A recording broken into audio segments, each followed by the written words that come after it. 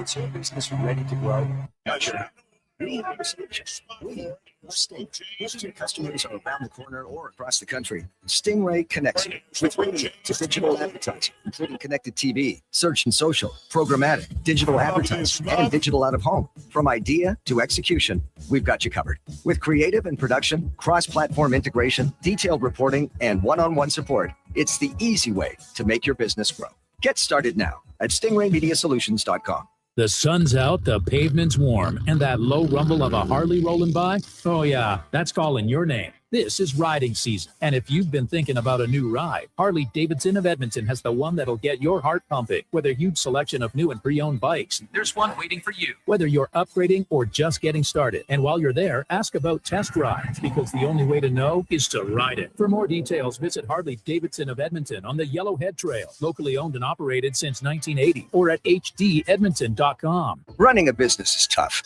Finding new customers shouldn't be. Stop chasing leads. Let them come to you with Stingray, offering you access to more digital, outdoor, and traditional advertising platforms, including radio, connected TV, search and social, programmatic, digital advertising, and digital out of home. So while you're closing the next deal, Stingray is working for you to deliver more leads, more customers, more sales. It's that easy. Get started now at stingraymediasolutions.com, and always be closing. And I met you in the summer. So my heart.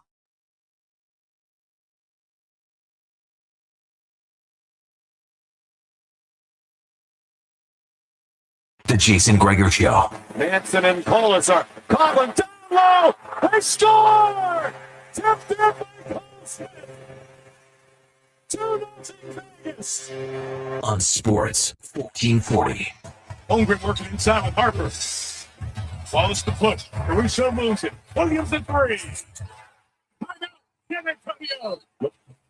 Presented by PlayAlberta.ca, Alberta's only regulated online gambling website.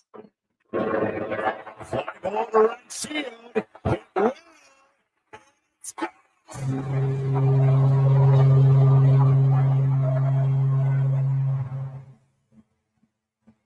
This month, it has been a while, but a big spot for it as the Blue Jays take the lead.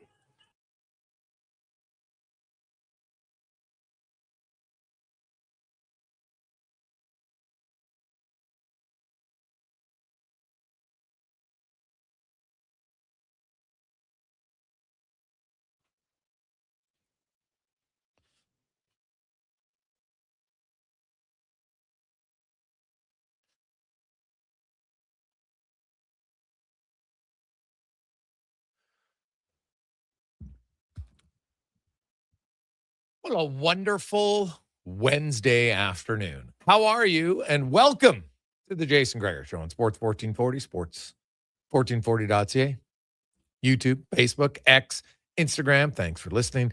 Thanks for watching. As always, we appreciate it. Toronto Blue Jays are 2 outs away from pulling back to within 2 games of 500, as they are still 7 games back. They'd be 6.5 back the Yankees. 9 back of the Rays. So it looks like a wild card is likely where they will finish this year if they're going to make the playoffs. We'll see. I know you can still make up 9.5 games. It's a lot, but I guess you never know. Maybe the Rays could become the Chicago Cubs. I don't know. Has a team ever had 2 10-game winning streaks and a 10-game losing streak this early in the season? The answer is no, they never have. Like, it's wild for the Cubs. And they're in a tough division. Every team is over 500 in the NL Central. But the Cubbies were on fire. And now they've lost 10 in a row. It is an absolute wild start. You play 55 games. You have 2 10-game winning streaks and 1 10-game losing streak. That is something. Hey, that's what's great about sports. There's always something we've never seen before. And the Vegas Golden Knights, who thought that they would get a sweep when the series began? Not many people, but as the series went along, you're like, hey, Vegas looks really good. And Colorado, not so good. Injuries were a part of it, yes, but they're not the main reason why the Colorado Avalanche are out. They got beat by a better team. That's simple. Give Vegas credit, man. They were the better team. in the series, and now they move on to their third Stanley Cup final in 9 years. Pretty impressive. Pretty impressive, to say the least. And they will wait to see if it's Carolina or Montreal. Those two teams will go in game 4 tonight. Also in the NBA, Shai Gilgeous-Alexander, they get the big win over San Antonio last night. And man, like they were up 20 points at one point in the game, and everybody's complaining about the officials. Like, my God, that's all everybody focuses on. Team can play really well. Yeah, but you know what? They missed this call here. They missed that call there. It's become too much. You're down 20. You got outscored 9-0 to start the second half. There's no fouls called. You just got outscored. You got outplayed. That's what happens. The Thunder were the better team. Right? I didn't hear everybody in Okie saying when the Thunder lost game 4, it's all officiating. They're just like, God, didn't play very well. Scored 82 points. We got to be better. But every time the Thunder wins, it's Spurs and half the people in the NBA. Like, just admit you don't like the Thunder now. I get that they flop a little bit, but come on. Last night, that wasn't a factor at all in the game, in my opinion. So the Thunder are 1 win away from facing the Knicks in the NBA final. We got a loaded show for you today.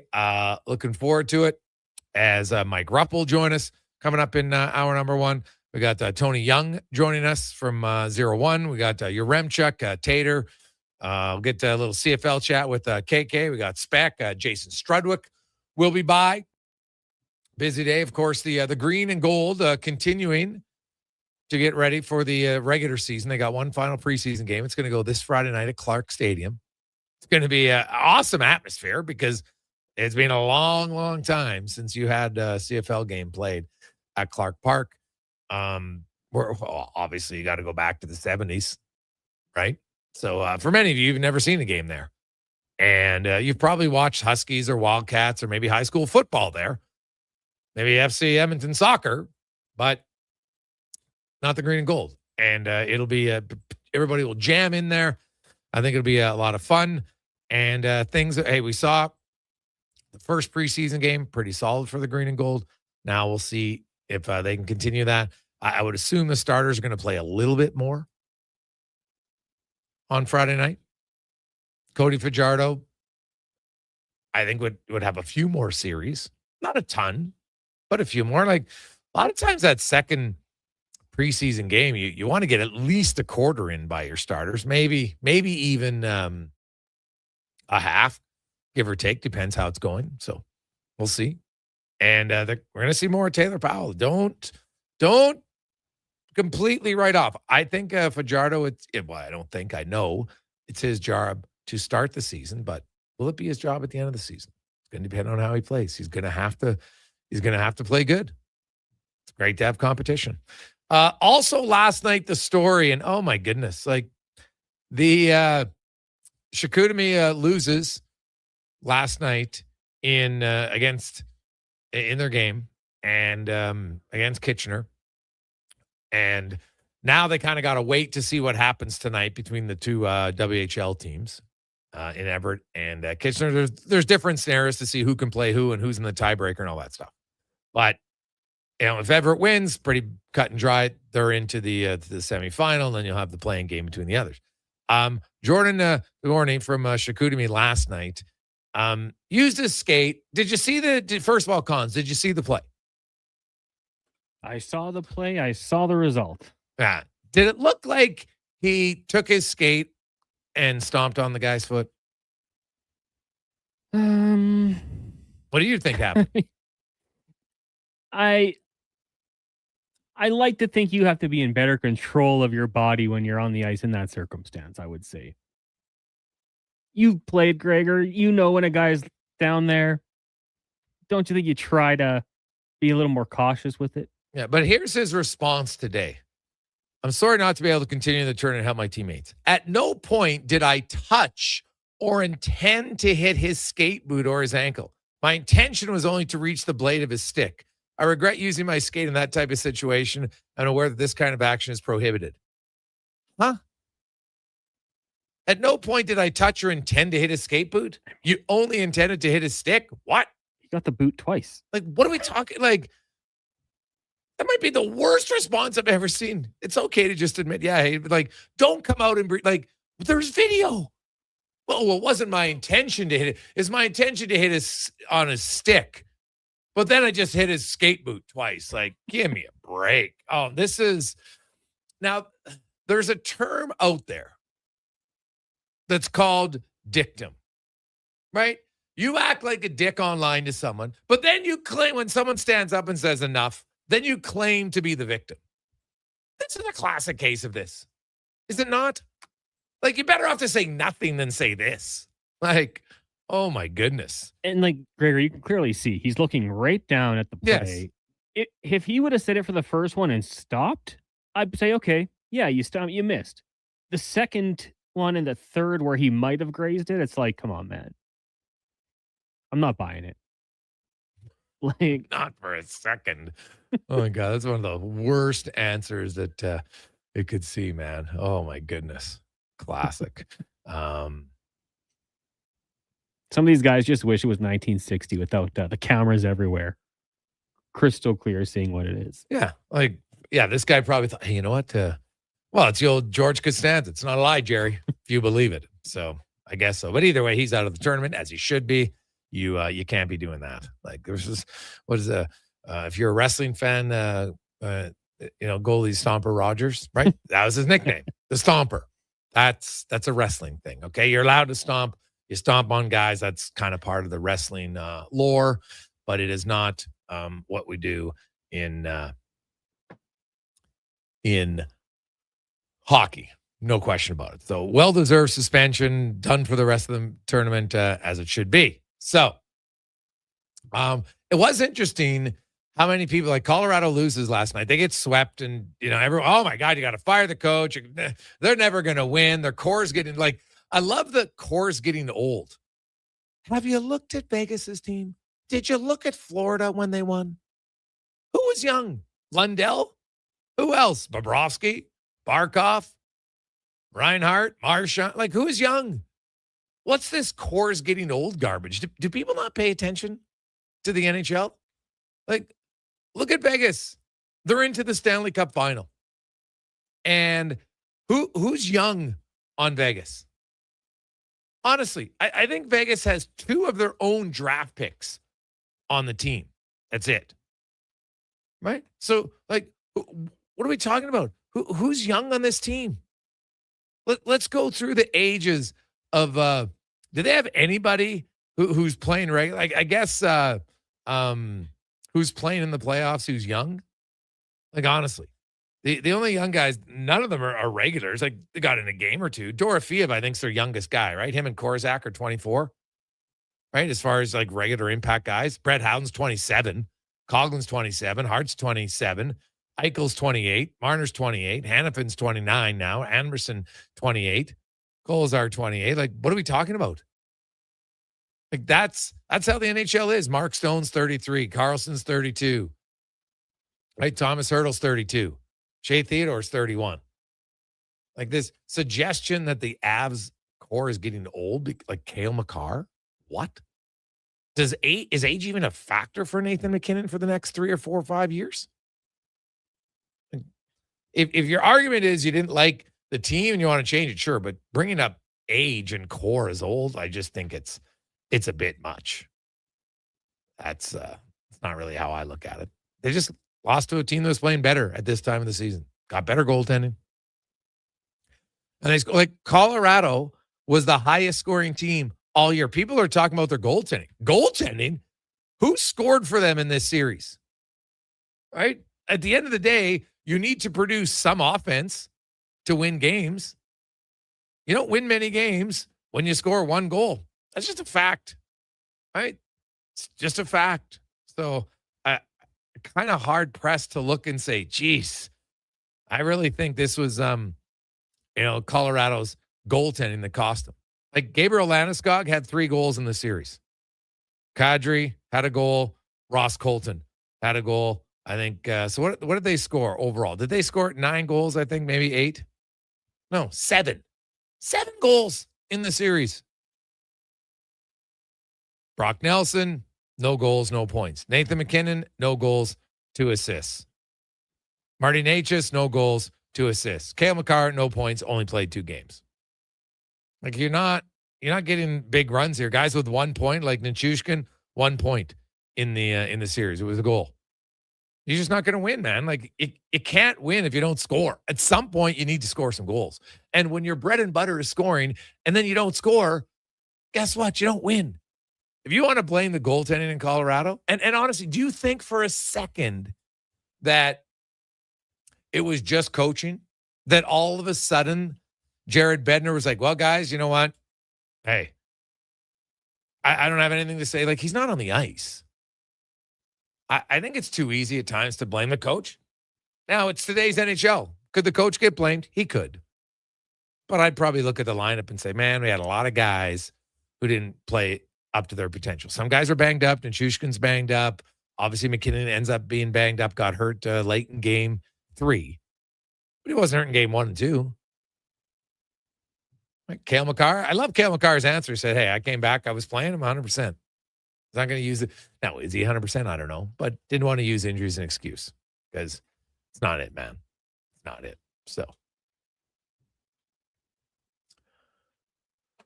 833-401-1440, 833-401-1440. Today, we're going to have a little interesting topic. We'll have our hockey guests on the show. And we're going to go through it because the idea of some rules that I think the NHL, some rule changes, not massive. I don't think the league's in a terrible spot here that they got to make massive change. That's not it. But I think there's some tweaks they could make that would help the team. So we're going to get to those coming up with Mike Rupp and more. It's the Gregor Show presented by PlayAlberta.ca.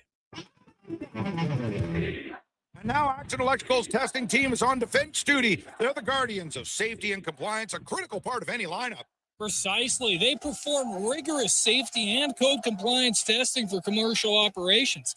Think of them as the referees, ensuring everything is up to standard before disaster strikes. Their preventative plays are legendary, spotting faults early. Hire the Action Electrical team to bring home a win for your project. Visit actionelectrical.net. Hey there, I'm in the Fountain Tire sidecar, making a list of the things I'm doing this spring. 1, saving you money with up to 20% off select tires until June 13th. 2, water skiing, tricky in a sidecar, but fun. And 3, saving you more money with mail-in rebates of up to $100 off a set of 4 select tires and $50 off a $150 service with the purchase of 4 select tires. Oh, that's 4 things. Oh well. Restrictions apply. Book online at fountaintire.com. Fountain Tire. We're on this road together, Canada. There's still time to book your tournament at the Ranch Golf and Country Club. As one of Alberta's top tourney courses, the Ranch makes hosting fun and easy for any group or business. No matter how unique or unusual, they'll accommodate your vision for an event no one will soon forget. Start planning your tournament today at their beautifully landscaped course on the outskirts of West Edmonton. On-site event coordinators are here to help, but hurry, availability is limited and booking fast. Visit theranchgolf.com. Hot coffee, hotter takes, and the sports stories that matter. Check out Kevin Carrions weekday mornings from 7 to 11 on Edmonton's sports leader, Sports 1440. Be part of the conversation. 833-401-1440. Day or night, tasting just the right. You can order Oodle Noodle at oodlenoodle.ca, delivering you the news almost right away. Remember, you can order Oodle Noodle at oodlenoodle.ca. So stay on your couch all day and order oodlenoodle.ca. Oodle Noodle. Legacy Heating and Cooling is your supplier of maximum comfort, bringing you the cool AC you need. You just have to call Legacy. Call Legacy. For comfort at night when the hot air suffocates you. Call Legacy. Call Legacy. For comfort in your wallet with no payments or interest for 1 year. Call Legacy. Call Legacy. You deserve comfort. Cool off today with AC from Legacy Heating and Cooling. Whether you're a craft beer connoisseur or more of a wine aficionado, there's always something new to discover at Sherbrooke Liquor, a unique, family-owned, independent liquor store. The selection? Incredible. The non-alcohol section is also very impressive. Sherbrooke Liquor, expert, knowledgeable staff with a passion for unique finds. More than just a liquor store, we're a community. Alberta's best, the one and only Sherbrooke Liquor. Wine, spirits, and oodles of beer. Visit SherbrookeLiquor.com. Why should you drive a Subaru? How about durability, style, and an excellent customer experience from the moment you step into the showroom? And how about accolades, including awards for numerous 2026 Subaru models from both AutoTrader and JD Power? But don't just take my word for it. Take a test drive and you'll see why the Subaru name is recognized and renowned for quality. To learn more, visit Subaru.ca. Welcome to Uncommon. Welcome to Subaru. Ready to upgrade your ride this spring? Come on down to the Golf Cart People. They're a family-owned and operated business that's been serving the community since '97. Whether you're looking for a brand new or quality pre-owned cart, a rental for a special event, they do that too. The Golf Cart People have a huge selection of parts and accessories, and their expert service team is here to keep you rolling. The Golf Cart People, your one-stop shop for everything golf cart. Visit golfcartpeople.com.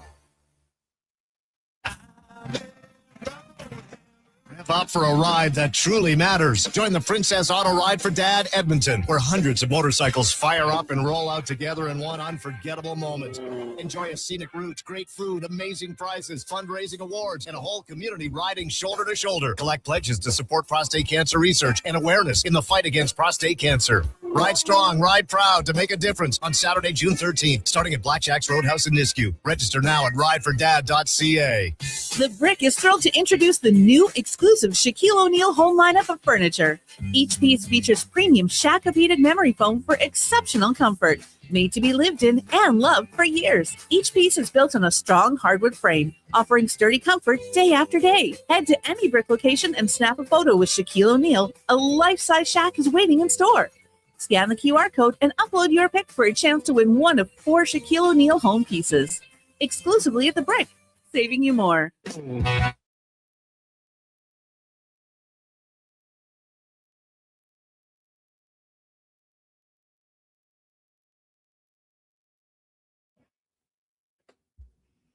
Portions of this hour brought to you by EUL. Helping you finish your electrical project is their goal. From pot lights to electrical panels, the gear you need is at EUL.ca or in person at one of their Edmonton area locations. EUL.ca, your partners in power. The Jason Gregor Show, the best of Edmonton sports talk and beyond. This is Sports 1440. Presented by PlayAlberta.ca, Alberta's only regulated online gambling website.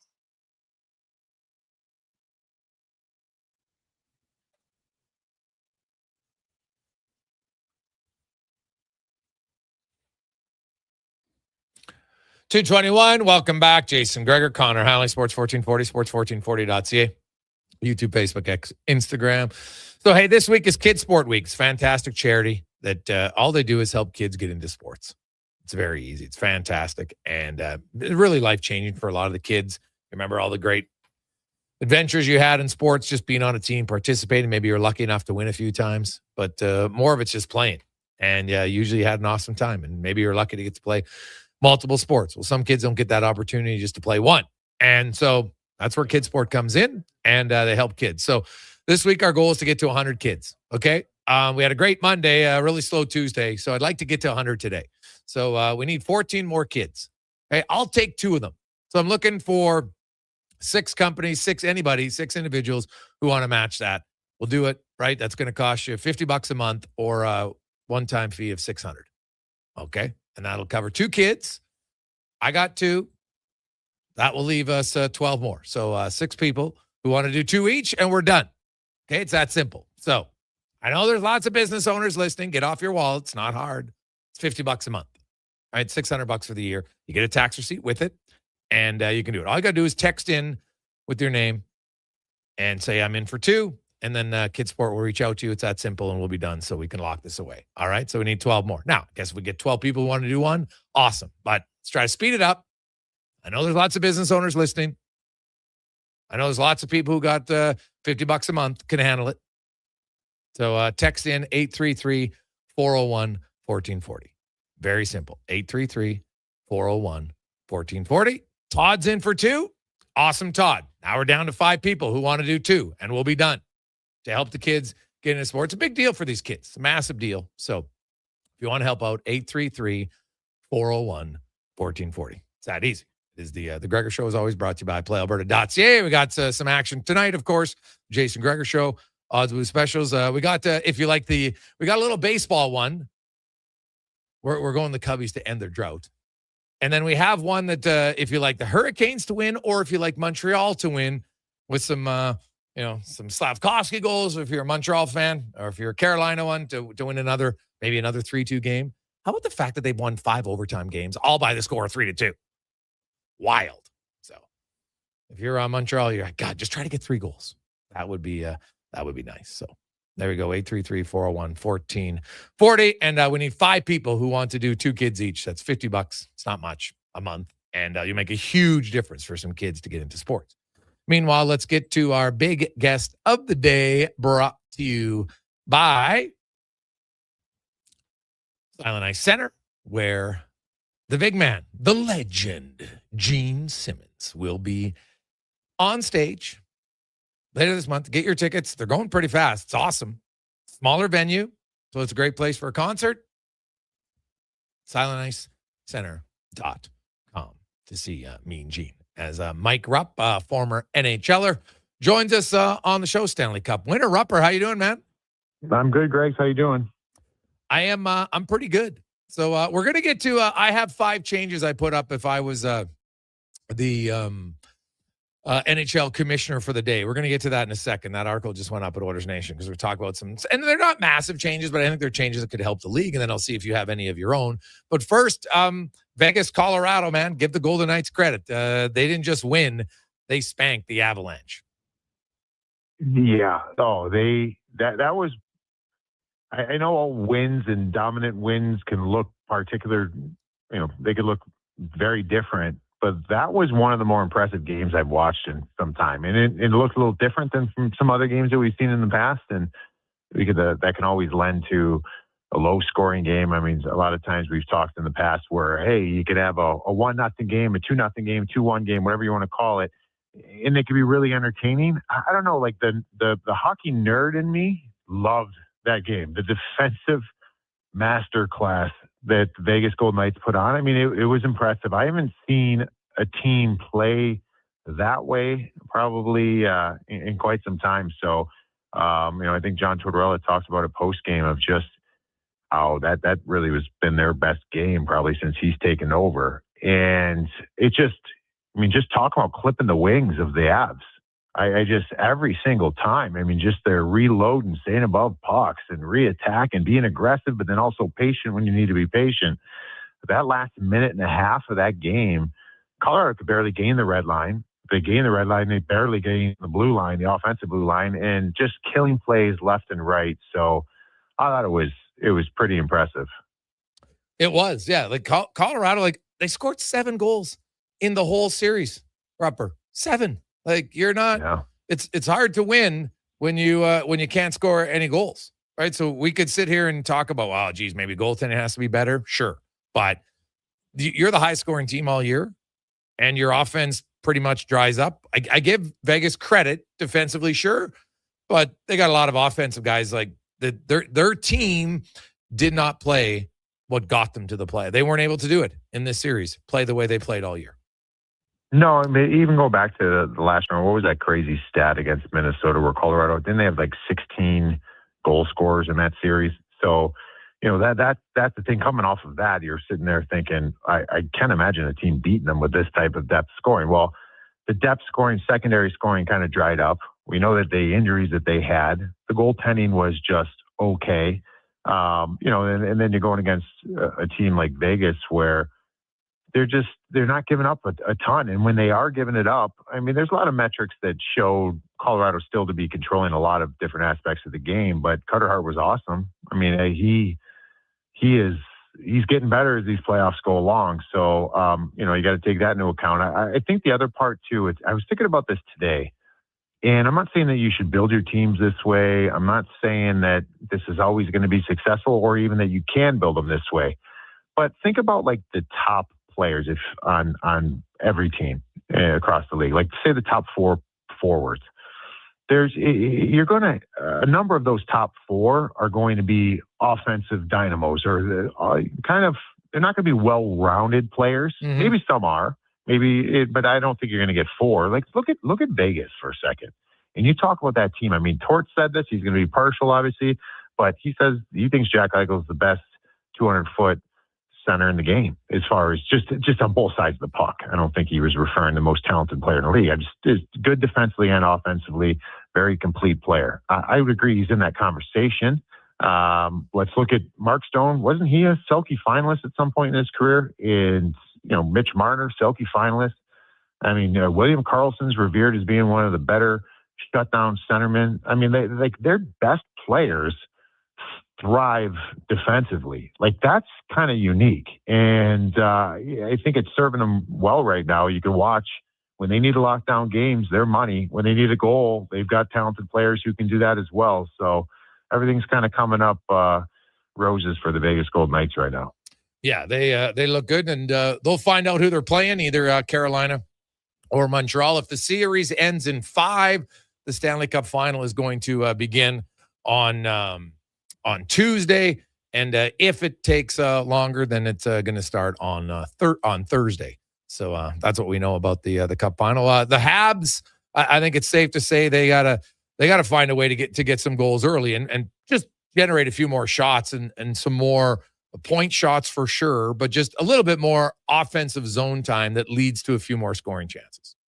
Yeah, and I think a lot of that's stemming from unable to, they're getting hemmed up in their own zone. They're not really exiting their zone cleanly. I mean, their success rate of exiting their zone is not terrible, but a lot of times that's just using the glass, getting the puck literally outside the blue line, but not really having a successful play following that. So it just ends up being in the neutral zone right back into Carolina's hands, and then they go back to work. So I think Carolina's done a really good job of getting better as this series has gone along as far as limiting rush opportunities, speed through the neutral zone for Montreal. And I just think it's gotten to the point here, Greg's, where I'm watching this and you're thinking, like the decisions that Montreal's making with the puck. I'm not talking. I mean, Lane Hudson had that giveaway that was not like him, obviously on the winner, but just as far as everything Montreal's doing with the puck, keeping it along the wall, trying to be safe with it. It's what you're taught to do in these big high stakes environments, but that's feeding right into what Carolina does. And coming out of their D zone, like they're using the wall, but Carolina's pinching, sealing the wall. Like they're just hemming them in their own zone. So I think it's gotten to the point, I think we saw it in game 1. You're going to have to use the middle of the ice. And there's a lot of risk involved there, but getting everybody on the same page where, hey, we're not just going to make our problem someone else's by shoving along the wall. We got to start using the middle of the ice. Bump it to the middle, even blindly, knowing that you've got that support, trusting you have that support. And hopefully it can start getting to the skilled game, because I think that's something that they have an advantage of over Carolina. They've got some skilled players that can put the puck in the net, but we're just not able to see it because nothing's clean right now for them. No, not at all. So Rupper, my changes for the NHL for this season, and then I'm going to see if people have other ones, and feel free to text in or let us know. So I have 5 changes I would make if I was the commissioner for the day. Number 1, I'd limit contract length of players who are 20 plus 8 years of age or older to 5 years. Now, there's currently only 67 skaters and 7 goalies who fall into that category for next year. So this is not something that's like earth-shattering. It's 9.6% of current players. But what this does help is players like the Stars, guess what? If they have 5-year max deals, they're still going to get more money. So it will appease them. It's more so for a lot of players who end up 32, 33, and they're not the player they were when they signed that contract. And so now you've got guys with dead cap space who aren't contributing close to what they're used to, right? So that's 1. Number 2, we saw it in COVID, and it was awesome. I want at least 4 sets of games where you play the same team on consecutive nights in the same city. Now, it doesn't have to be on the same night. If it's a Saturday, Monday, fine. Saturday, Sunday, I don't really care. But we're creating a little bit more animosity It's reducing travel, and every team does it. It's going to be within your division or your conference. It's obviously not going to be East or West, which is fine, but it's going to create, like, imagine if you got Montreal, Tampa Bay, right? They're going to play 2 games up in Montreal on a Saturday, Monday, something like that in the regular season. And I would play most of these games between November and the end of February, where the season gets a little bit long. And this is a way to just add a little animosity. Number 3, offside review is done in real time, no slow motion. The officials don't watch the game in slow motion. The players can't see the game in slow motion. If you can't see the offside on review without super duper slow motion, then it's not offside. Big fines for embellishment. Hey, I know that embellishing is kind of part of the soccer culture, especially on tackles, especially in Europe. The NHL's never been that way. But all of a sudden, we're starting to see a lot of back and to the left from NHL players. A stick comes up their face. Now, I get it. If you get hit in the face sometimes, you put your hand up to your mouth. I get it. But all of a sudden, we're seeing these snapbacks all over the place, even when the stick doesn't hit him. Oh, it comes close to my face. If I snap my neck back, guess what? They're calling a penalty. I hate it. I think it's brutal. And I know there's a current system in the NHL for fines. First one's a warning. Second one's $2,000. Bogus. Make it severe and it'll end. Just like when they suspended Rafi Torres 41 games, guess what? Headshots, all of a sudden, they've been on a massive decline since the league said, okay, enough's enough. We're going to actually crack down on it. And then the last one is a pool reporter similar to the NBA. So I actually think officials do a really good job. No problem. But there are times when you'd like an answer. So you got to submit the questions, just like the NBA. The media submits the questions. They answer to it. That does the head official. And then that transcription is put out public by the NBA. The NHL should do the same thing. Any rule there you like, dislike, and then is there any one that you would do? Yeah, I like a lot of those, to be honest with you. The transparency with the referees, the last one was good. I really like the embellishment one, the fine, and maybe that goes to one that I was kind of leaning towards, because I think that's something that we're starting to see more and more of. Like, even in the games, I thought even in the last Carolina-Montreal game, there was a play where you're reaching for the puck and you kind of hit the opposing player's shin pad. Like, it's just a stick whap on the shin pad. You don't need to go down. Guys are going down on any kind of contact, and that's not a penalty. But in real time, it's like, oh, they get tripped up on that or whatever. I like something in the realm of the cleaning up the embellishment, whether it's the fines, like you said, or even, I don't know where the exact way of doing it is, but like right now we have unlimited basically challenges, but you get punished if you miss the challenge. We know with a 2-minute penalty against your team. Like, what if there was a way in whatever that magic number is to remove the penalties that are to be given on a failed challenge, but maybe just limit more broad. You've got 2 challenges in the game. So you can challenge an offside call, you can challenge a goaltender interference, but you can also challenge, that was a tripping call, but that stick did not go in between his legs and trip him. That tapped his shin pad. You know what I mean? And so you can challenge that. And I just think that it would be ways, and then maybe follow it up with, all right, well, we also think that was embellishment, and maybe after the fact you can put the fine down or whatever you said. But I just find that a lot of times we're seeing these whistles, we're seeing these plays happen. And if you limit it to just 2 per game, eventually if you use them up, then you just got to let the game flow go, as I know that everybody has a problem with the game stopping. But I don't know. There's a lot of calls that are happening, the high sticks, there's trippings, these plays that are happening where I don't know. I just feel like it would be nice to be able to challenge it and not get the penalty. Yeah. The other rule, Rupper, I kind of lied, was over and back in overtime. Overtime is going the wrong direction in the NHL because it's going to more shootouts again. And remember when they changed the rules from 4-on-4 to 3-on-3, simply because they're having way too many games solved in a shootout, right? In 2015, 44% of games that went to overtime were solved in overtime. The rest went to shootout. Wasn't good. There was 170 games in a shootout back in 2015. So that's when they changed the rule to 3-on-3. And it jumped right up the first year to 61% of games solved in overtime. And it's gone progressively higher most years, up to 71.6% last season in 2025. However, this year it dropped all the way back to 63.5%. And we see why. Teams, they come in, oh, I got nothing. I'm circling all the way back in the neutral zone. And it's boring, and it's leading to more games solved in a shootout. 119, which is the most ever in one season in the NHL since they went to 3-on-3. The most prior was 107 in the first year in 2016. So I don't like it. I don't like the trend of it. I would change it. Yeah, I mean, I would assume you're talking about like once you gain. Yeah, once you gain center with possession, you can't go back to your side of center. Yeah. Oh, it's funny. Before I got on the call with you here, I was talking to Jason Demers about some of this too, and we were kind of going over the rule change that I said, like, hey, I was talking about your article that you got coming out, and we were kind of kicking some stuff around. And that's the one he said. He goes, I would change, and it's a little bit different what you're saying. He goes, I would change overtime, where once you gain the offensive zone, you legitimately cannot bring it back out of the blue line. I'd have no problem with that basically, either. Yeah, so basically, like I was sitting there, I'm trying to, you try to poke holes at it. I'm like, all right, well, what's that going to do? Like if you get walked into a corner, you're just going to rim the puck around, and then maybe you're going to see you're not going to see as many plays being had or made because you're going to just try to get rid of the problem. Or is it going to be, are we going to see hesitation? Is that just move the problem back further? You're going to have hesitation. Like you're not going to gain the offensive zone unless you got an odd man rush. Like I just trying to find, because that's what coaches are going to do. They're going to work their way around and try to make everything a little bit more of a problem. So like even at the neutral zone, I think I love both of those.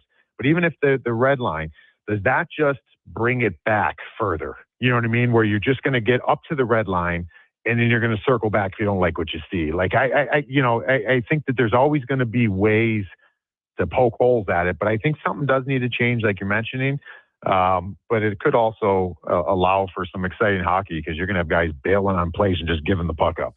Well, exactly. To me, if you have it at half, if you want to go outside the zone, now teams can be more aggressive and they can pressure a guy, right, to force him back, number one. Number two, you've got to be a little bit timely on your changes. Guys can get caught out there a little bit longer, that's part of it, right? So you got to have puck possession, but it just stops because there was games where I would count, and it didn't matter which team it was. There were games where they're in one shift, they're regrouping 3 times. Nothing's happening.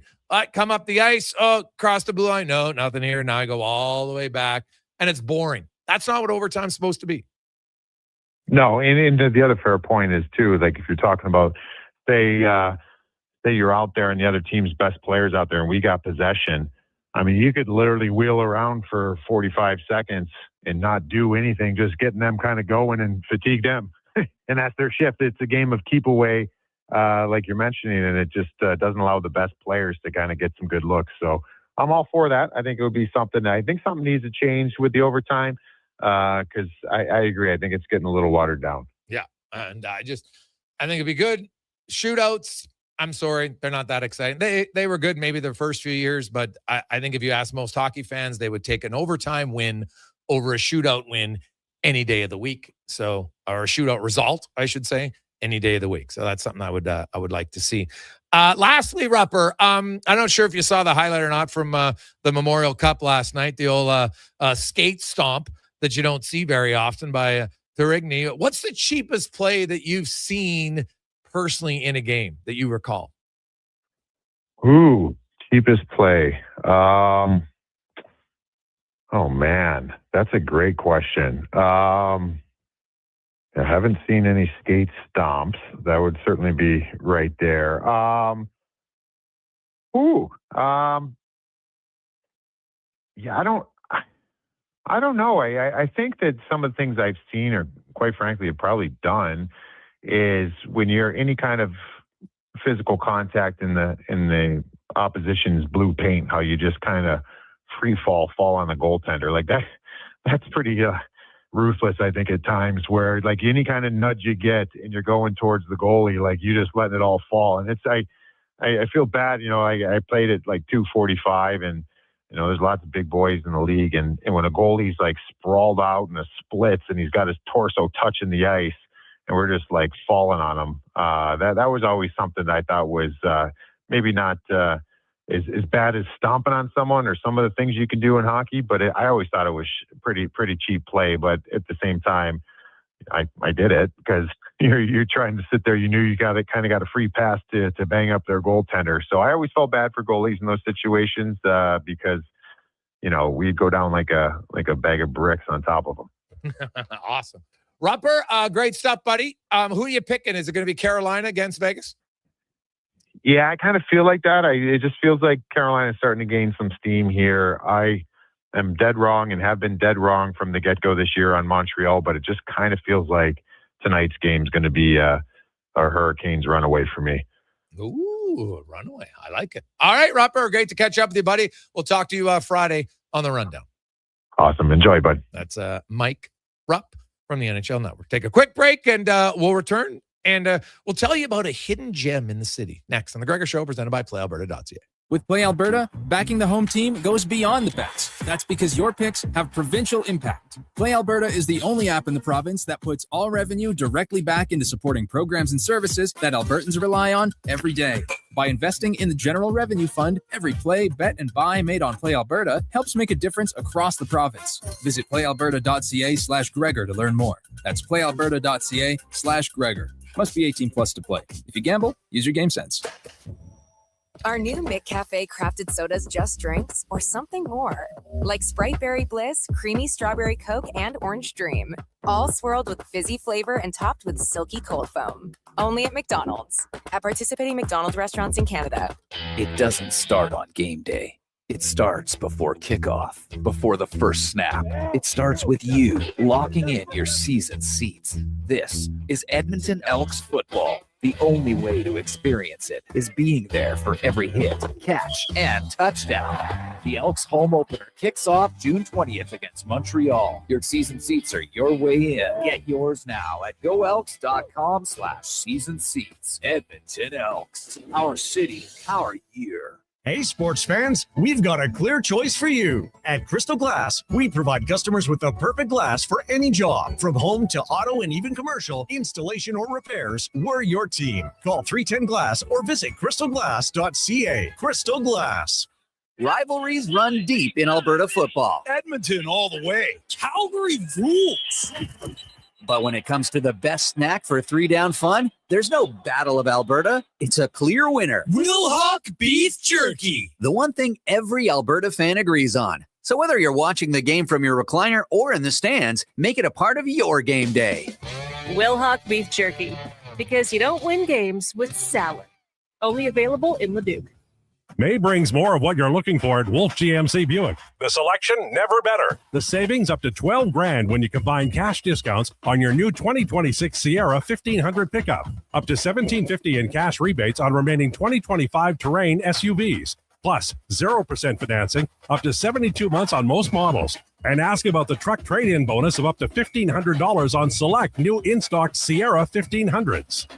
Wolf GMC Buick. We're making it easy. Everything is going to be okay. If you're feeling the weight of too much debt, you have options.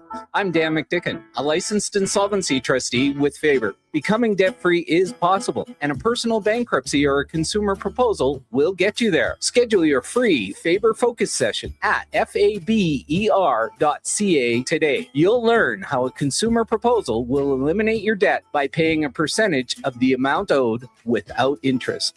At Faber, we've got your back. The Edmonton Riverhawks return Friday. Join the best party in the River Valley with 27 theme nights like Paws in the Park, Star Wars, and Margaritaville. Don't miss opening weekend. Tickets start at $21 at tickets@gohawks.ca. Portions of this hour brought to you by Sherbrooke Liquor, the best place for wine, cocktails, and beers from all over the world. Also, a variety of excellent non-alcoholic options. See more at SherbrookeLiquor.com. The Jason Gregor Show, the best of Edmonton sports talk and beyond. This is Sports 1440. Presented by PlayAlberta.ca, Alberta's only regulated online gambling website.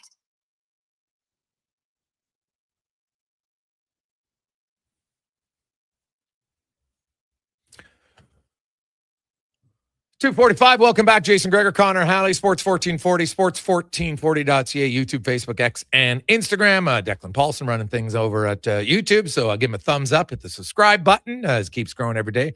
Very much appreciate that. Of course, Our show is always brought to you by PlayAlberta.ca. And if you believe in the Cubs, I know Spec might have to put $5 down. Cubbies, I can't believe it. They've lost 10 in a row after having 2 10-game winning streaks, and they've only played 55 games. That is wild. But maybe the Cubs, we have them on a little fun parlay to win alongside the Yankees and Texas, and also got depend. Do you like Carolina or do you like Montreal? Well, whichever one you like, we got a play for you there today at PlayAlberta.ca. As it's time now to go in the community, brought to you by Legacy Heating and Cooling. Home of the no payments, no interest for 1 year on your AC unit. Stay cool all summer at legacyheating.ca. And we always talk a lot about athletics and training and everything like that, but unfortunately injuries are a part of it. And sometimes now you have an injury in sports, and you might have a separated shoulder, or your son or daughter has a dislocated shoulder, maybe a slight fracture of their arm, and you're just like, oh my God, we're going to be spending a lot of time in the waiting room. Well, how many of you know about Athletic Care right here in West Edmonton Mall at 01 Hockeyology? And we're joined by Tony Young from Athletic Care right now. Tony, how you doing, man? I'm doing well, Jason. Thanks. So I kind of call it a little bit of a hidden gem, to be honest, because I think there's a lot of people that aren't aware of it, where if you have some injuries, and injuries in any kind, but definitely sports-related injuries, and you don't want to sit in the waiting room, an emergency forever. You know what? If the pain's not too crucial, now you guys aren't open 24/7, of course, but if you want to get in on kind of normal hours, you can come in and be seen by registered, nurses, doctors, dietitians, everything. Absolutely. We're full circle of care there. So we have our physicians, physiotherapists, registered massage therapists, dietitians, psychologists, and not very many people know this. We have the only community-based X-ray and CAS clinic facility in the city. Okay, so if you have like your son or your daughter's playing hockey, whatever, and sadly, especially for U15s, right? I'm sure you see a lot of people when contact starts. That's when you see a lot more shoulder separations and some broken wrists and et cetera like that. Absolutely. And so you're absolutely right. Where many people, the first stop that they would make is at the emergency department. You're either waiting 8 to 12 hours, or we have room for walk-ins as well, where people come in within an hour. We help manage. If we're talking about a fracture, they get in to see the physician. They can get the X-ray done right on site. If a mobilization is needed, cast, splint, brace, we put that on. They follow up with the physician again, and again within an hour, they're out the door. And so this is what's the best entrance? I'm not a mall guy. I know 55 here, but you're kind of on the opposite end of the mall from us, right? What entrance would that be? So we're Athletic Care is on level 2, yeah, and so it would be entrance 31. So that's really off the corner of 170th Street and 87th Avenue. Oh, okay. So right on. So if you're coming up 170th Street, basically right on the left-hand side. That's right. Of the mall. So That's right. if you're coming, I guess, from the White Mud side, if you're coming from the north side, then obviously it's going to be on your right. Yeah. The ramp takes you right to us. Yeah, it takes you right to it. So now when you say it's the only community-based X-ray and CAS clinic, how did that come about for you guys to be able to do that? A lot of money. So we had to certify with the College of Physicians and Surgeons to be able to have the X-ray and X-ray technologists on site. Okay. We have partnered also with a radiology group called ARC Radiology. Okay. Led by Dr. Ravi Bhargava. And so that got us with our X-ray unit in there. We're looking at expanding to musculoskeletal ultrasound as well. And then what we have for the CAS clinic is specialized LPNs, nurses, who do extra training to be orthopedic technologists. And they're the ones that are able to remove cast, put on cast, fit you for splints and bracing. Right. And you also, do you have orthopedic surgeons? We do have orthopedic surgeons. We had one that joined us recently this year, and we have another one coming in July. And so outside of the injuries, but you also have a lot of stuff about, fueling healthy habits, mental resiliency, all that stuff is kind of so you're kind of a one-stop shop for everything. You don't just have to serve injuries. You do a lot of stuff to help prevent them. Absolutely. And my reason for joining Athletic Care is I'm a physiotherapist in training. Yes. By training, sorry, not in training. Physiotherapist by training for 25 years. And in my career, I've witnessed how fragmented healthcare can be, how fragmented care for the patient can be. And when I was introduced to Athletic Care, we have all these professions all under one roof. Amazing. I was in right away, and actually went to join Athletic Care as just a physiotherapist, but being able to collaborate directly with the physicians there on, say, your care, if you had an injury to your knee, being able to speak directly, say, Dr. Jacobson, this is what I found with Jason's knee. Can you have another look at it? I think we might need some imaging done. Dr. Jacobson would write the rec up right away. We'd get the imaging done, have you back and make recommendations that way. But then there's also when you're ready to return to play. Right. Let's say you've recovered fully from that knee injury, and it was from soccer. You're not able to get back out on the pitch. Mentally, something is blocking you. Right. And so we're able to refer over to our sports psychologist and help work with you that way as well. And so, yeah, when you say one-stop shop all under one roof, being able to manage that for our patients and for their families is incredible. And that's the feedback we get all the time.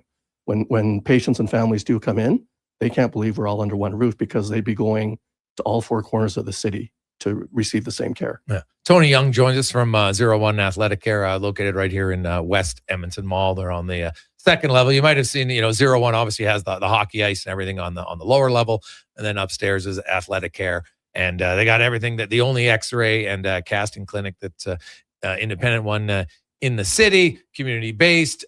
They also have incorporated orthopedic surgeons as well as physicians, physios, psychology, dietitians, massage therapists, all of it in one place. And so return to play is a big thing, right? Like we've taught you, obviously, with your background working in, at high level sports, you've seen it. Like, injuries are going to happen, of course, but players want to get back as quick as they can, mentally, physically. There's lots of benefits, if they can get back as soon as they can. And I think a lot of times if you're going from A to B to C, sometimes it's lost in translation what the real issue is and how you should be rehabbing. That's right. So we try and keep it A.1, A.2, so it's all under one roof. The added benefit as well, and you've had our CEO of hockeyology in here as well, Vanessa Hedinger. Yeah. We work with her team downstairs in hockeyology. When it comes time to return an athlete to play, it's not just, okay, Jason, you go back to soccer now and we'll see how it goes. It's, okay, Jason, I'm going to have you see our strength and conditioning coaches downstairs. Let's work with them and make sure that you're fully capable and safe to return to that play. And you have, like you mentioned, you have the imaging so you can get x-rays done. Because a lot of times, you're a little unsure of, geez, what do I have here? And you want to get that x-ray done. Absolutely. And we do, whether it's from our physicians, and we do have some of our physical therapists that are certified in requisitioning imaging. We can have them write up those recs right away and get that imaging done and know right away whether we suspect a fracture or not, or at times we're able to find dislocations that need to be immobilized as well. Yeah. So, Tony, there's lots of common injuries I would think that you see in your clinic, right? From kind of like young, I like to talk to parents, and really weekend warriors, maybe the same thing, from like kind of that 12 to 25 range. What are the most common ones? Most common, I would say, are the knee injuries. We're seeing actually a spike of ACL injuries so far this season. So knee injuries, shoulder injuries, neck and back injuries are the most common. Any idea why the spike in ACL? And is it any specific sport that they're kind of like more athletes in one sport that are getting them? Like, is it all soccer? It's more so soccer. More so soccer? Yeah, so the planting and pivoting. Right. Yeah. And so what about, so is it best just to go to 01.ca? People, do they make a call? Like, what's the best, if somebody needs to use your service, so what's the best way to go about it? Yeah, the best way to use our service is absolutely first check with 01.ca/athletic-care to see all the services we have there. But even if you just want to talk to somebody, talk to our administrators that can help navigate you through our system, whether it's more appropriate to see a physician first or a physiotherapist first, or you might even just want to go in and see the dietitian or the psychologist. Our administrative team can navigate you through that and get you to the right place. Do you guys do stitches? We do sutures, yes. Oh, okay. Yeah. All right. So there you go. If you got a cut, and because a lot of times you can wait a significant long time for that. So absolutely. So that's a good one to now. Do you know? Are you guys? Is this healthcare covered? Is this private? How does that work? So our physicians are X-ray department, and our CAS clinic are all covered through Alberta Health. Okay. Allied Health is what we call the other ones with physio, massage, psychology. But if you have physio, like benefits. if you have benefits, then it covers it, right? Absolutely. Yeah. Okay. Yeah, So most benefits will cover that for you. yeah. So it's basically you're covered like anywhere else. If you're going to the hospital, you got to get a cast on, right? There you go. Right. Yeah. Right. Awesome. So once again, go to 01.ca. This is, I thought, one of our friends had their son separate his shoulder. And they were telling me about, we went to Athletic Care and it was out, way quicker, and we got great treatment. And they, it's not just the treatment, but it's also they keep in touch to do the proper rehabilitation. Because I think you would know with your 25 years of experience, I think the biggest problem that extends people's time on the sidelines is they're not doing the proper rehab throughout it. Like, you can go get, maybe you go to the doctor at the hospital and he tells you, okay, this is what you have, we do it. But now you're following up with someone totally different. That's right. Right. That's right. And that's where sometimes it can get lost. Yeah. The patient journey, the patient experience is extremely important to us. And so being able to continue the communication, continue collaborating with the patients themselves, and ensuring that they're doing what they need to be doing, various checkpoints for that, really ensures that they get better in the timeline they're supposed to be getting better. We won't say that we're going to get you better faster because the body heals at its own pace. Yes. But we can certainly keep you from slowing things down or going backwards. Awesome stuff, Tony. We really appreciate it. Once again, 01.ca/athletic care. You can see them on the website. It's idiot proof because I figured it out. So that's always good stuff. Great to see you again, man. Have a great day. Excellent. Thanks so much. There you go. That's Tony Young from 01 Athletic Care. Right here in West Edmonton Mall. So if you're looking, where's the location? It's obviously very easy, accessible. If you just come off the White Mud, heck, if you're coming off the Henday and you come in on Stony Plain, then you just get right to West Edmonton Mall. It's pretty simple. And they are that would be the southeast corner of West Edmonton Mall on the second level. Let's get to the Con Man and a Sports 1440 update brought to you by Go Auto. The weather is nice. You're thinking, hey, I want to go a little car shopping? Go auto.ca. Start there. They got over 15,000 vehicles to choose from. Your color, your style, they will have it over 73 locations to make it convenient for you. Go auto.ca. This is a Sports 1440 update. Game 4 tonight of the Eastern Conference Final. Canadians and Hurricanes from Montreal. Puck drop just after 6. Kings leading that series 2-1 at the Memorial Cup. The Battle of the WHL is host Kelowna takes on champion Everett. Puck drop just after 7 o'clock. And in the majors, the Jays victorious earlier today over the Marlins, winning 2-1. They're off tomorrow and taking on the Orioles over the weekend. The team also completed a trade with the Tigers, acquiring relief pitcher Connor Seabold in exchange for rookie pitcher Wamy Vasquez. Seabold, 30, made 11 appearances for the Tigers this year with a 3.45 ERA over 15.2 innings pitched. Coming up in hour 2 of the Jason Gregor Show, we'll be joined by Tyler Yaremchuk of Oilers Nation and Daily Faceoff. I'm Connor Halley. This has been a Sports 1440 update. This is Sports 1440, a Stingray radio station broadcasting on Treaty 6 territory. Download the free iHeartRadio app and listen to CKJR wherever you go. When thirst strikes and your energy begins to fade, one hero rises above the rest. Introducing the Superpower Smoothie from Booster Juice. A bright sun-charged burst of mangoes, bananas, and blue spirulina. An out-of-this-world smoothie, just in time for the new Supergirl movie. Discover your power and channel your inner superhero. Fly into your local Booster Juice and experience it for yourself today. And see Supergirl, only in theaters June 26th. Hear that? That's your entry calling. Go Auto is sending you to the biggest football event in the world, live in Vancouver, with tickets, flights, and a hotel stay for 2. To enter the contest, just text GAME to 780-777-7777. That's GAME to 780 all 7s. Go Auto, get in the game. Legacy Heating and Cooling jingle auditions take 1 for Gene Principe. Hey, thanks for being on time. I'm always punctual. Now, how about some cool beats? while I drop the heat. Ready when you are. Call Legacy. Call Legacy. Nice. Boom! I'm a musical genius. Legacy's going to love this for AC season. What's not to love with no interest and no Prince payments for 1 year? Are you always like this? Yep. Unlike Legacy, I never know when to cool it. Legacy Heating and Cooling. Expand your brand with Fusion Promo Marketing. Fusion is your trusted partner for all things branded merch and apparel. Thousands of products perfect for businesses, sports teams, and corporate events. Fusion with a Z. Promomarketing.ca. You don't just need property services, you need problems handled. HireGood provides cleanup, debris removal, site monitoring, and safety attendance across Edmonton. We reduce issues on your property, keep spaces safe, and take pressure off your team. Excellent. We resolve real problems for businesses while creating real impact. Because our team is built on second chances, and they show up every day ready to prove it. Visit hiregood.ca or call and mention Jason Gregor for a first-time discount. HireGood. Stable jobs create stable lives.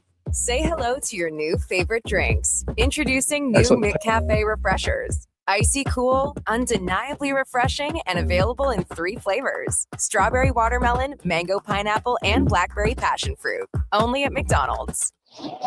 Shake off winter and roll into spring. It's time to turn the season with Jiffy Lube. Until May 31st, visit any participating Jiffy Lube for a Pennzoil full synthetic oil change, and you could win some incredible prizes, like the Grand Prize Spring Kit featuring 2 Yeti mugs, wiper blades with install, gift cards, and more. You could even roll away with one of Jiffy Lube's Keeping You Moving mini prizes. Turn the season with Jiffy Lube and win. Visit jiffylubeservice.ca today.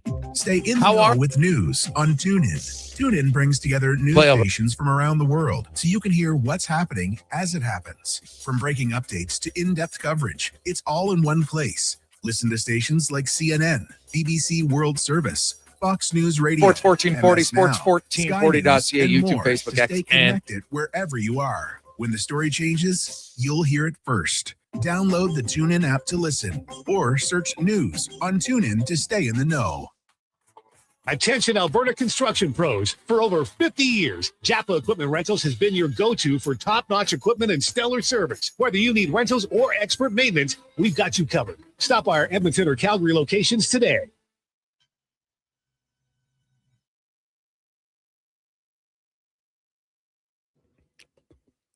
Portions of this hour brought to you by Crystal Glass, your clear choice for residential windows, locally manufactured and installed. Crystal Glass provides a beautiful product and incredible customer services for all of your residential needs. Call 310 Glass or visit crystalglass.ca for a quote. This is Sports 1440, where Edmonton talks sports. On YouTube, Facebook, and X. Here's Jason Gregor. Brought to you by playalberta.ca.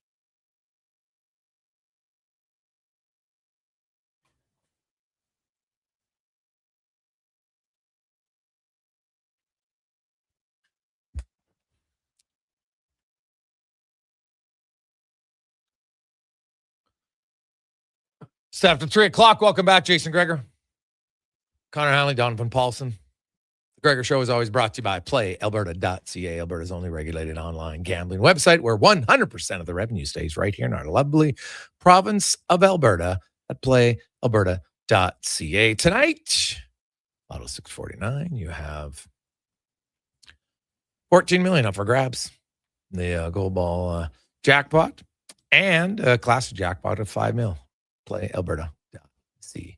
We got a lot of text line in 833-401-1440, 833-401-1440 on our recent guest with Tony, as well as the potential rule changes that I would like to see in the NHL, a few that you would like to see instilled in the National Hockey League. I definitely don't think it would be a bad thing for the league to at least consider some little changes. Nothing major by any stretch. Just a few little tweaks that I think could be good for the game. So we'll run down those again coming up later on in the show. Jason Strudwick is going to join us. We got Spec.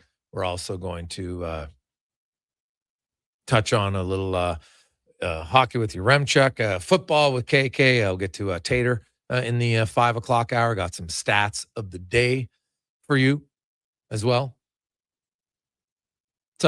To the rule changes, Greg's, can you go over it? Did I hear you want to change in overtime? Yes. My overtime change would simply be, it's just think basketball, no over and back. Once you cross center with possession, now the puck stays there unless the other team brings it out. It's that simple.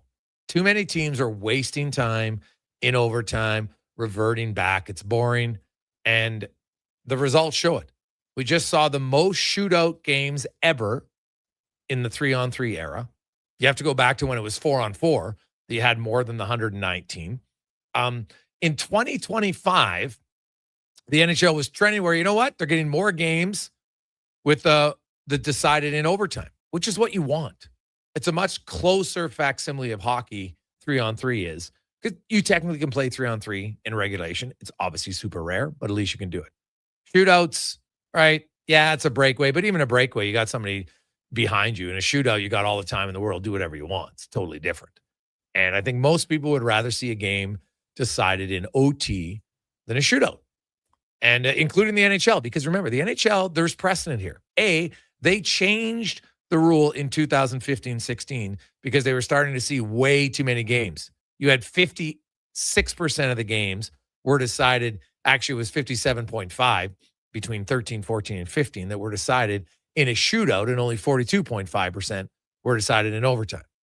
They didn't want that. So they switched from 4-on-4 to 3-on-3. The first year, it went up to 61% in overtime, 61.4 actually, and 38.6 in a shootout. And then it just kept going up and up. And last year, it was 71.6% of games were decided in overtime. Like, you're never going to completely eliminate, and that's fair. But having it this way, I just think would add to more excitement. Most of you have watched 3-on-3. Like, when 3-on-3 is at its best, it's back and forth, and you're just like, oh, we had a great chance. Now the other team gets a great chance. And it's exciting. It's fast-paced. That's what you want. But it's slowly eroded to puck possession, circling back. Like, we'll see guys with complete possession of the puck, skate up and across the blue line into the zone, high across the circles. Oh, I don't see anything. I revert back out. And they're just kind of waiting for a rush. And I find it boring. So that is, to me, that's, if I could only pick one of the six, I think that would be my first one. My second one, honestly, would be what we saw in COVID. More consecutive games against the same team. I would start out, because you can't do every game, and I understand travel and everything else, but you could if you wanted to. And my suggestion was you have at least 4 sets of games where you play the same team, right, in the same city. So Edmonton goes to LA. They play the Kings on a Thursday. You play them either Friday or Saturday. Fine. And then if you wanted to, you could do the Kings and then Anaheim. And that would be your 2 on the road for the year. You could do it all in one road trip if you wanted. Like, why does a 4-game road trip have to be in 4 different cities? Sometimes I get it. When you go out east, you have no choice. You can't do it out east because you only play each other once on the road, once at home. I understand it.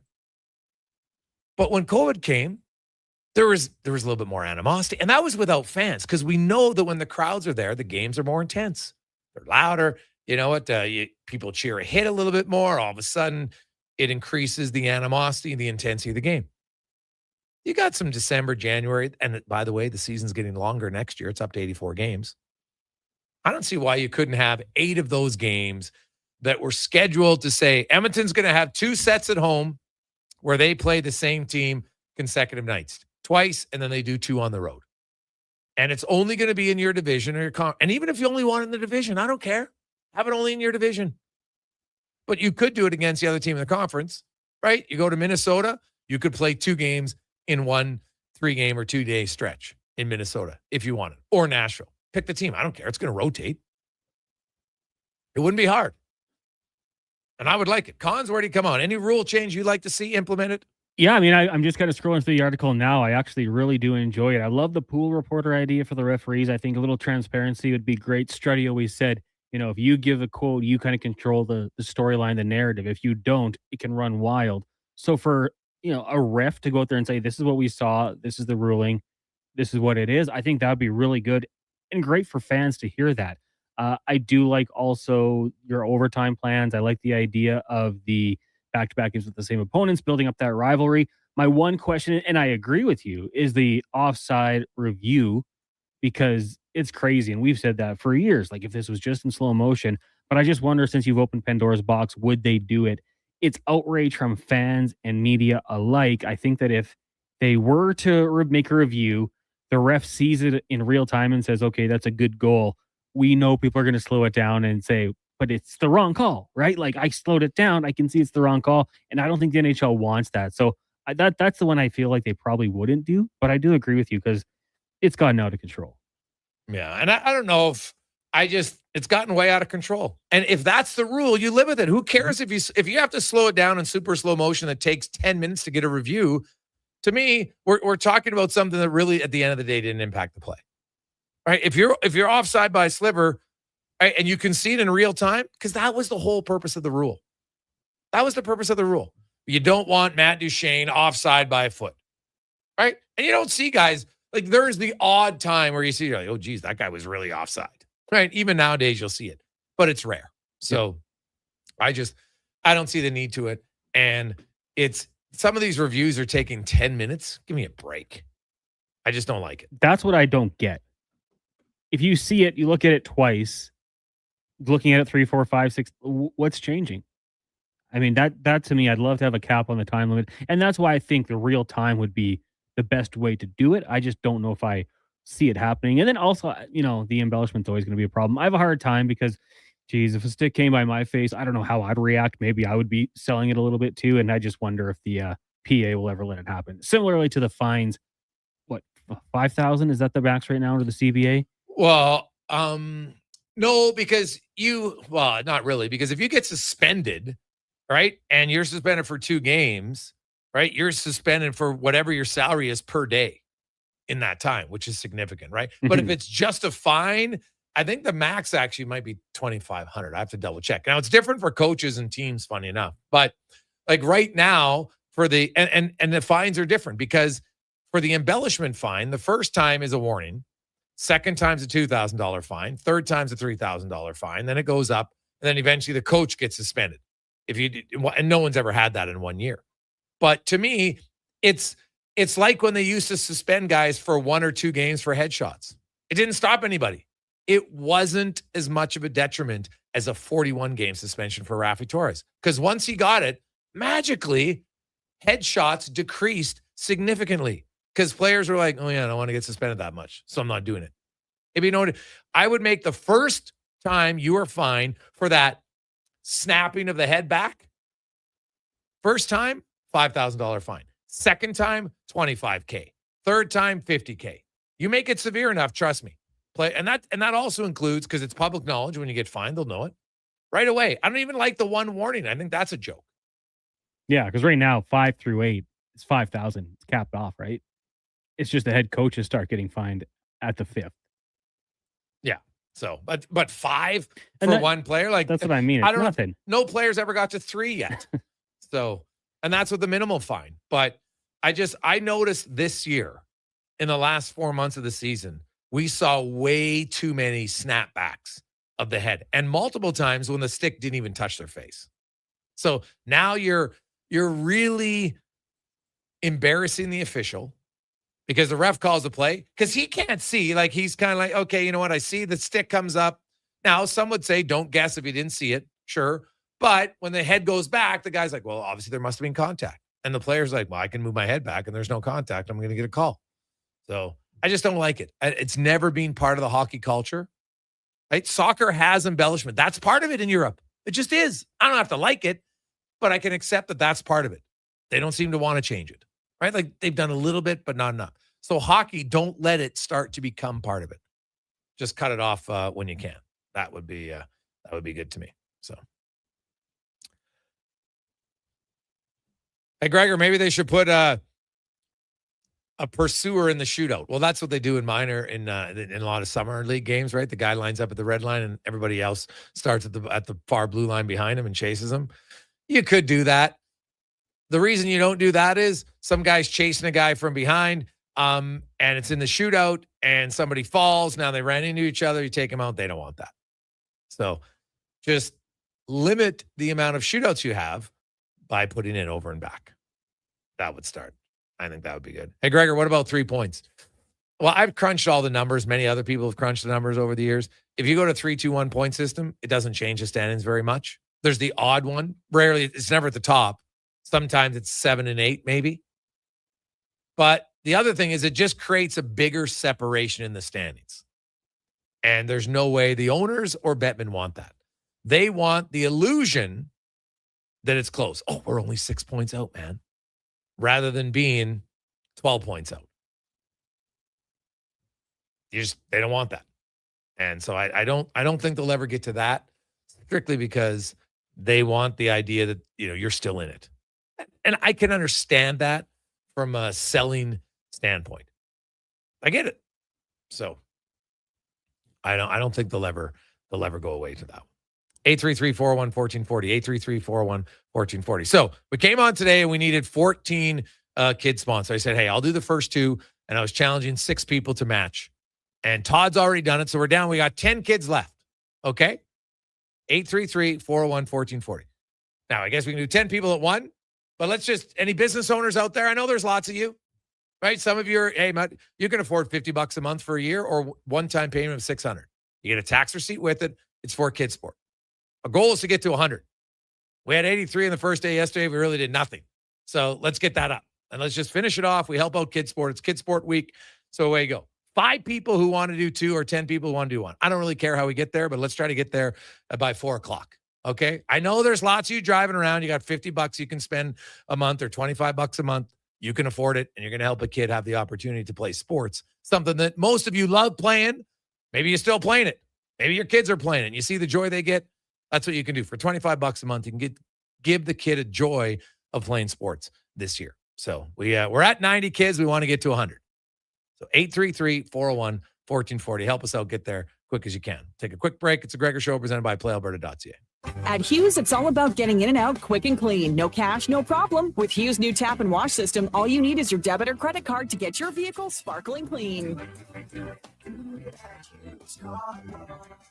Find us at HughesCarWash.com. Come for Canada's largest trade shows, the biggest names in entertainment, exhilarating sporting events, and more. And stay for the experience at the Edmonton Expo Centre. Looking for the perfect place to host your next big event? From trade shows to galas, meetings, and concerts, the Edmonton Expo Centre has the space, event expertise, and service to make your next event unforgettable. With over 522,000 square feet of flexible event space, in-house catering, and operational expertise, they bring your biggest vision to life. Learn more at EdmontonExpoCenter.com today.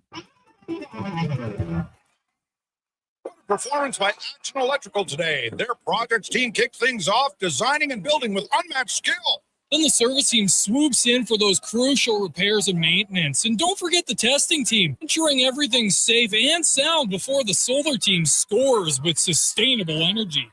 A complete team effort. Have Action Electrical bring home a win for you and your project. Visit actionelectrical.net. The job isn't done until the last load is hauled, and having a semi-trailer out of commission is not an option. Whether replacing or adding to your convoy, Edmonton Trailer has a huge inventory of new and used semi-trailers, trusted by the gravel, logging, oil field, fluids, and freight industries. Find a trailer right for you online or at one of their 3 locations. For sales, service, parts, rental, and finance. When you're in it for the long haul, Edmonton Trailer. Get the lowdown with Low Tide. Weekdays from noon to 2 on Sports 1440. He's seen it all and then some. From stats to stories, he breaks it down like no one else. Proud to be Edmonton sports leader. Sports 1440. Who's that working on the underground utilities over there? All-Star Construction, that's who. What about the street lighting? Yep, All-Star Construction. And the directional drilling, hydrovacking, neighborhood renewal, and telecommunication work? Yep. Since 2009, All-Star Construction has been doing all that and more, shaping and building Edmonton communities for land developers all around Edmonton. That's what All-Star Construction is all about. Our new McCafe crafted sodas just drinks or something more. Like Sprite Berry Bliss, Creamy Strawberry Coke, and Orange Dream. All swirled with fizzy flavor and topped with silky cold foam. Only at McDonald's. At participating McDonald's restaurants in Canada. Good to go. With Mortgages to Go, you'll be good to go. MortgagesToGo.ca says yes when the banks say no. That's why Alberta has trusted Mortgages to Go for over 23 years. If you need cash and have equity in your home, you're approved instantly, guaranteed. Call 1-888-888-5998. That's 1-888-888-5998. With Mortgages to Go, you'll say, I'm good to go. Experience the home ice advantage with your window coverings. Novo Blinds provides factory direct pricing and fast turnaround on roller, zebra, blackout, drapery, and motorized blinds. Book a free in-home consultation at novoblinds.ca. The Ford It's a Big Deal event is on until June 1st. Get a big deal on a 2026 F-150 STX with Black Appearance Package. Visit your Alberta Ford store today. To the guy who said, I'll marinate the chicken, then forgot? Hi, your Safeway PA announcer here. We've got you covered with a variety of freshly prepared kebabs, ranging from chicken to beef and pork. They even come pre-marinated, so all that's left is pretending you made it yourself. And they're on sale this week. For more great summer deals, check our flyer at safeway.ca. Variety may vary by store. See flyer for details.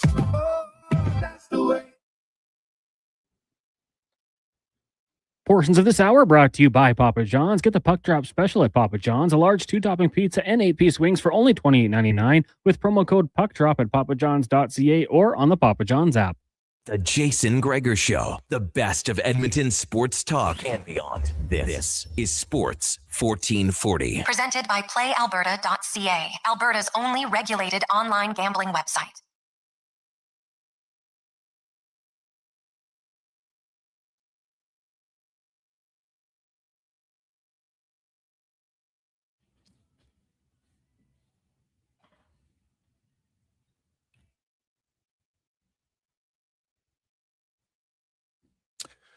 Awesome. Dom and Sandra from Pathfind, they're in for one, so we're down to 9. All right, want to do 1, you want to do 2, it doesn't matter, but let's get there. 833-401-1440. So we're down to single digits, okay, to get to our goal of 100 kids for kids sport. So help us out. It's $25 a month. It's minimal. It's not going to, that's for a lot of people. You can afford $25 a month or one-time fee of $300, and you get a tax receipt, goes to kids sport. So we're up to 91. We need to get to 100. Let's rock and roll here today on a Wednesday afternoon. It is the Gregor Show presented by PlayAlberta.ca, Alberta's only regulated online gambling website where 100% of the revenue stays right here in the province. PlayAlberta.ca. As we get to the oil report, brought to you by Go Auto. Not only do they have lots of vehicles to choose from, they got a lot of heart, as they have donated over $27.3 million to local charities and given back to community initiatives since they started. That is a fantastic community partner, GoAuto.ca. As Tyler Yaremchuk from Oilersnation and Daily Faceoff joins us. Ty, how you doing? I am doing good. Greg's doing good. I wrote today 6 rule changes that I would make if I was the commissioner. Just came out here a while ago at Oilersnation, from limiting contract length to players 28 plus, back-to-back games against the same opponent, similar to what we saw in COVID. I'd like to see at least 4 of those for each team every year. Offside review in real time, not slow motion. I know that's probably a pipe dream. Bigger fines for embellishment. I'm hating it. Over and back rule, like the NBA, put it into overtime. No more over and back, just an OT and 3-on-3 because it's becoming boring. And the pool reporter to answer some questions from officials. Any of those rules, if you had to pick one that you would like the best, and then do you have one that you would want to implement this year?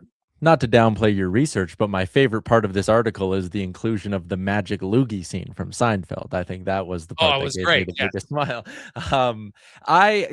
The thing I want about the offside review, I don't mind the in real time with no slow motion. I think that makes sense, but I wouldn't mind, because I've seen people, why if a play happens, 25 seconds, or if a goal happens 25 seconds after you enter the zone, can you challenge for an offside? The change I would make is if the defending team gets possession, then you can no longer review for offside. So basically, if you as the defending team had possession of the puck at some point and could get the puck out but didn't, then you're not allowed to challenge for an offside, because if it was offside by a hair And then 10 seconds later, you could have made a play, gotten the puck out. They keep it in, then go score another 15 seconds later. Again, it doesn't happen all that often, but it would kill those odd goals where it's like, 27 seconds after the offside or after the zone entry, they score and it's deemed that it's a fraction offside. So I'd just go a step further on the offside review. Back-to-backs against same opponents. I like that.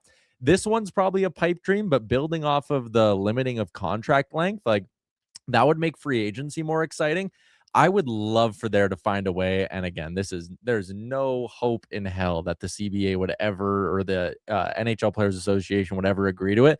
But what if there was a way to start restructuring contracts the way you do in the NFL, and a team like, let's say the Oilers could go to, and you'd have to include, to get the PA to sign off on it, some amount of like fine print where like the player has to be guaranteed the full salary still, or the player even has to potentially make more money, but you can spread it out over more years, like, because he's always the hot topic. What if there was a way for the Oilers to say, okay, Darnell Nurse has 4 years left at $9 million, 9, 18, 27, 36 million. You know what, Darnell? We're going to restructure this thing for you. We're going to turn it into 6 more years at $6 million a year. You're going to get, or that's a bad example because he'd make the same money, but $6.5 million. Like, restructure it where the player gets more money, the team could get cap relief. I'd like for there to be a way for teams to maybe get more creative to get out of cap hell. Interesting. So how would you limit it to like 1 or 2 per organization over the time? Like, so, because, you're only allowed 3 buyouts, right? So you'd only get kind of like 2 do-overs. Yeah, or maybe it's something like you can only restructure, or have 1 restructured contract on your books, similar to salary retention. You can only have a limit of them, and then as they expire, you can obviously go back and add more, but some way where teams can get cap relief, because as much as the parity in the NHL is good, and it's obviously helped the sport grow, I don't think it's all that bad of a thing if big markets can flex their financial muscles at times. Like, I don't think you ever want it to be like baseball, obviously, where there's no cap and Oakland can spend $60 million and the Dodgers can spend $400.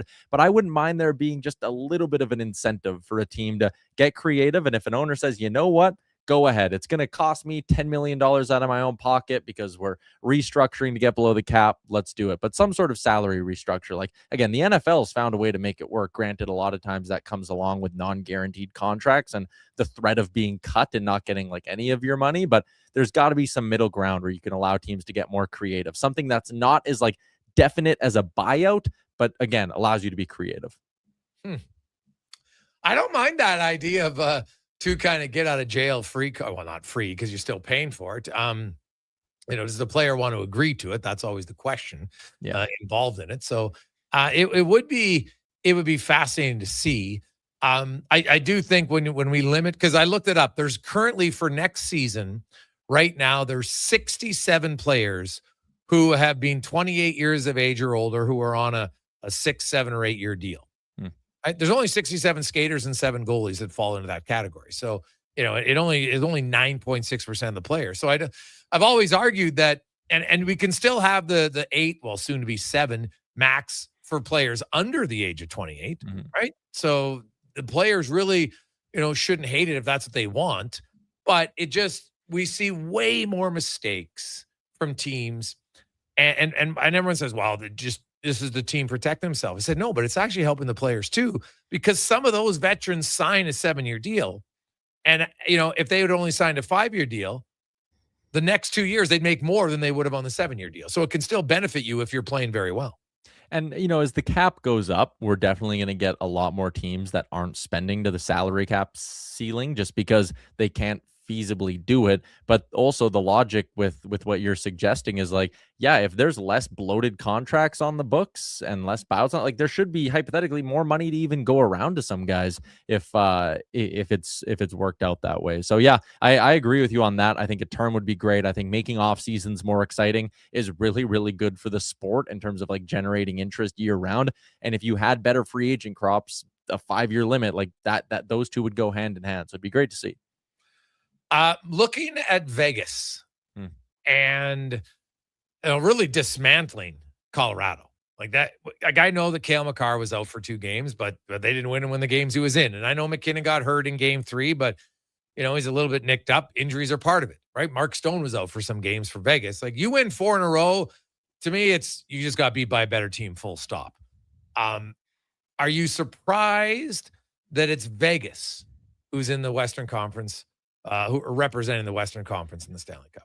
Yeah, I thought Colorado was going to beat them. I know Minnesota was dealing with injuries, but I just looked at the way that Colorado kind of picked through them, especially after that really high scoring game one and the way that one went. But like the way Colorado worked their way through that series, I was like, you know what? Colorado's getting some days off here. They've only had played 9 games through the first 2 rounds. I was like, they should still be fresh and ready to go. And it obviously didn't go that way because the injuries started to mount up. But that series result, I said it last night on Twitter, it's the most stunning series result since 2019 when Columbus swept the Tampa Bay Lightning. I just, honestly, with the way that Colorado team was loaded up, with how deep their forward group is, all of that, like, you can't even use injuries as a crutch because it was a 4-0 sweep. If it's a healthy Makar and a healthy McKinnon, maybe that thing's over in 5 or 6, but it still obviously was going to go Vegas's way. So that's a stunning one for me. And for Colorado now, like, they're entering a pretty interesting point this offseason. $2.9 million in projected cap space. They have to sign at least 1 more forward, maybe 2. They got to sign 3 defensemen still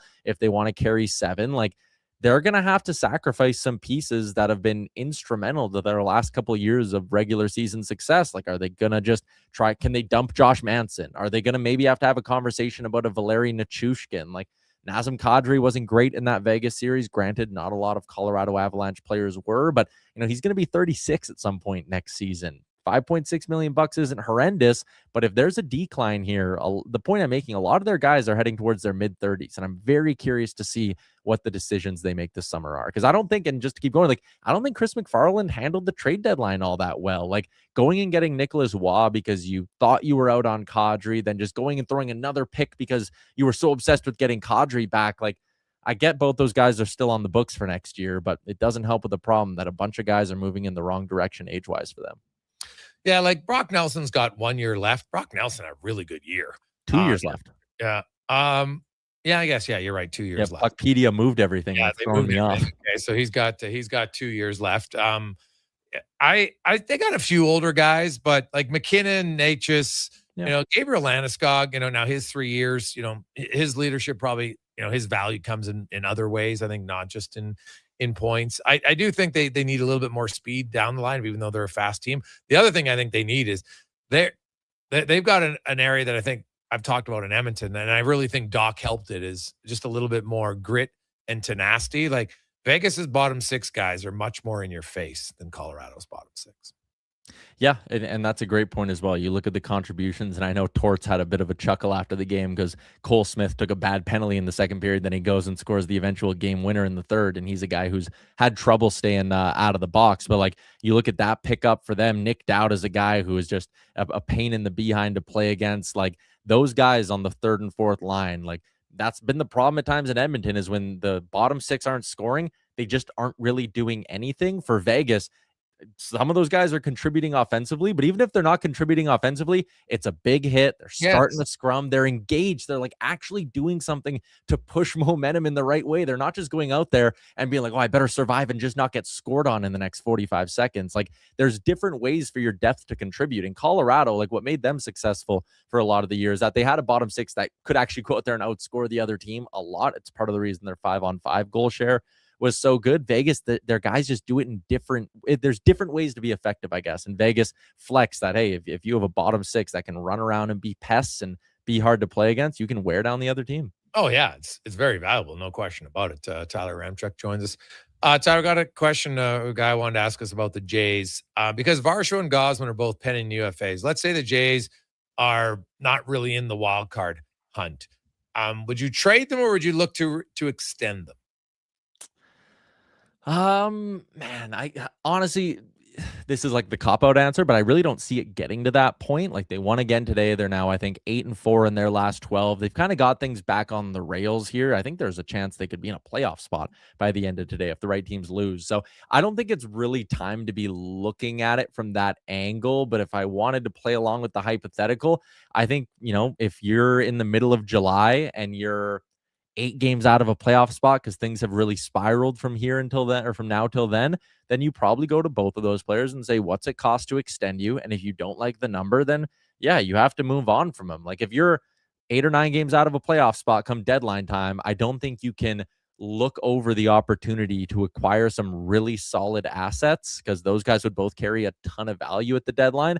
You can't just pass up on potentially getting assets and cross your fingers that you're going to have some sort of like 21-4 run down the stretch and you're going to steamroll your way into the playoffs. Like, you have to be realistic if that time comes. But I'm choosing to believe the calendar's not even flipped to June yet. The Jays were below 500 at this point last year. The Milwaukee Brewers at this point last year were below 500. And both of those teams ended up having the best records in their respective leagues by the end of the regular season. There's so much baseball left. Kirk is maybe 10 days away. Barger should be back soon. Bieber's starting to throw again. He could be back. Dylan Cease's thing is short term. Like, there's so many reasons to view this Jays team as one that can turn it around in the next month and get it back on the rails. I'm not quite all that concerned yet. Yeah, no, that's fair. And I agree. You look at it. If Minnesota loses today, then there'd be like a 3-way tie for the final wild card spot in the AL. So they're definitely not out of it. Injuries, obviously getting Guerrero back is good for them. The Cease one is something to watch for sure. They did make a trade today to bolster their pitching because they got no pitching, so due to injuries. So that part's good. Now I haven't missed. Have you heard anything on Max Scherzer? They said today on the broadcast he threw a simulated game this morning on the mound at Rogers Place. So he like puts on the full uniform. They have him face batters and go through a game. So he threw a sim game today. But I did think it was kind of weird that the sim game and then like 3-4 hours later is when they made the trade with the Tigers. And I was like, ooh, did he maybe not respond well? And that maybe threw some urgency. The team had like a little backdoor deal where they're like, all right, if Max's sim game doesn't go good, we're trading for someone who can give us some innings for the next 2-3 weeks. So I was curious if maybe those went hand in hand, but it doesn't sound like he's like, even with the sim game, there was no report today that like he's back on track to like go to Buffalo next week and throw in a rehab stint or something. So little, especially with the age, like he battled the thumb thing. People forget he was really good in the playoffs. In the regular season, he was very inconsistent and did not make a lot of consecutive starts for the Blue Jays because he had the whole thumb issue. Yeah. Yeah, no, that's very valid. Ty, good stuff, buddy. Always great to talk to you. Have yourself a wonderful Wednesday afternoon. Sounds good. See you. There you go. That's Tyler Remchuk, Gregor Show, presented by PlayAlberta.ca. 3:40. We'll take a quick break. We got a lot of texts to get to. 833-401-1440, 833-401-1440 on some rule changes. We'll recap those and more here on the Wednesday edition, presented by PlayAlberta.ca. With Play Alberta, backing the home team goes beyond the bets. That's because your picks have provincial impact. Play Alberta is the only app in the province that puts all revenue directly back into supporting programs and services that Albertans rely on every day. By investing in the General Revenue Fund, every play, bet, and buy made on Play Alberta helps make a difference across the province. Visit playalberta.ca/Gregor to learn more. That's playalberta.ca/Gregor. Must be 18 plus to play. If you gamble, use your game sense.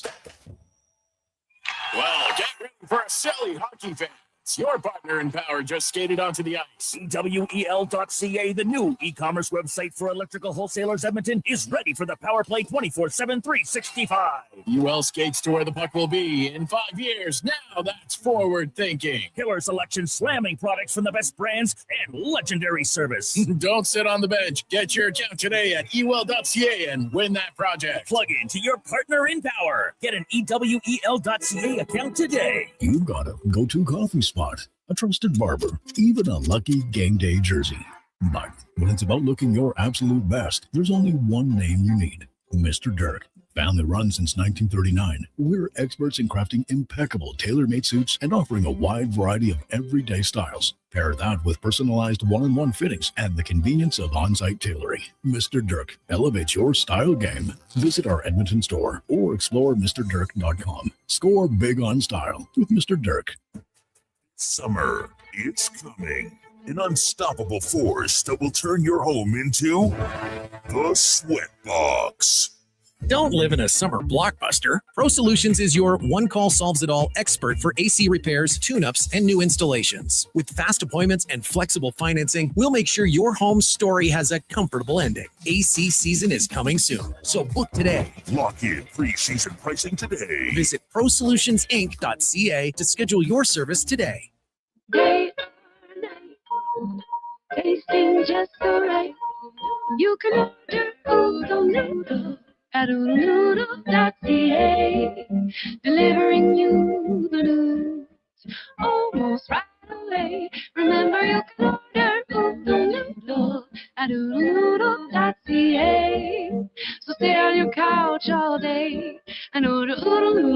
SCF.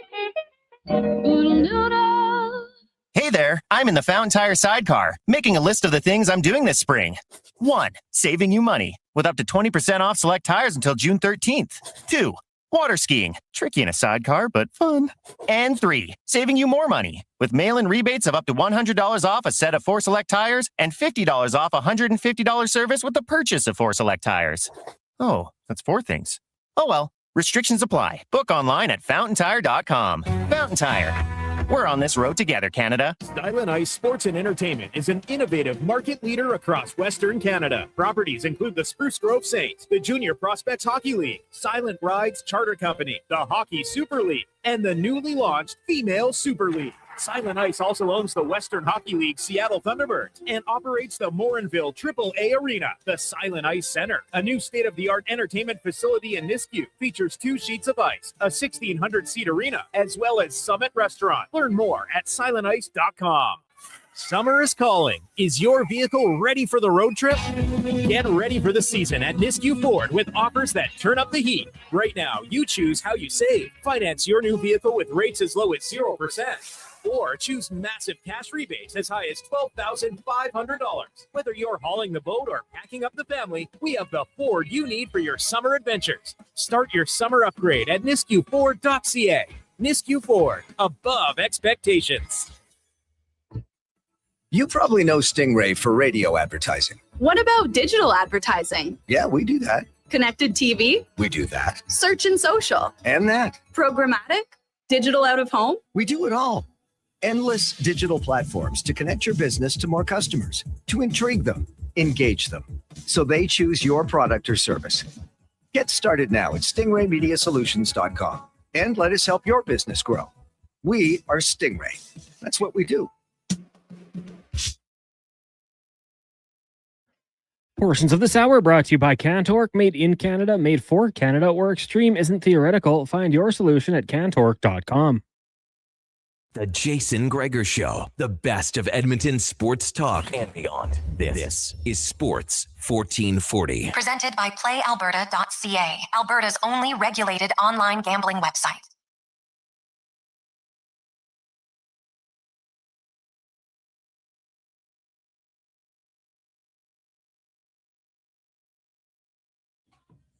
$3:45. Welcome back, Jason Gregor, Connor Howley, Sports 1440, sports1440.ca, YouTube, Facebook, X, and Instagram. Thanks for listening. Thanks for watching. We're having a lovely Wednesday coming up. Struddy's going to join us. So got KK, Spec, Cam Tate, and much more. Some stats of the day for you as well to get to. And we got a lot of texts. 833-401-1440, 833-401-1440. Hey, Gregor, what about an NBA-style cap with the bird year so you can assign your players over the cap if they played for your team for a certain number of years? Yeah, possible. Here's the thing, though, Talladega. I honestly believe in the NHL. So the salary cap's going to go up to $104 million this year. Then it's going to go up to $113 million. We know those numbers for sure. After that, who knows where it goes. But you watch. You're going to start to see a separation in the NHL. We had it prior to the salary cap in 2006. You had some teams that were spending $80 million, some teams that were spending $35 million. Almost double. Now, I don't know if we'll get to almost double because, well, you can't because they have a minimum nowadays. They have a floor the teams have to get to. But the gap, and I think the number of teams that are going to be willing to want to pay and play right to the cap is going to be lower. Now, if you're a team that has an owner who's willing to pay to the cap, well, guess what? Your odds are better. Now, ask the Rangers back in 95 to 2004, how did having the big salary cap help them? Not a lot. They did not manage their money very well. So just because you spend it doesn't mean you're going to win.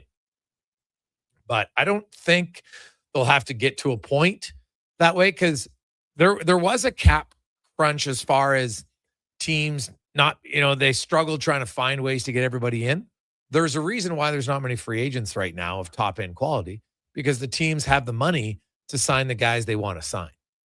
Right now, Alex Tuck, as of May 27th, is a pending free agent. Could get big money. Lots of people are like, I like Alex Tuck, but I don't think I like him at $10 million. And I definitely don't like him at $10 million in 8 years. So will someone on the free agent market do it? Maybe. But I think you're seeing some teams in the NHL be a little bit, not always, because there's always going to be a few bad contracts. Don't get me wrong.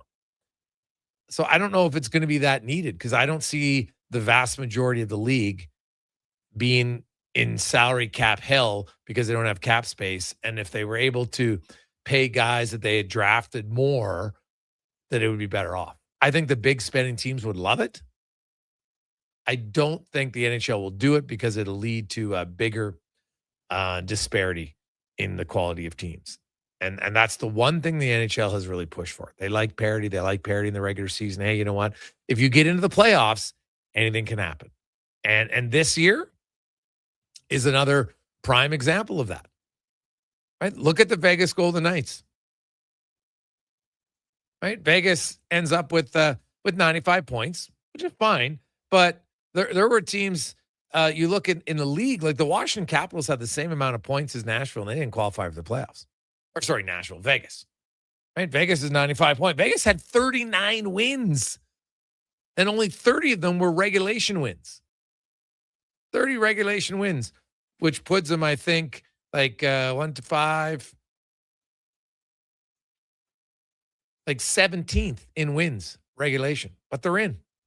And love it or hate it, that's what the NHL wants. That's what the owners want. They want more teams to feel like they have a chance the longer you go. So I don't see it happening. Hey, Gregor, to me, a loss is a loss. Extension of regulation or not. Matt in Leduc was talking about how he said if they leave the loser point, have the playoffs a race to points instead of wins. If an OT loss is worth something this season, make it worth something in the playoffs. Well, the difference is in the regular season, they change overtime in the shootout. It's 3-on-3 and it's a shootout. It's not 5-on-5. So that's why they'll never do it. And then he said, we'll get the 3-point system. But, teams needing as many 3-point wins as possible to catch up, they're going to press. But that's like saying teams who need as many 2-point wins are going to press more. And we don't really see that down the stretch. We don't see teams that are 4 or 6 points out of the playoffs suddenly pressing way more and taking way more chances to try to win games. We just don't see it now. And now they're closer, but they still need 4 or 6 points, right? So regardless of how you do it, if you need 2 wins and you're 4 points out, and you need 2 wins and you're 6 points out, and you can get 3 points or 2 points, it's not going to change. So I don't think there's any results that show teams that are chasing playoff spots suddenly become way more aggressive down the stretch. Can you show me examples of where that happens?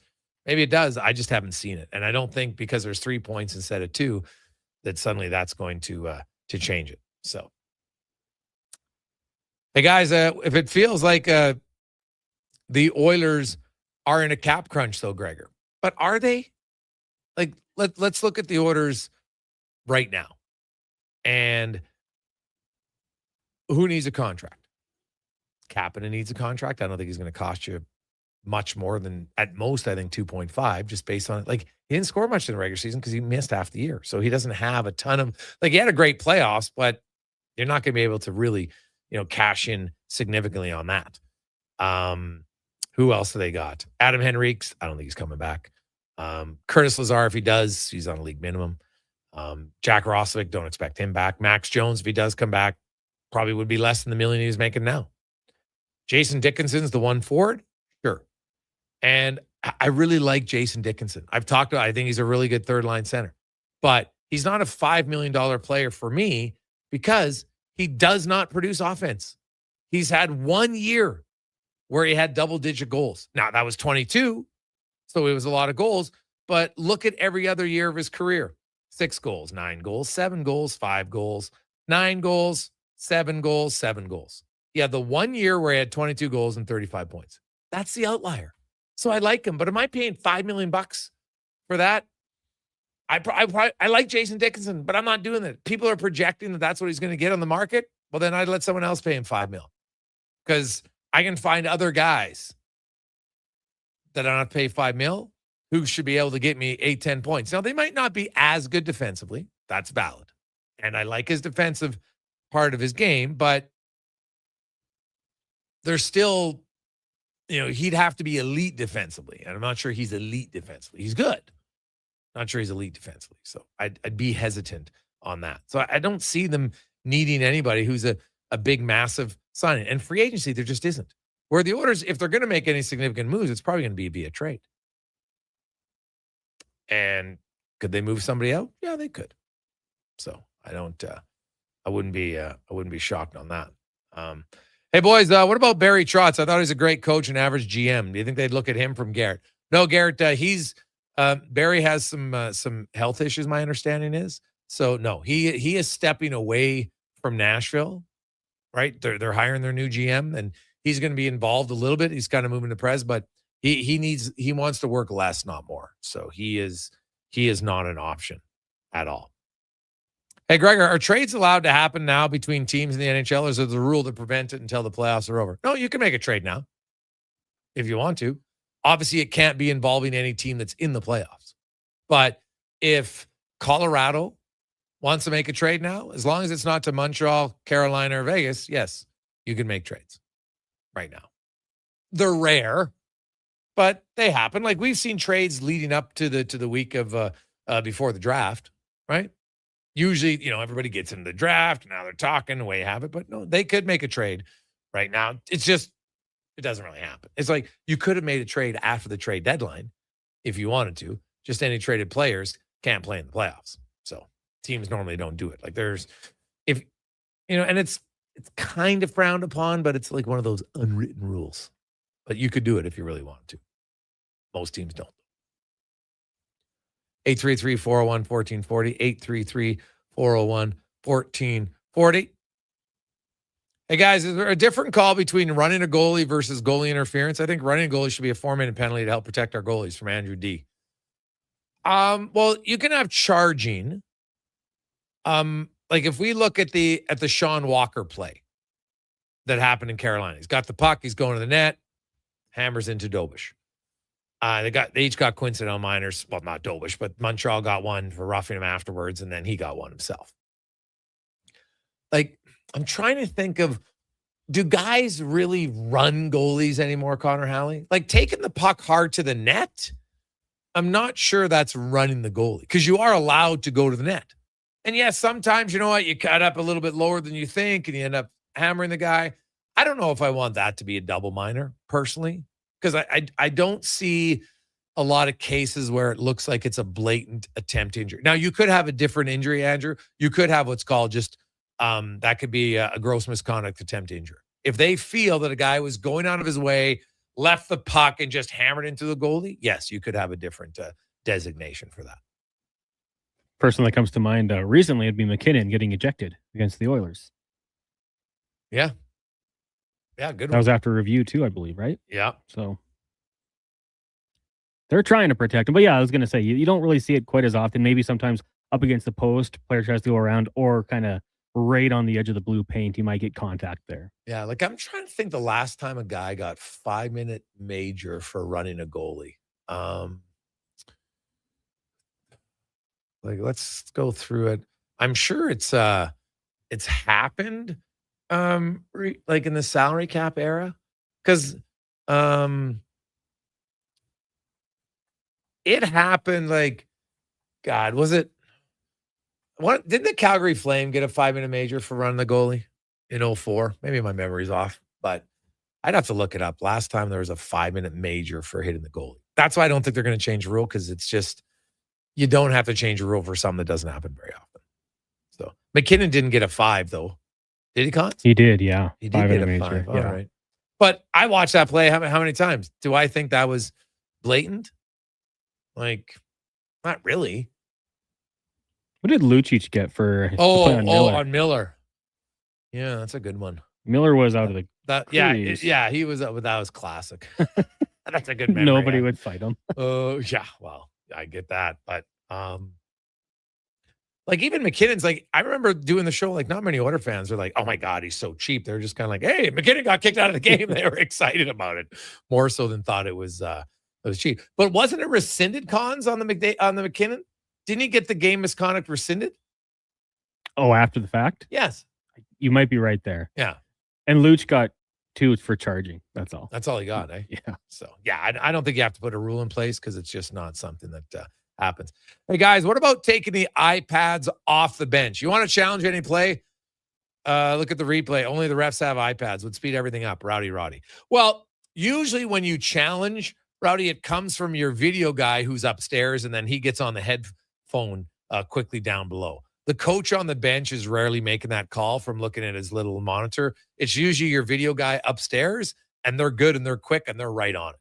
So that wouldn't change because unless you say we don't want, well, they're never going to go back from the electronics of reviewing those reviews. But I do hate it, to be honest. Like every time there's a goal scored now, you got like, even if like the guy comes in on a 2-on-1, there's nothing. Oh, let's look at the review now. I'm like, what?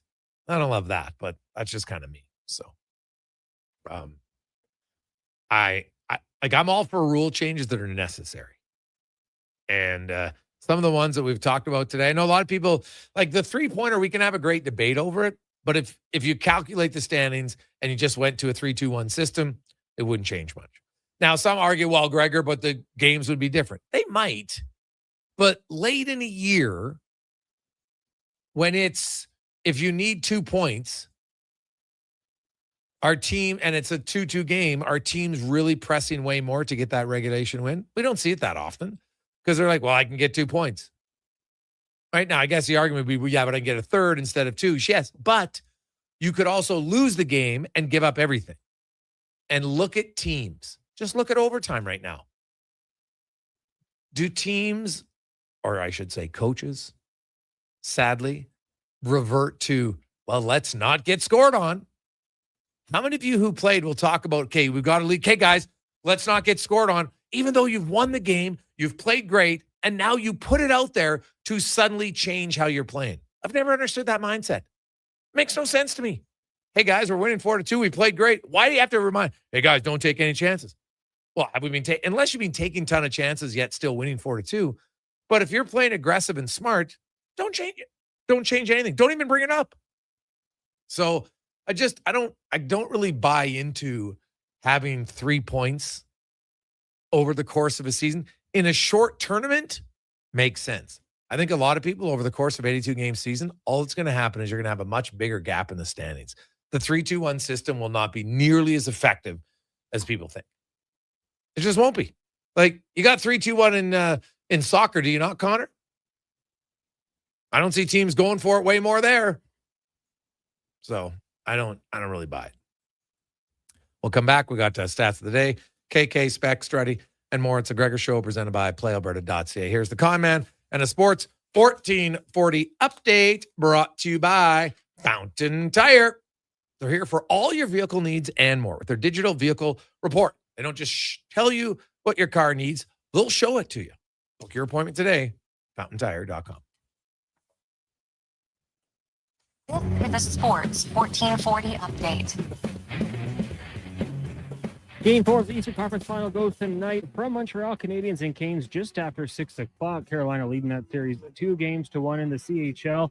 2 WHL teams meeting. The host Kelowna Rockets taking on WHL champion Everett Silvertips. Puck drop at 7 in the majors. Toronto Blue Jays victorious over the Marlins, winning 2-1. Also, they completed a trade with the Tigers, acquiring relief pitcher Connor Siebold in exchange for lefty pitcher Juanmi Vasquez. Siebold, 30 years old, has 11 appearances this season with the Tigers with a 3.45 ERA over 15 innings pitched. Other finals, at the Guardians knocking off the Nationals 3-2. Brewers over the Cards 2-1, and the Athletics falling at home to the Mariners by a score of 9-1. Right now, Diamondbacks lead the Giants 3-2 in the 9th, and in the 8th, Padres trail the Phillies at home 2-0. Coming up in hour 3 of the Jason Gregor Show, we'll get to the stats of the day, ask 5 questions, and hear from Sports 1440's very own Kevin Carius. I'm Connor Halley. This has been a Sports 1440 update. Sports 1440, Stingray Radio Station. CKJR broadcasts from West Edmonton Mall and Wetaskiwin. Download the free Stingray music app and listen wherever you go. What's that? Is that actually Spring? Like no snow squalls or bad weather tomorrow? It's actually spring? Well, GS Construction welcomes the warmer weather because that means we can really get to work. Now, it doesn't matter if there was bad weather. This is our time to shine. But we can't do it without good people to do that work. That's why GS Construction is hiring pipe layers, topmen, and heavy equipment operators. If you want to join a team who loves their work, visit gsconstruction.ca today. I'm Colin Livingston, president of Cantork. Cantork has always been a forward-thinking company, but now that we've turned 25, I can't help but take a minute to take a look back. Thank you to everyone that's been with us along the way. Hear that? That's your entry calling. Go Auto is sending you to the biggest football event in the world, live in Vancouver, with tickets, flights, and a hotel stay for two. To enter the contest, just text GAME to 780-777-7777. That's GAME to 780 all sevens. Go Auto, get in the game. When your project can't afford downtime, call Japa Equipment Rentals. From excavators and wheel loaders to compaction equipment, Japa has the machines you need. Trusted since 1972. Visit japaequipment.com or stop our Edmonton or Calgary locations. Mr. Rooter gets attacked by a Canada goose. Oh, look at that. Another on-time arrival. Nothing stops Mr. Rooter from plumbing on schedule. You gotta be kidding me. Hello, Mr. Goose. I'm Mr. Rooter. Okay, this is what you train for. Through rain, sleet, or goose, the pipes get fixed. For a plumber who does whatever it takes, Mr. Rooter. At Papa John's, get your everyday favorites for just $9.99 each when you order 2 or more items from the Papa Pairings menu. When you order more, you save more. Choose from medium one-topping pizzas, boneless wings, papadillas, breadsticks, cheese sticks, and desserts. It's easy to order all your favorites when they're just $9.99 each. So the next time your friends come over to eat your food, order off the Papa Pairings menu and save. Better ingredients, better pizza, Papa John's. Proudly locally owned and operated. Ride for Dad is back. Join Sports 1440 as we help raise funds and awareness for the fight against prostate cancer. The ride starts Saturday, June 13th at Blackjack's Roadhouse. Register online at ridefordad.ca and find more info at sports1440.com.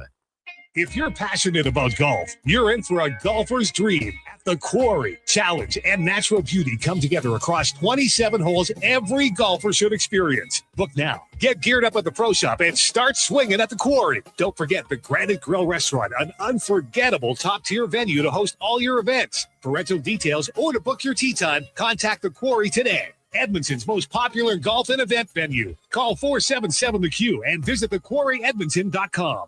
At Wendy's, get a 10-piece nugget small combo for just $8.99. That's right, $8.99 for 100% Canadian chicken, plus fries and a drink.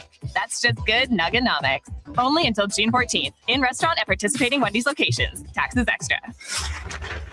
This is the Jason Gregor Show on Sports 1440. Favorite us right now. Powered by PlayAlberta.ca. If you gamble, use your game sense. Learn more at gamesense.ab.ca.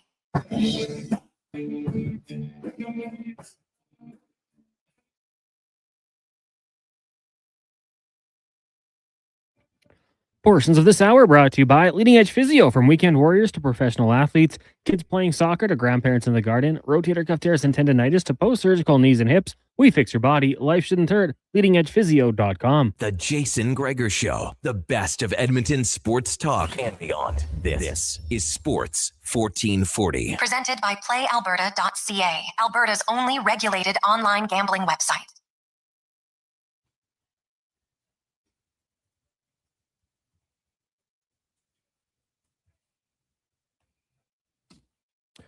Just after 4 o'clock. Gregor, Howling, Paulson, Sports 1440, sports1440.ca, YouTube, Facebook, X, and Instagram. Hope you're having a lovely Wednesday. The Jays, if you missed it, they won another series today. 2-1 in the series, 2-1 in the game today against the Marlins, and they're continue. They're in a stretch of playing 17 straight days, and now they will take on the Orioles starting tomorrow night. So we'll see if they can get off to another good start. They'll be on the road in Baltimore tomorrow, and the Jays have now. Well, it depends on what happens with Baltimore tonight, but Jays currently 27-29. Baltimore's 25-30, so it's a team below them in the standings. And if you slowly want to make up some ground and get back into the they're in the wild card race, but get back into a wild card position, they're going to have to continue to win series. So they are 8-4 in their last 12, so seem to be trending slowly in the right direction. They get Vladimir Guerrero back today. Cease is going to miss at least one start, probably two, I would think, for him. So see what happens there. Now, as I mentioned earlier today, this is being a little bit of a slog. I'm going to be bluntly honest on this. We got 9 kids left that we'd like to support. Our goal is to get to 100, which we've reached every year in this. Not really much of a problem. So 9 people, if you want to do 1 kid or 2 kids, it's fine. We'd like to get to the 9 by the end of today. Okay? That would be awesome. It's for kids sports. Very simple. You're donating $25 a month or a one-time payment of $300 to get a kid. If you want to do 2, it's $50 and $600. It's very simple. You get a tax receipts for kids sport to get kids playing games. And you know what? We've raised a lot of money over the years with this. This is our 6th annual. It's the first time we've never been to 100. So we'd like to get to 100 kids. So it's a round number. It's easy. We're at 91. I know there's 9 listeners who can afford $25 a month. I know there is. So if you want to help out, get a good cause. No kids are going to be playing some sports, helping out in the community. It's great. Gives them an opportunity to kind of challenge themselves, have a little fun, feel included. Probably some of your best memories as a kid. So just text in right now, 833-401-1440. We got 9. I'd like to finish it by the end of the show. Okay. Single digits. It's a small number. Very easy. I've done 2 today. I'm sure some of you can do 1. 833-401-1440. Hey guys, what about the shootout rules? To me, shootout rules, I don't know. Like Hacksaw's like, hey, let's numbers drawn randomly. I don't see why people like that just becomes gimmicky, and there's no reason. Like they don't need gimmicks. Like if the shootout's considered a gimmick, why would you make it more gimmicky? I don't think the shootout needs to be altered. I think you want fewer shootouts. So, which the NHL has already shown that they want. That's why they went from 4-on-4 to 3-on-3. But now, which is sadly the case in the NHL, coaches will work much harder trying to devise ways to lower goals than increase goals. It's really kind of a sad state when you think about it. If you're selling your sport, what sells better? Lead changes, goal scoring. It just does. What's the most successful North American pro sport? The NFL. And what's the NFL do? They put rules in to increase scoring. It's what they do. And they're the biggest one. People go, oh, no, geez, I don't, there's too many. And guess what? No one complains now. They had their little temper tantrums. Oh, you know what? It's too hard for cornerbacks. Yeah, all that. And guess what? You barely hear about it now. Right? Because they've adapted. And there's more passing. There's more scoring. There's more lead changes. And guess what? There's more revenue. But the NHL always finds ways because they allow the coaches to look and say, how can we limit offense rather than how can we produce more? It's just a mindset. That's all it is. It's a mindset. Like every time someone has the coaches aren't going to like this. Like I loathe when announcers say that. What a fun, entertaining game. Just leave it at that. You don't have to put out the negative. Coaches aren't going to like it. It's just, who cares? Do they like their paycheck? Pretty sure they do. So what? And just because a high-scoring game doesn't always mean it's a terrible place. Sometimes it's a good place. But overtime used to be extremely exciting the first few years of 3-on-3. End-to-end action. You watch it, give a chance. The other team gets a chance. And it's like the energy in the building is awesome. And now the energy, like we saw the most shootouts we've ever seen in the 3-on-3 era this past season. We saw a drop from 71.6% of games decided in overtime down to 63. That's a significant drop in 1 year. Significant. It took 9 years to get it up to 71%, and boom, it went right back down to 63. That's the second lowest percentage in the 3-on-3 era. The only one lower was the first year in 2016, and they were 61.4%. So they're trending in the exact wrong direction. So unfortunately, you got to put in rules that doesn't allow the coaches to suck the fun and excitement out of the game. It's just that simple. So over and back, it's a very simple change. Cross center ice, we see it in basketball. Everybody knows it. Heck, you could play pickup basketball and you know what over and back is. A lot of people, well, Gregor, what's the penalty? Well, how often is it going to happen?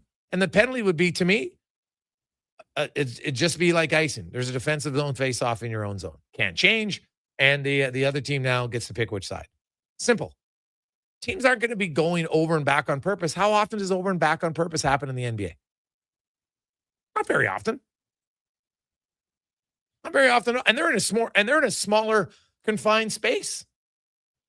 So you got 3-on-3.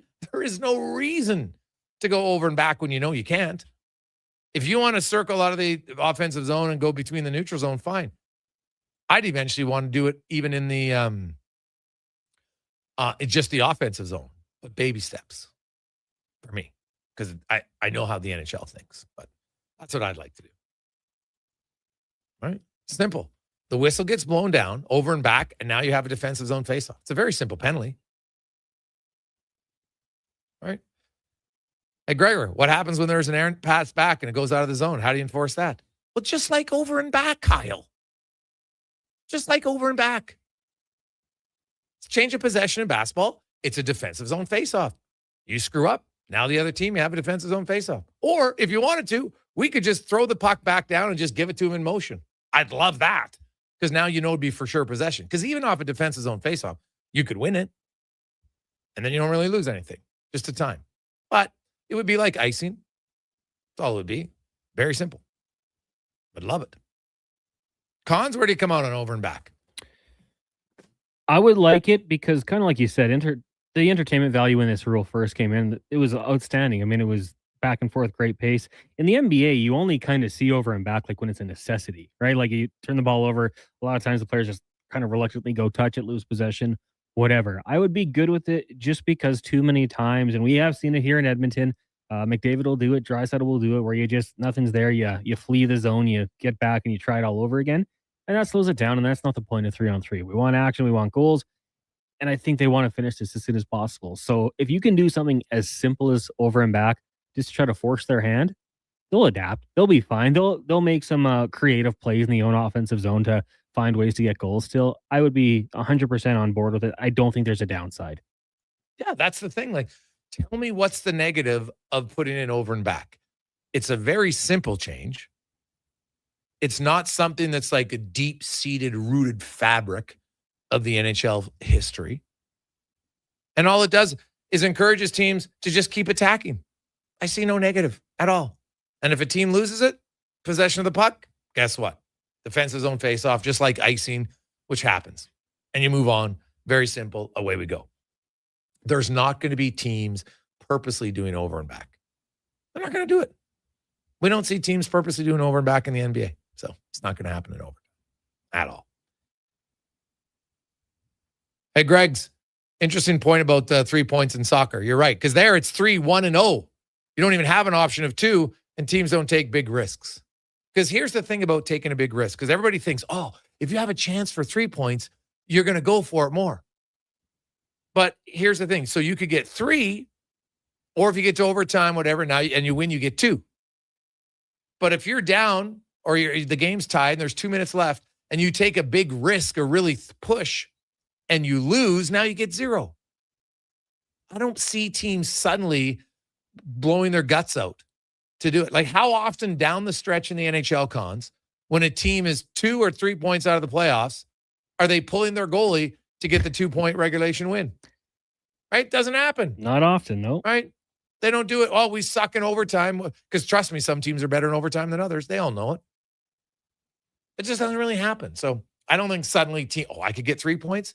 Because the mindset is, yeah, but I could get 0. They'll always revert to, yeah, but you know what? 2's still better than 0. And that's how they'll view it. They're not going to suddenly be taking huge risks that would cost them to lose the game in regulation. Right? You might have like a 50-50 pinch, but it's not like defenseman when it's like a 10% chance of getting it, 90% of not, and then pinching. I just don't. That's not the history of the NHL. It's just not how it goes. So we'll see. Hey, boys, I'd like to see them eliminate the blue lines where there's just an offensive and defensive zone, and there'll be no going back. The second one is there'd be no loser point if you lose in a shootout, only a loser point if you lose in overtime. That one comes from Aaron.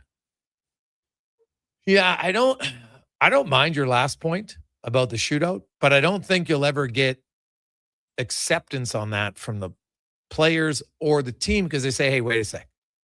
We're now going to get 0 points because we lose a shootout. It's not even part of the game, realistically. So, yeah, I don't think they'll ever go to doing that because if you did that, then you would just say, do you get 0 points if you lose in overtime? Like, you could probably convince me, Cons, to go to a 2-0, and if you lose in 3-on-3, you get no points. Like, I probably could be convinced of that, as long as I have my over and back rule in place. Yeah, fair trade. Yeah, I that's something I'd be willing to trade. Hey, Greg, what about a shot clock? Yeah, I wouldn't be opposed to it. Now, do teams want to put in a shot clock just for overtime? Right, that's an expense. Now, last year we had 300 and some games. I think it was like 24.2% of games went to overtime. Decent amount, a quarter of the games. They would put the shot clock up in the corner, but they'd only use it for overtime. Probably not going to do it. Where would the face-off go? That'd be my question too. For a shot clock violation? Yeah. Well, if it's a shot clock violation, maybe you just have to shoot the puck back, and now it's just you just get the puck and away you go. Like, what if a possession behind the goal line or something? Yeah, but I don't think they'd ever put a clock in. Like, realistically, it would be like that's a pretty big change, number one. But it's also a big expense change. Like, there's no added expense to go to over and back. There's no added expense if you lower the max term on contracts.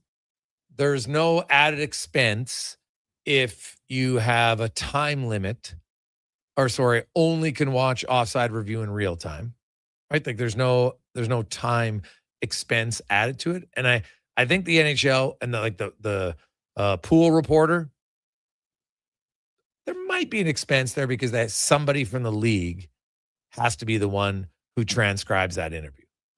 Now, maybe that person, they already have a job and that just is something new that falls under their whim. So maybe they don't get paid extra. They don't have to hire a new person for it. But I don't think they're going to throw in something that costs them more. Now, they could, though, Connor, cover the cost of the shot clock by the increased fines for embellishment. So that's a way to get in there. You know what? Again, I'll make that trade. If you're telling me you want to put a shot clock in overtime, I'm fine with it. It's not my money. But the NHL, you could say, yeah, but guess what? We're countering that by getting the fines from the players for the embellishment. Because I'm sorry, there's been multiple cases down the stretch this season of a guy who a stick comes up, does not touch him in the face, and he still does the snapback that's resulted in a penalty. You see the review, and you're like, oh, didn't touch him. And basically, you're kind of showing up the refs. They don't like it. But it's not a good look on your league. Embellishment's never really been something in hockey. Every sport has different things. Like, there's some people are like, they allow fighting in hockey. That's stupid. Okay, fine. But that's hockey's thing. Soccer allows embellishment. I don't have to like it, but that's really part of the culture of soccer in South America and in Europe. Embellishing's just kind of, it's always been there, Cons, right? Mm-hmm. So yeah, part of the game. It's part of the game. So I'm not going to rip on soccer. I'm just going to say in the NHL, embellishment's never been part of it. So let's stop letting it slowly creep in. Because we're seeing increases of embellishment lately. And to me, that's not good. Take a quick break. We'll come back. We got a few of you in on the kids. We're getting closer. So we'll update where we're on that on the Gregor Show, presented by PlayAlberta.ca.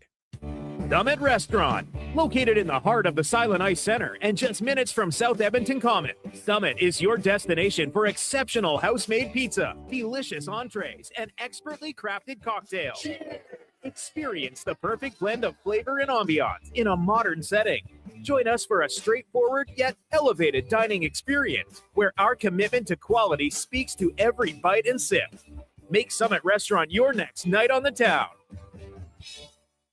Don't let equipment failure stop you cold. At AWS Welding in Nisku, our factory-trained service techs are on hand for all welding equipment repairs. We're a fully warranted center for Miller, Lincoln, and ESAB. And we service all makes and models. Proper, regular service extends the life of your gear and keeps it running at peak capacity. Don't wait for a breakdown. Book your service appointment today at 780-979-0470. AWS Welding. We make it happen. The job isn't done until the last load is hauled, and having a semi-trailer out of commission is not an option. Whether replacing or adding to your convoy, Edmonton Trailer has a huge inventory of new and used semi-trailers, trusted by the gravel, logging, oil field, fluids, and freight industries. Find a trailer right for you online or at one of their 3 locations. For sales, service, parts, rental, and finance, when you're in it for the long haul, Edmonton Trailer. The Brick is thrilled to introduce the new exclusive Shaquille O'Neal home lineup of furniture. Each piece features premium Shacopedic memory foam for exceptional comfort, made to be lived in and loved for years. Each piece is built on a strong hardwood frame, offering sturdy comfort day after day. Head to any Brick location and snap a photo with Shaquille O'Neal. A life-size Shaq is waiting in store. Scan the QR code and upload your pic for a chance to win one of 4 Shaquille O'Neal home pieces exclusively at The Brick, saving you more. Say hello to your new favorite drinks. Introducing new McCafe Refreshers. Icy cool, undeniably refreshing, and available in 3 flavors. Strawberry watermelon, mango pineapple, and blackberry passion fruit. Only at McDonald's. I've got some good news if you've been thinking about a heavy-duty truck. The 2026 Ram 2500 Black Express is now at St. Albert Dodge. You've got 20-inch black aluminum wheels, black Mopar side steps, body color, bumpers and grille, and a sport performance hood. Available in all the colors for $68,990. Plus, new this year, Ram's best-in-class 10-year powertrain warranty. Now's the time. Head up the trail and see how easy it is to do business at St. Albert Dodge. This is you. Hi. And your cornhole team needs money. Yeah, we do need money. Plus, you've tried every fundraiser under the sun. No kidding, and no one's buying my Cuban salted chocolate. Scrap the chocolate and fundraise for your team, club, or charity at On the Rocks. Here's the deal. We'll create custom tickets for your event, which includes no cover, no line, and beverage before 10 p.m. Then you sell your tickets and keep all the profits. That sounds easy. It is. Fundraisers at On the Rocks. Book, party, cash. OnTheRocksYEG.com. If you're passionate about golf, you're in for a golfer's dream at the Quarry. Challenge and natural beauty come together across 27 holes every golfer should experience. Book now. Get geared up at the Pro Shop and start swinging at the Quarry. Don't forget the Granite Grill Restaurant, an unforgettable top-tier venue to host all your events. For rental details or to book your tee time, contact the Quarry today. Edmonton's most popular golf and event venue. Call 477-THE-Q and visit thequarryedmonton.com. Big guests, bigger takes. Jason Gregor brings the names you know and the stories you don't. Weekdays, 2 to 6 on Sports 1440. Don't miss a minute of the action on Edmonton's sports leader, Sports 1440. Hi, Mike here from Northgate Chevrolet Buick GMC. No one's ever accused car shopping to be fun. I mean, think about it. Awkward standoffs to get a price. Let me go talk to my manager. Dealers asking for your credit card, then melting your phone if you say no. See, not fun. At Northgate, I promise you a different experience. We make it fun. And you will like us, I promise. 0% financing, a great selection of new and pre-owned units. So for some fun, stop in today. 13215 97th Street or visit us online at northgategm.com. You're in Northgate country.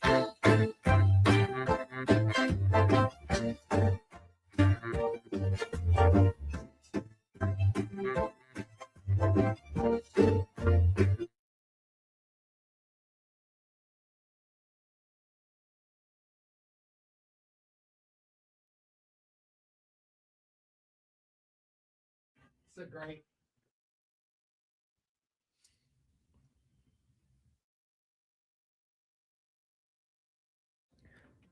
Portions of this hour brought to you by On the Rocks. Your weekend hotspot is OTR. Pay with Edmonton's best live bands every Friday, Saturday, and Sunday. Your bar, your party. Jasper Ave 118th, On the Rocks, YEG.com. The Jason Gregor Show, the best of Edmonton sports talk and beyond. This is Sports 1440. Presented by PlayAlberta.ca, Alberta's only regulated online gambling website.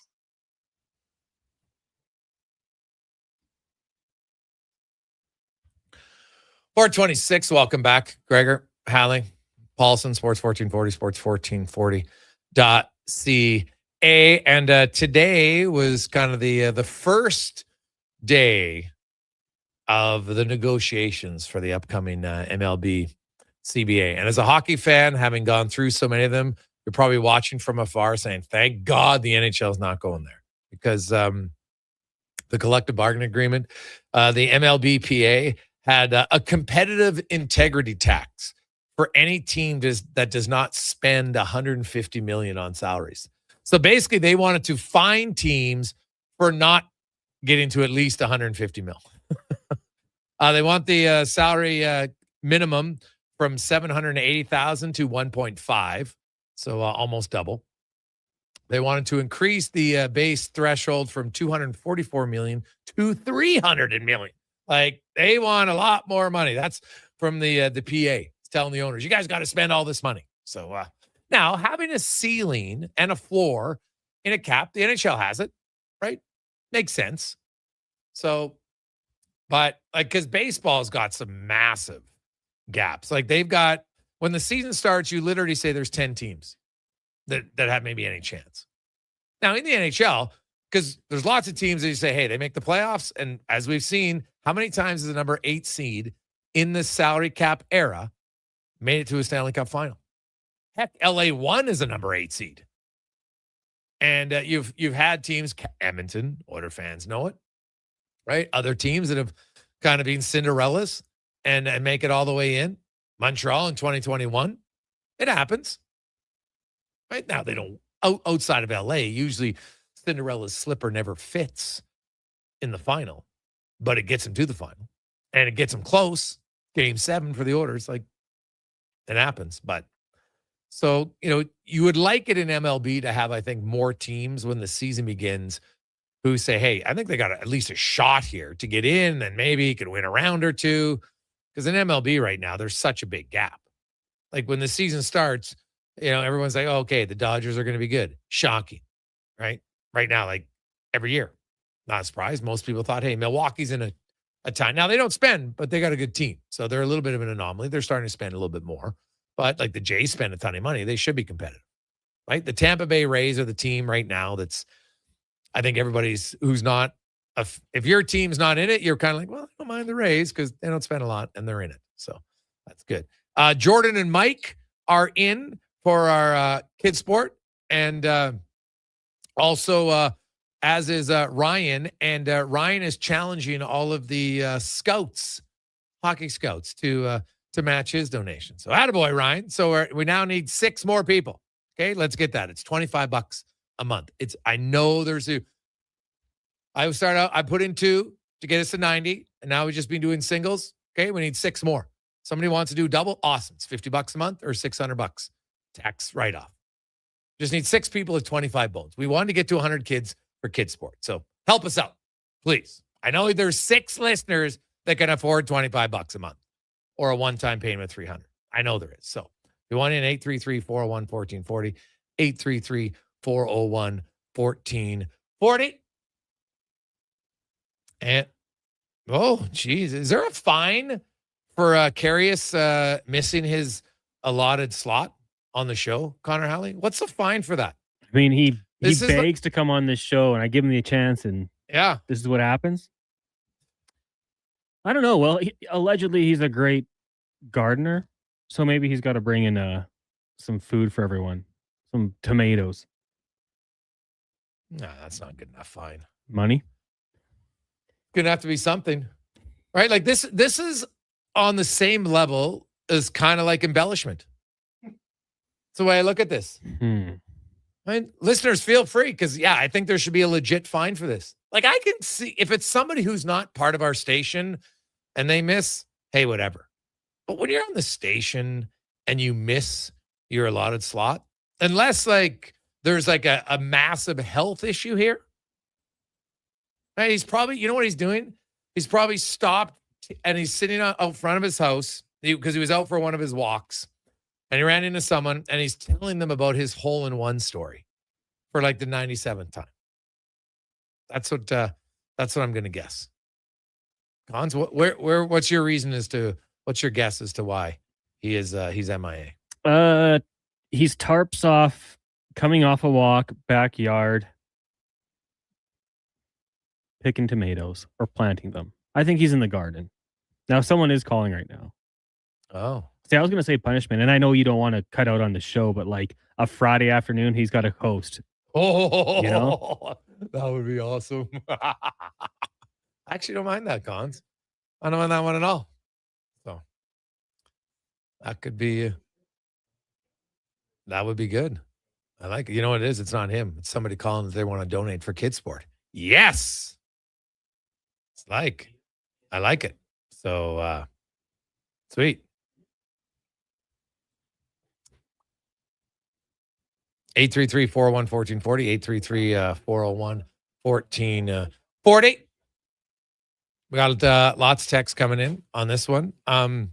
Also, some other news in the, I guess it's kind of the sporting world. You look at the World Cup, and I saw, did you see very different reactions on people who were kind of like, as a coach of my World Cup team, I don't call all the players and tell them they made the team. Whereas, Jesse Marsh said he called everybody, said you're on the team or you're not on the team, which to me, that would just seem normal. Like, you definitely have to call the guys who don't make the team.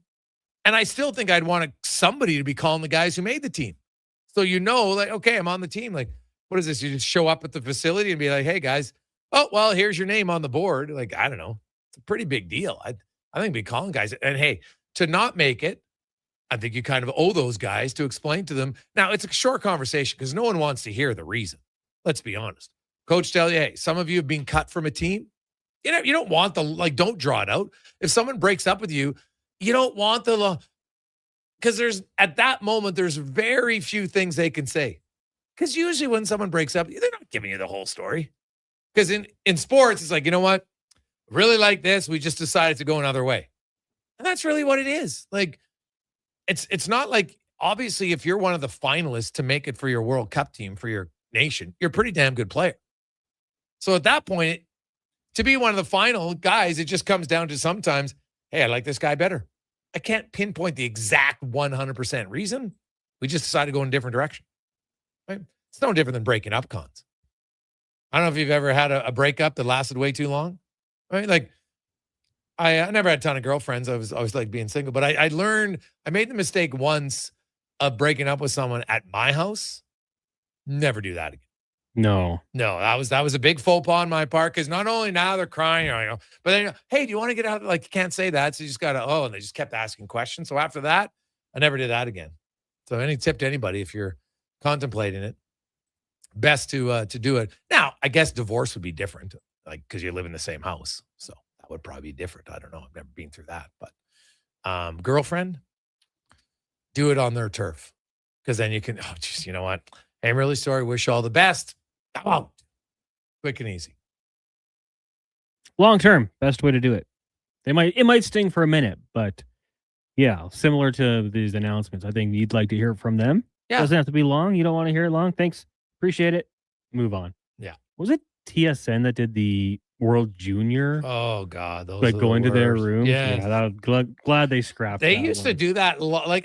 Like when you think back about that, you're just like, they would video the kids and like, you're a 17-year-old kid, 18-year-old kid, and you're so excited for it. And then they're just like crushed. And here's on camera. Hey, Bobby, what do you think of getting cut? Oh, geez, I really want to. Like, what? Can't believe we used to think that was good. Like, this is appropriate. Devastating moment for a kid. Yeah. Bright light, cameras there. You didn't make the team. Probably is his roommate in there listening to the whole thing. Oh no. Yeah. That was wild times. That is hilarious. Because I think one time, didn't somebody not answer or something? Like, that was That's wild stuff, man. Like, might have to talk to Dave Parker if he ever had to be the camera guy for that. Because I'd like most of us have some empathy. Right? Like, you'd be like, God, do I really want to be doing this right now? We might have to ask Parks if he ever did that. Or Rashog. God. Like closing the door and being like, what are we doing? We don't need to do this. Yeah, like that's a tough one for sure. That's a really good memory, Cons. I totally forgot that they used to do that. That is wild. We'll return. Carrie's officially missed. Send us what should be KK's fine. This is gonna be good. It's gonna be, and trust me, like we're gonna enforce it. So let us know. 833-414. Cons, I kind of like your idea. Punishment to have to do one of our shows, so we'd have to do double dip that day. Mm-hmm. I like it, and I like how you said a Friday too. Perfect. Oh, awesome. Well, yeah, I mean, it makes it a little nicer for you. Well, yeah, and harder for him. Doesn't get to start the weekend earlier. It's big punishment. I like it. I think the Duke has to produce as well. Oh, yeah. So they're a team. Yeah, they're a team. Yeah, that's fair. It's really fair. Take a quick break. We'll return in 5 questions on the Gregor Show presented by PlayAlberta.ca. With Play Alberta, backing the home team goes beyond the bets. That's because your picks have provincial impact. Play Alberta is the only app in the province that puts all revenue directly back into supporting programs and services that Albertans rely on every day. By investing in the General Revenue Fund, every play, bet, and buy made on Play Alberta helps make a difference across the province. Visit playalberta.ca/Gregor to learn more. That's playalberta.ca/Gregor. Must be 18 plus to play. If you gamble, use your game sense. Well, get ready for a silly hockey fans. Your partner in power just skated onto the ice. EWEL.ca, the new e-commerce website for electrical wholesalers Edmonton, is ready for the power play 24/7, 365. UL skates to where the puck will be in 5 years. Now that's forward thinking. Killer selection, slamming products from the best brands, and legendary service. Don't sit on the bench. Get your account today at EWEL.ca and win that project. Plug into your partner in power. Get an EWEL.ca account today. Hear that? That's your entry calling. Go Auto is sending you to the biggest football event in the world, live in Vancouver, with tickets, flights, and a hotel stay for 2. To enter the contest, just text GAME to 780-777-7777. That's GAME to 780 all sevens. Go Auto, get in the game. You got a go-to coffee spot, a trusted barber, even a lucky game day jersey. But when it's about looking your absolute best, there's only one name you need: Mr. Dirk. Family run since 1939, we're experts in crafting impeccable tailor-made suits and offering a wide variety of everyday styles. Pair that with personalized one-on-one fittings and the convenience of on-site tailoring. Mr. Dirk elevates your style game. Visit our Edmonton store or explore MrDirk.com. Score big on style with Mr. Dirk. A lot of you love hockey season. But when it comes to construction season, you're not as excited unless you work for GS Construction. It's true. As one season is winding down, ours is winding up with all sorts of great projects to make the city we live in better. And our team is hiring. GS Construction is scouting for pipe layers, topmen, and heavy equipment operators. So if you want to score a great job, visit gsconstruction.ca today. Shoulder pain. It can make even the simplest things like reaching up, lifting a bag, brushing your teeth, or sleeping frustrating. Rotator cuff strains, impingement, arthritis, they're some of the most common issues we treat every day. I'm Grant Fedoruk, and at Leading Edge Physio, our team brings postgraduate training, evidence-based technology, and just the right amount of humor and humility to help you feel better. Because we never forget the most important part, the gratitude we feel for every patient who allows us the opportunity to care for them. Because life shouldn't hurt. When it does, leadingedgephysio.com. When thirst strikes and your energy begins to fade, one hero rises above the rest. Introducing the Superpower Smoothie from Booster Juice. A bright sun-charged burst of mangoes, bananas, and blue spirulina. An out-of-this-world smoothie, just in time for the new Supergirl movie. Discover your power and channel your inner superhero. Fly into your local Booster Juice and experience it for yourself today. And see Supergirl. Only in theaters June 26th. Shake off winter and roll into spring. It's time to turn the season with Jiffy Lube. Until May 31st, visit any participating Jiffy Lube for a Pennzoil full synthetic oil change, and you could win some incredible prizes, like the grand prize spring kit featuring 2 Yeti mugs, wiper blades with install, gift cards, and more. You could even roll away with one of Jiffy Lube's Keeping You Moving mini prizes. Turn the season with Jiffy Lube and win. Visit jiffylubeservice.ca today. Like this one. I'll read it. We're brought to you by Crystal Glass, your clear choice for residential windows. Locally manufactured and installed, Crystal Glass provides a beautiful product and incredible customer services for all of your residential needs. Call 310 Glass or visit crystalglass.ca for a quote. This is Sports 1440, where Edmonton talks sports. On YouTube, Facebook, and X. Here's Jason Gregor. Brought to you by PlayAlberta.ca.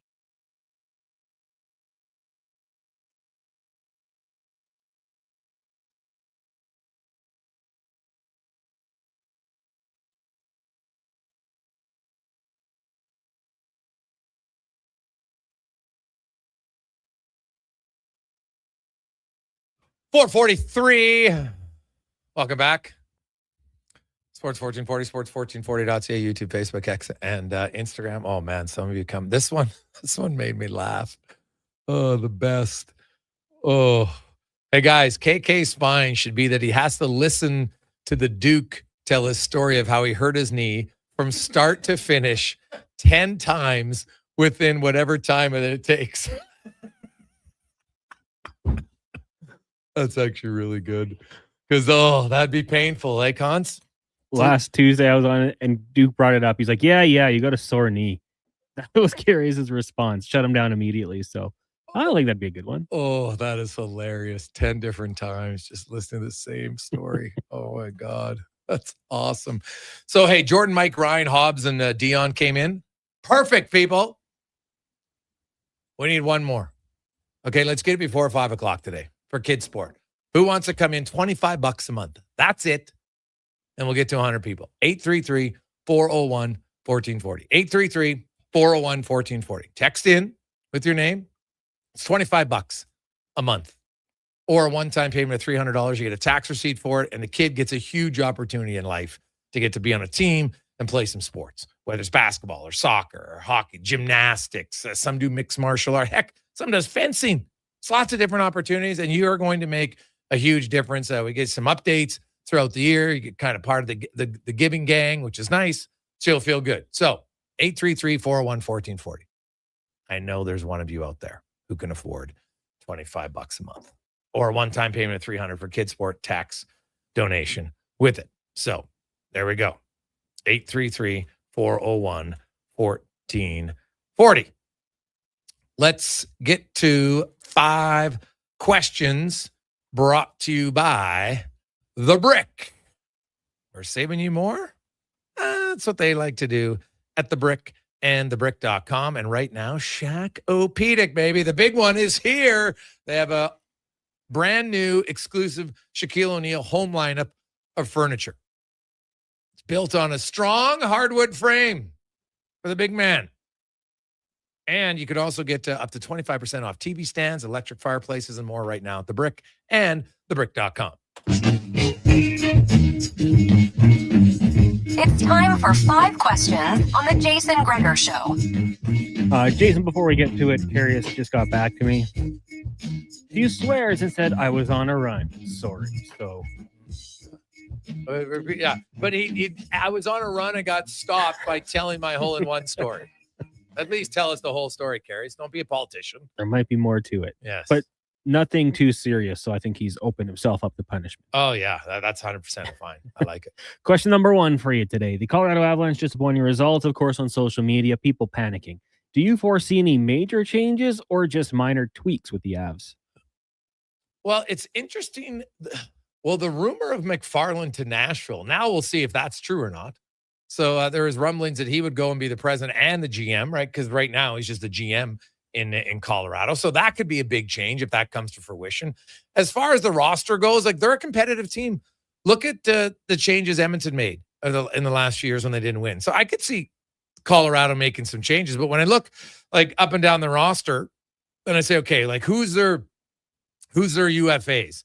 It's really on the back end. Kulak and Burns, right, are the two big ones. So I don't expect both of those guys back. So they'll definitely make a change on defense. Up front, though, like they got a lot of guys. McKinnon, Natchez, Landeskog, Nelson, Nichushkin, Kadri, Lehkonen, Colton Rotnick, they're all under contract. So I could see it like a one-for-one trade, Connor, but I don't know if I see like a massive calling of their lineup, to be honest. I'm with you. I mean, best team in the NHL regular season, got through the first 2 rounds. I don't think they're going to be blowing it up by any means. And going through Minnesota, like that was a tough road that they had there with that series. So I wouldn't be changing up too much. I'd be hoping for some health with your top players for sure. Hoping that Cale Makar is ready to go by the next time they get to this point of the season. But moving things around, no. Tinkering for sure. That's just kind of how you do it in the NHL, right? Season by season, those things are going to happen. Question number 2 for you. What happens tonight in Game 4 between the Canes and the Canadiens, and also the Canadiens tomorrow against the Americans at the World Championship? Well, it's not the Olympics. I know it's going to make up for it, but Canada's going to win that game tomorrow. And tonight, unfortunately, for Canadiens fans, I think the Hurricanes are winning. I'm going to say by a traditional 3-2 score, because that's what they win by. I am with you tomorrow. Got to go with Canada to bounce back in this one. Maybe just a little motivation for some of the guys. I guess maybe Crosby and Celebrini. And then tonight, I'm going to go with the Hurricanes, but I think they blow it open. The Montreal Canadiens can't be hanging around with 12, 13 shots. So I think that it gets blown up just a little bit here, and they win like 5-2, something like that. Just they're covering the money line for those of you that might be getting in on that one. Question number 3 for you. Looking ahead to the World Cup, outside of the Canadian roster, is there a player or two that you're looking forward to watching the most? Go ahead. I mean, I don't want it to be just a total cop-out. Messi, at his age, just continues to impress. And I remember when they won the last World Cup, I thought there's no way we see this guy back in the national team here, like leading the way. But he's back doing it again. Obviously, he's had some success with Miami. And from Jude Bellingham for England. That's another team I kind of root for just because for so long Canada wasn't in the World Cup. He's got a lot of pressure here coming over from Real Madrid, obviously. He's been with the national team for a long time, still young, looking to see what he can do. I'll go, like there's some obvious ones. My son's a huge Mbappe fan, so I'll be watching his games, but I'm not going to go with him. I'm going to go with the midfielder Jude Bellingham. Good pick. Yeah. Good pick.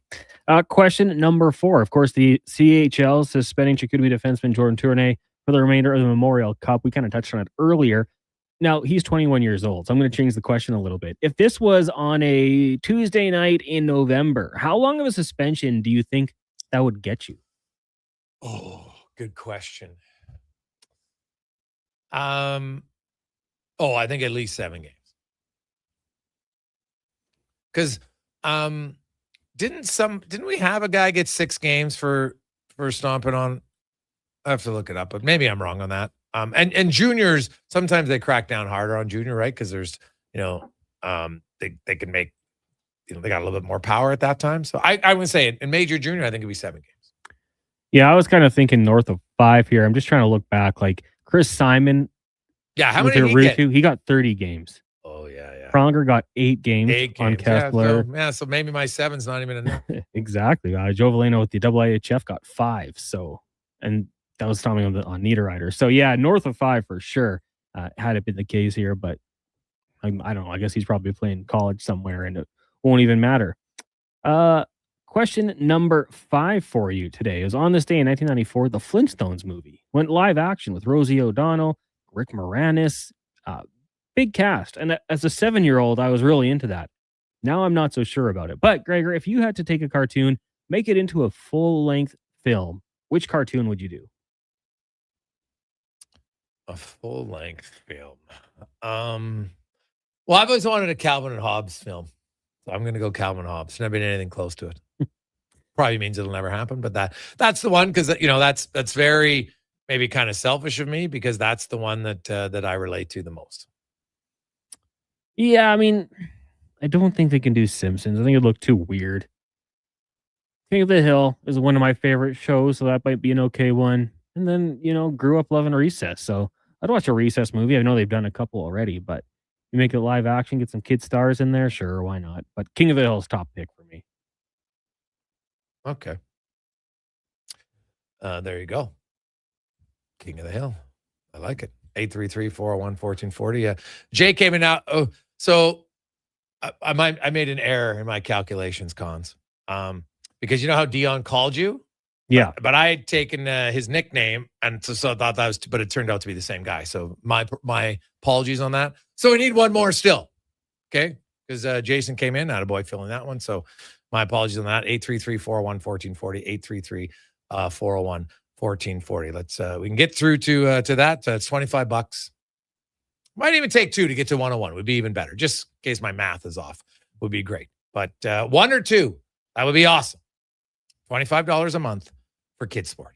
And we get to our goal of 100, and that's a lot of kids, a lot of smiles for kids getting the opportunity to play a sport that otherwise they'd never get. Like, it's hard to put into words what that's going to mean for someone. So $25 a month or one-time payment of $300.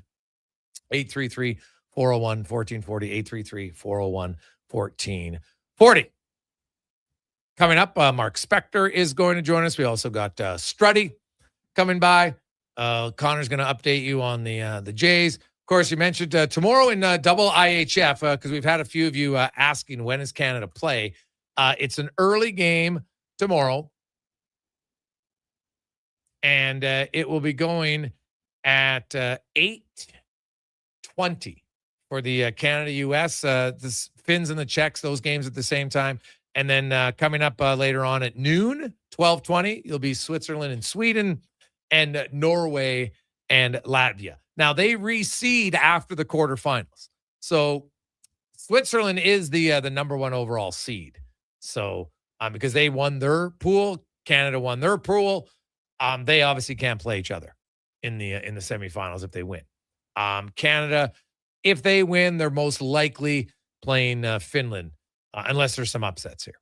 So that's kind of how we would look at it. Now, you know what? Hey, Team USA, you know that they get up for Canada. And I know it's only the World Championships, but I think Canadians will be up for that game.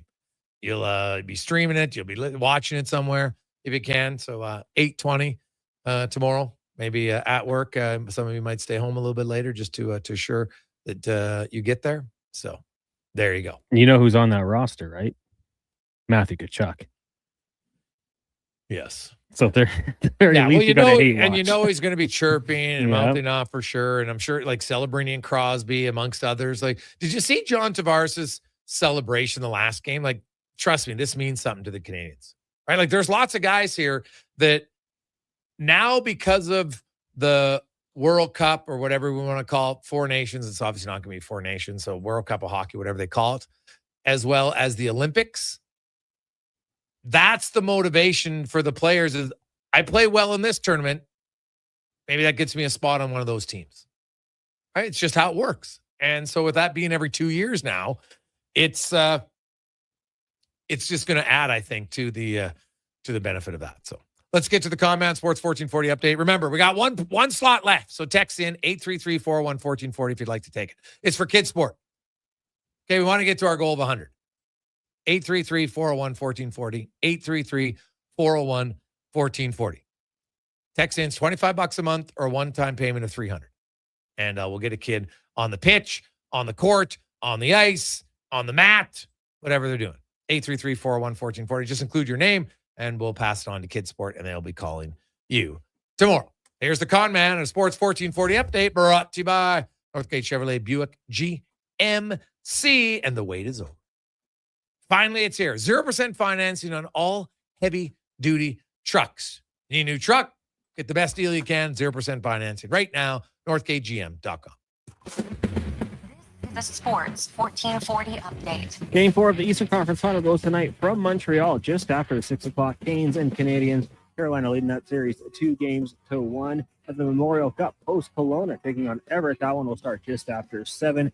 at the Major League Baseball level. Jays victorious over the Marlins today, 2-1. They'll be off tomorrow before kicking off a series with the Orioles. The team also acquired relief pitcher Connor Siebold from the Detroit Tigers in exchange for lefty pitcher Juanmi Vasquez. Siebold, 30 years old, had 11 appearances this season for the Tigers with a 3.45 ERA in just over 15 innings pitched.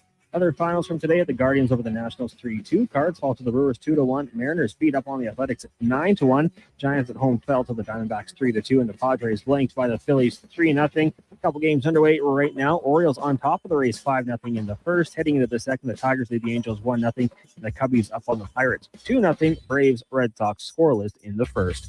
Coming up in hour 4 of the Jason Gregor Show, we'll be joined by Mark Spector of Rogers Sportsnet, former NHLer Jason Strudwick, and we'll hear Cam Tate's 2-minute warning. I'm Connor Halley. This has been a Sports 1440 update.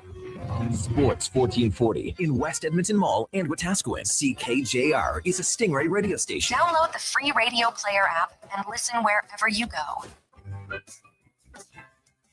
Getting your vehicle sparkling clean doesn't have to cost a fortune. Take it into Hughes today and pay just loonies a wash. Find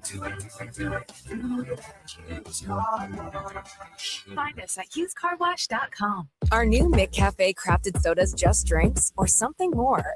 Like Sprite Berry Bliss, Creamy Strawberry Coke, and Orange Dream. All swirled with fizzy flavor and topped with silky cold foam. Only at McDonald's. At participating McDonald's restaurants in Canada. You don't just need property services, you need problems handled. HireGood provides cleanup, debris removal, site monitoring, and safety attendance across Edmonton. We reduce issues on your property, keep spaces safe, and take pressure off your team. We resolve real problems for businesses while creating real impact, because our team is built on second chances, and they show up every day ready to prove it. Visit hiregood.ca or call and mention Jason Gregor for a first-time discount. HireGood. Stable jobs create stable lives. The Brick is thrilled to introduce the new exclusive Shaquille O'Neal home lineup of furniture. Each piece features premium Shaq-beaded memory foam for exceptional comfort, made to be lived in and loved for years. Each piece is built on a strong hardwood frame, offering sturdy comfort day after day. Head to any Brick location and snap a photo with Shaquille O'Neal. A life-size Shaq is waiting in store. Scan the QR code and upload your pic for a chance to win one of 4 Shaquille O'Neal home pieces.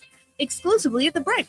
Saving you more. Scott McGilvery here, HGTV host and renovation expert. The one upgrade I know homeowners will love: better, fresher Culligan water straight from the tap. Culligan's Aquacentral reverse osmosis filtration system takes your water to the next level. With up to 7 stages of filtration and 14 filter options, they're certified to reduce over 90 contaminants. Your tap water is about to get a major upgrade: safer water that tastes great. Get started with a free in-home water test at Culligan.com. Culligan. Water you love. Your weekend hotspot is at On the Rocks. Party with Edmonton's best bands every Friday, Saturday, and Sunday. And we got them all. From the Varkels to Tallboy, Radioactive, Curves, the Brute Squad, Morningwood, Rockzilla, Punch Buggy, and more. Plus, the guy who keeps the party going every weekend, DJ Kenny K on the 1s and 2s, live.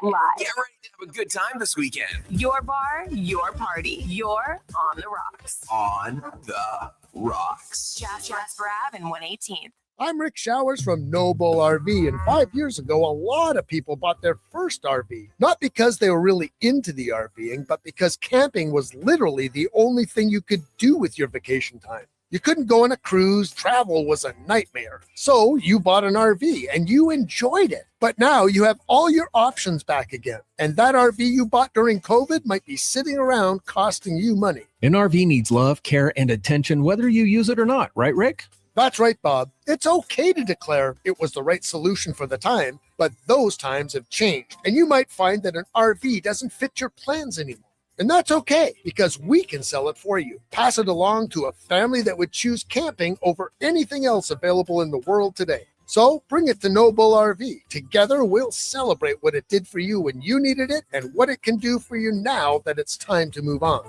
And that's Noble.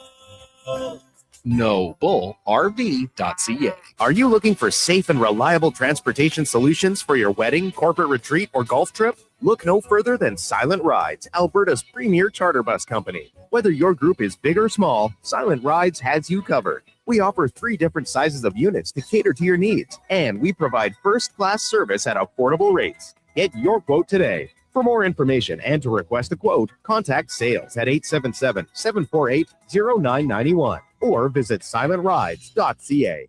Since the 1930s, the Dorchester name has been synonymous with chuck wagon racing in Alberta. And now, it's just as well known for golf. Dorchester Ranch Golf Course is open for the season. A challenging 18-hole course nestled in the rolling coulees of central Alberta. Stunning views, reasonably priced, and only 40 minutes from Edmonton on newly paved roads. Play the course built with pioneer spirit and family pride. Dorchester Ranch Golf Course. Book your tee time today at dorchestergolf.ca.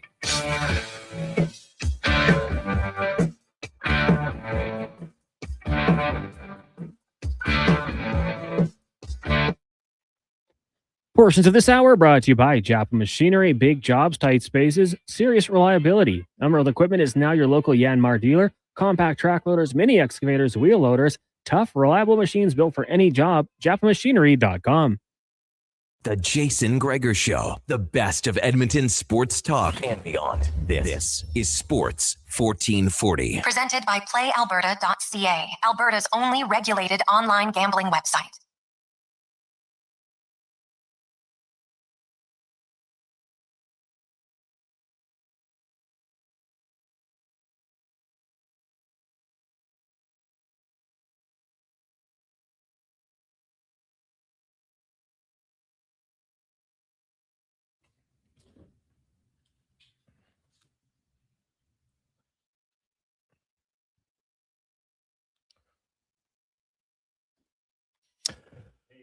Just after 5 o'clock on a lovely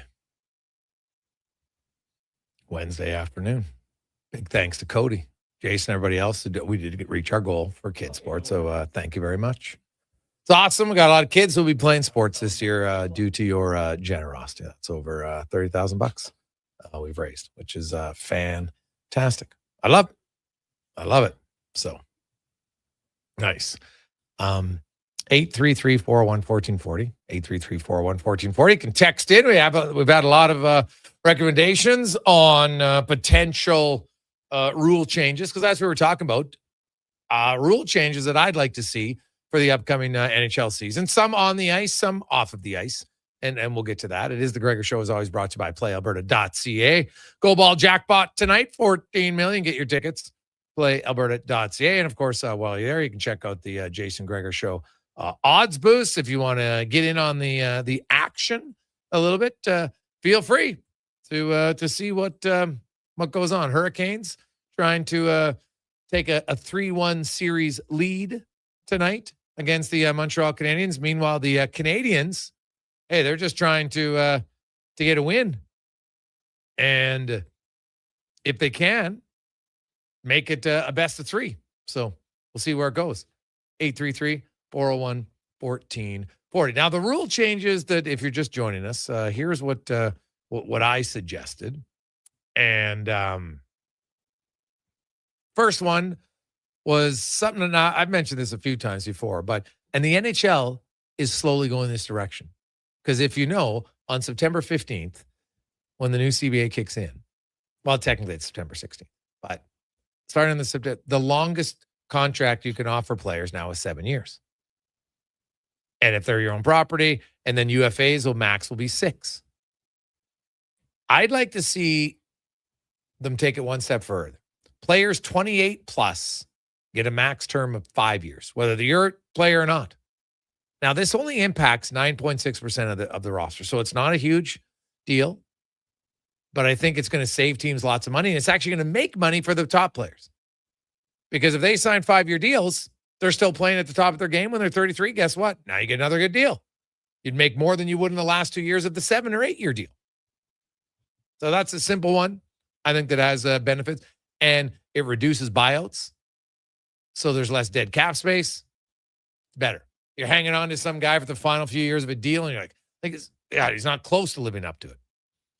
This one is all on ice. Back-to-back games against the same opponent. Whether it's on back-to-back nights or 2 nights in the same city, I don't care. But I would like 4 sets of these for each team.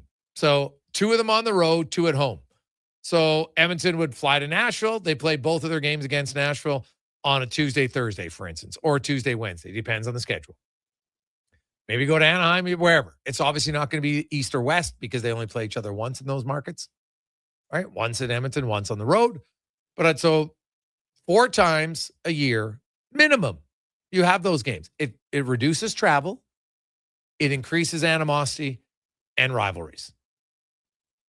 I would love it if you had like Vegas, Colorado, because those are teams that met in the conference final. They're going to do it. That's number 2. Number 3, over and back in overtime. Stop the turning back. It's brutal. Offside review is only done in real time, no slow motion. That's probably a pipe dream for me. I'll admit it, but I'd like it. I can't stand it. It's taken way too long. It's brutal. I think that we're starting to see too much embellishment in the NHL. A stick comes by your face, and it's all of a sudden they're like Kramer and Newman, back and to the left. It's not good. Like, why we got the snapback all of a sudden? Starting to see it way more. And if you let it go, it just keeps happening. So crack down on it. Significant fines. First time offender, 10 grand. Second time, 25. Third time, 50. Boom. Trust me. It's like Rafi Torres when he got a 41-game suspension. Guess what? Suddenly, headshots were reduced significantly in the NHL. Why is that? Because the players saw the real punishment and were like, no, I don't need to do that. I don't need to chicken wing a guy. I can hit him hard. Just don't need a chicken wing.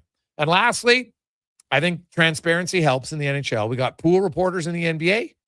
How that works is media submits some questions, right? It's got to be respectful, done properly. You find out certain plays. You have the head referee. He responds. That transcription's put out by the NHL. Everybody sees it. It's a win-win. So there you go. Let's get to the Spec Report brought to you by GS Construction, your underground infrastructure specialists. And hey, man, they're busy and they're hiring. Pipe layers, operators, top men. You're just starting out. Go to gsconstruction.ca. Apply today. As Mark Spector from Rogers Sportsnet joins us. Spec, good afternoon. How you doing? Oh, doing pretty well, Jay. I like your list of stuff. Let's go through this list here. There's a couple interesting ones in there. Which one intrigues you the most? Oh boy, now you got to remind me again. I was listening to you, but you rattled them off so darn Yeah, quick. there's players 28 years of age, 5-year deals, back-to-back games against the same opponent like we saw in COVID. Love that. Yeah. Love that. Yep, love that. Offside review in real time, big fines for embellishment, over and back in overtime, and the pool reporter. Okay, so let's go back to front. I've been involved with as you know, the PHWA a long time. And in theory, we're supposed to be able, especially in the playoffs, to request to send one reporter in to ask some questions, and he would share, or he or she would share all those quotes with everybody else. In theory, that's in place. In practice, it's not. In practice, the refs are like, yeah, we're not doing that.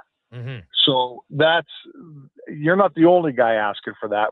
Like I say, it's been a quasi practice for a long time. And I have been part of one of those, but very, very seldom, man. Very, very seldom. So yes, they should put that in.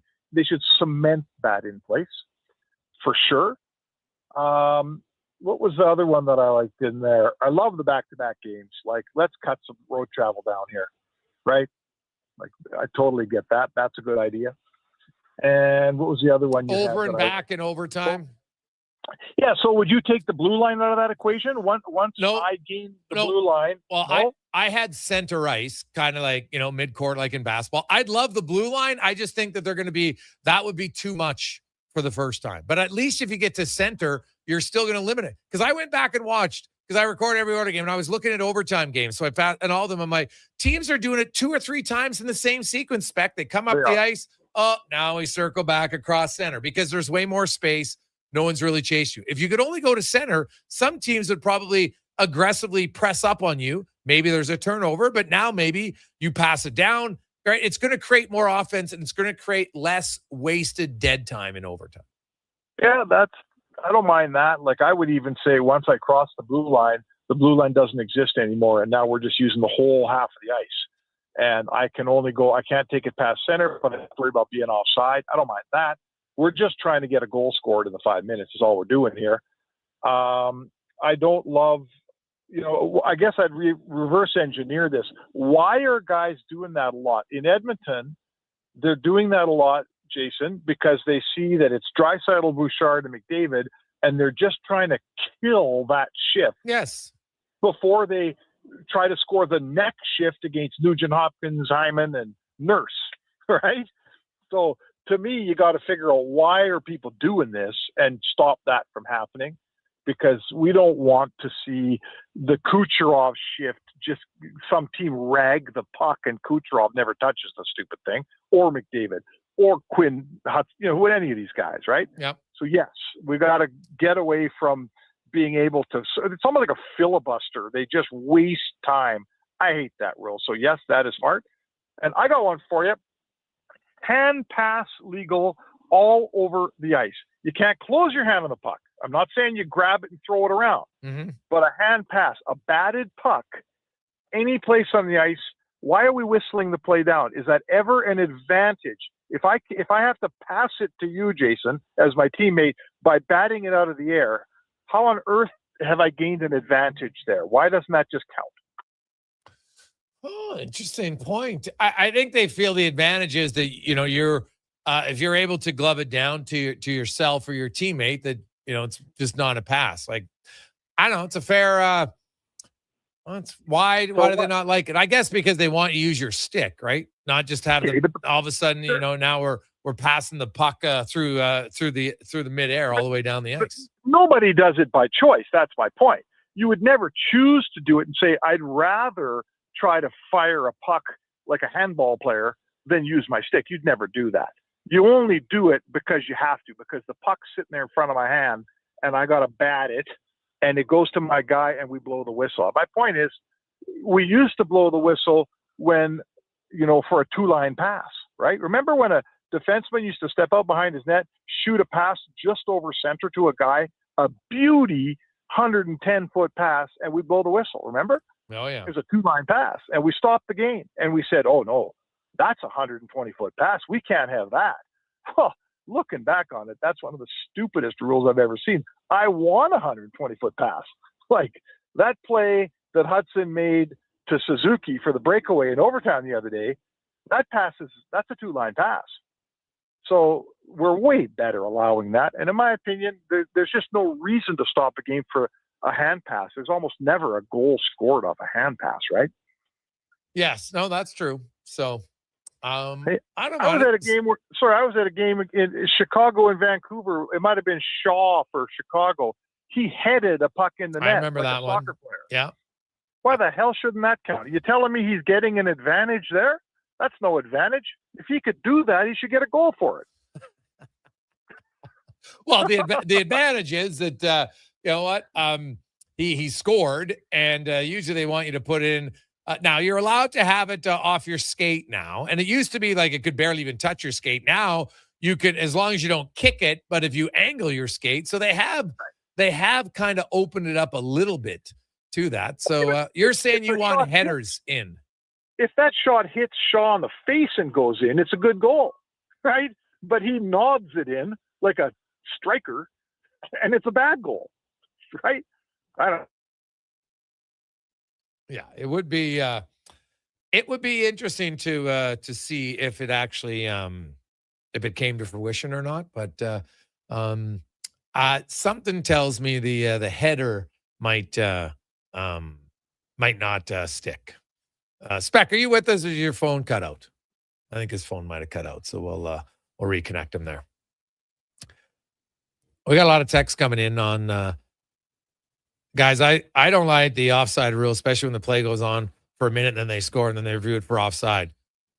Being offside had no bearing on that goal being scored, especially when it was a minute later. So they could implement a rule within a timer that says 10 seconds. If you score after 10 seconds, it can't take it away from the OG Declan. Well, their argument for that, D, is that you never would have gained the zone if the proper offside had been called. But my argument is we're now reviewing offsides in super slow motion that the linesman physically can't call, right? Physically can't do it because we don't see in slow motion. It's not how we see. And the other thing why I've always been opposed to the offside rule is if we see some of those calls that are missed slightly, oh, geez, that was offside, but they didn't call it. How many times are they whistling it down for offside and it isn't offside. And nothing happens. It's just like, well, the whistle blew. Oh, well, whatever. We move on. And to me, that's my concern for that. So we'll see. Spec is back with us.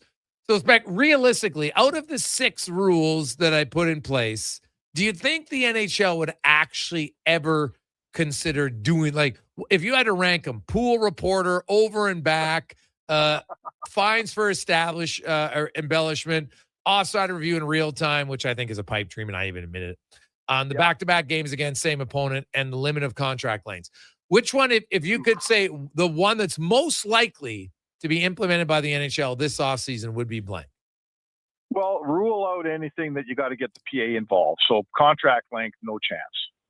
Yeah. Right? Okay, fair. Fining players, extra money, bigger fines, no chance. The PA would fight that tooth and nail. Okay. Back-to-back games saves people money, so now they're listening to you. Yeah. Like, in case you haven't figured it out, it's all about money. So, the back-to-back games I get. I think even the players wouldn't mind the overtime rule. I think there's a lot of players that think, what are we doing here in overtime, watching guys go out and then circle back? And overtime's supposed to be exciting, and it's supposed to produce goals. It's not. The puck should be in the neutral zone in an overtime period only when some guy's flying through the neutral zone with it, not skating around all slow in the neutral. Who the hell wants to watch that? So I think players, so I guess I'd say to you, if you ask the players, it would be the offside rule, the overtime rule. And if you ask the owners, it would be the back-to-back games in the same city. Yeah. And I would take it. You know what? I would take that for sure. I just think maybe they could make some changes. Now, the Colorado Avalanche. Cool. Do you think what happened there? Hey, they got ragdolled by. So I warned a lot of people. I said everybody thinks the Pacific Division is so weak. I'm like, I put Edmonton and Vegas still in amongst the top 5 teams in the NHL, and I had Colorado in there. And if Florida's healthy, I still think they're in that category. I look at Dallas is in there. I think Carolina. Right, those are the 6 teams that have been really good for a long time. So Colorado loses to Vegas. Obviously, there were some injury issues there, but Vegas was just a better team, Spec. And Colorado couldn't score. The best scoring team all year long scored 7 goals in 4 games. Yeah, it really, really, really reminded me of Florida Edmonton last year in Game 6 and 7, where what did Connor say at the end of McDavid say at the end of the series? It felt like we just kept doing the same thing over and over, and it just getting the same result over and over. That was basically what he said. Remember, in Florida. Yeah. I felt like Colorado kept trying to get the puck carry the puck in the zone. They couldn't do that. They tried their breakout. It was getting upset in the neutral zone. They gaining blue lines was really hard for those guys. And they didn't, I'm not telling you Bednar got out coached, because I'm not really, I just felt like Vegas pushed Colorado into a million battles. And that's what Florida did to Edmonton, right? Remember the defenseman would step up, and now the winger had to battle that defenseman to get the puck out. And Vegas pushed Colorado into all these areas where it was battles, and they were quicker to the battle and better at the battle and more ready for the battle. And Colorado was playing Vegas's game and losing at it. That's how I felt that game went last night. Yeah, no, that's fair. So do you think significant change? Because I look, man, they got pretty much all their forwards under contract. Brent Burns, Brett Kulak are the 2 UFAs that they have on the blue line. But the majority of their team's under contract, goaltenders, everybody. Do you think they follow in the Oilers' footsteps and change their coach? Do they stay patient? What do you think happens their offseason? Well, how much do you need to change when you win the President's Trophy and you're that dominant team? Obviously, Bednar coached that team into a juggernaut, and then it doesn't work for you in the playoffs. And the same could be said for Knobloch, although Knobloch's the whole season was sour here, not just the first round. So I guess there's a little more justification, but I see zero justification changing out Bednar. I just, how would they have 112 points or something? Are you kidding me? Why are you firing that coach? So they're kind of like Edmonton. Their best guys are not at the end of their window, but you can see it from here with that Colorado team, right? They got some guys that are getting older, and maybe slowing down a little bit. And I think for me, Jay, the biggest thing that surprised me and maybe everybody else, I'm not sure. Colorado was the one team that went out into the market and brought in 2 goalies and solved their goaltending issue in the trade market. And we all held them up there as this gold standard. Well, Edmonton searched and went, we're going through goalies here. We can't figure it out, Edmonton. And everyone says, trade for a goalie, Bowman. And I always say, who else has done it? And the answer was Colorado. They traded for Wedgwood and Blackwood. They had the goalies. And then when the series came along, Jay, their goaltending wasn't very good. And to me, who saw that coming? I sure as hell did not. Did you? No. Well, if actually looked like Scotty Wedgwood's been a good backup, he's never really been a starter, so I wasn't stunned by that. And Blackwood has had stretches, Spec, but he's never been a great consistent starter, right? He's never been. Blackwood has never won a playoff series as the regular starter. Well, there you go. So maybe Colorado isn't the only team that went out in the trade market and fixed their goalie woes. Maybe, like I thought that they were the gold standard, and maybe they're not. I don't know. Yeah, I don't know what to tell you there. I don't know what that means for Bowman when you say go trade for a goalie. If it didn't work for Colorado, tell me who it has worked for. Well, that's the key. It's hard. Like it worked for Florida after the Florida Panthers themselves almost felt like, oh my God, this Bobrovsky deal isn't working for us, and we're going to sign Spencer Knight to $4.5 million, and it didn't work. And then Bob in like year 6 and 7 of that 8-year deal played great, right? But prior to that, they weren't loving it. Like it's because I look at this.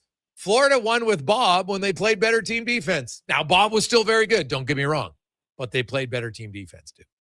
Yeah, for sure. I mean, I think what we learn is it's about who you're playing, who's playing in front of you, and how well they're playing. Like I just think goaltenders get too much blame and too much credit.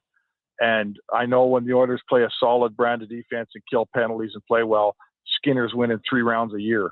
And when they don't, I don't care who's in goal because the guy ain't going to win for them. So, to me, we got to get off this goalie thing a little bit and play better in front of our goalie, because look at Vegas. Look at how good Hart was. Hart, all of a sudden, Hart's looking awfully good, and so's Freddie Anderson out in Carolina, and he's only getting 13 shots a night. There's probably a bit of a correlation there, don't you think? Yeah, definitely helps for sure. Spec, have a good one, and we'll see. We'll dare to dream if some of these rules get implemented this coming season. That's a good column. I enjoyed it. Everyone should read it. Thanks, man. There you go. That's Mark Speck with the Speck Report, brought to you by GS Construction. Quick break. We will return. Gregor Show, presented by PlayAlberta.ca. Struddy joins us next. Action Electrical's projects team takes the field, folks, ready to execute the entire play for new commercial builds. Absolutely. They're masters of design, build, sketching strategy, from initial blueprints to core electrical infrastructure. The team never misses on complex projects. Known for handling big league constructions and major renovations, ensuring flawless execution, hire the Action Electrical team to bring home a win for your project. Visit actionelectrical.net.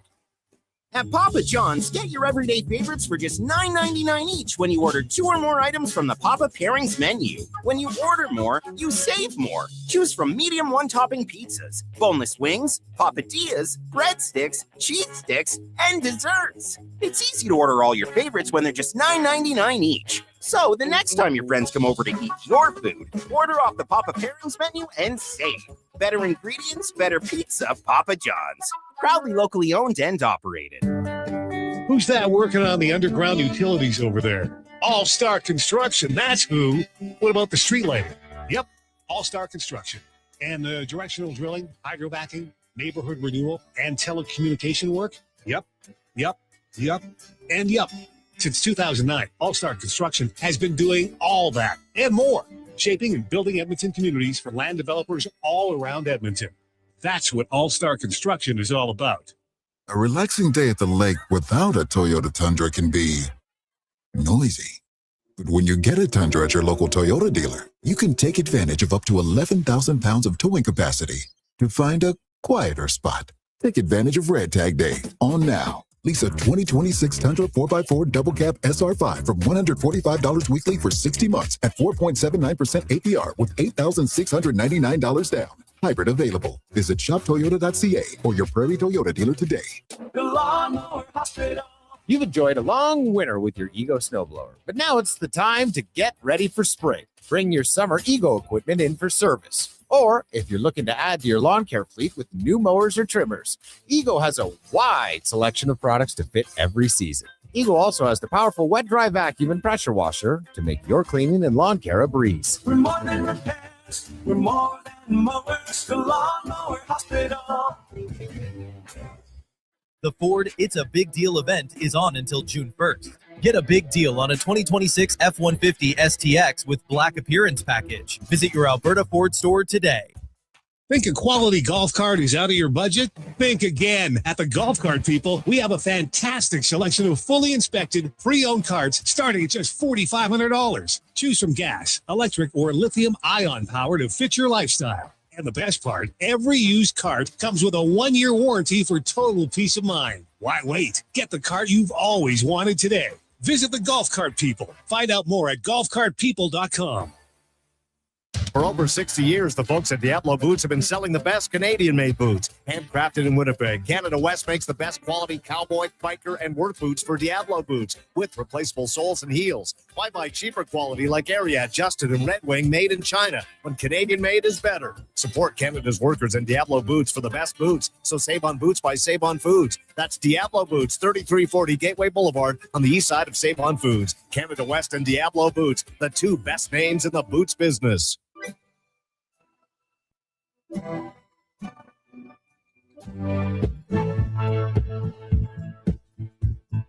No more.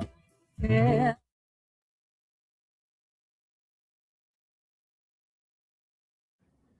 Portions of this hour brought to you by Cantork, made in Canada, made for Canada. Where extreme isn't theoretical, find your solution at cantork.com. This is Sports 1440, where Edmonton talks sports. On YouTube, Facebook, and X. Here's Jason Gregor. Brought to you by playalberta.ca.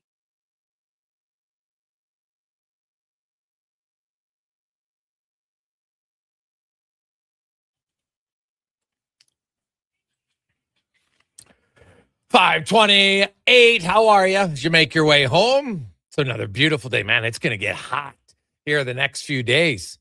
Calling for up to 30 degrees, I think, on Friday. Pretty nice. Sunday, then they'll get a little rain. This is the time of year. Some heat, some rain, everything grows, everything looks good. It's perfect. So hope it happens.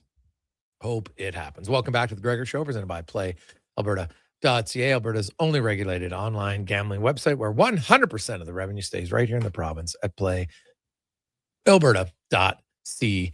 As it is time now for Struds On, brought to you by Action Electrical, where you can take action on your savings, especially in their commercial solar division, where commercial building owners who install solar can qualify for up to 30% federal tax credit and the accelerated capital cost allowance benefits.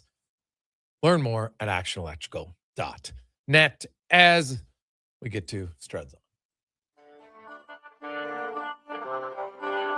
The Jason Gregor Show presents Struds On.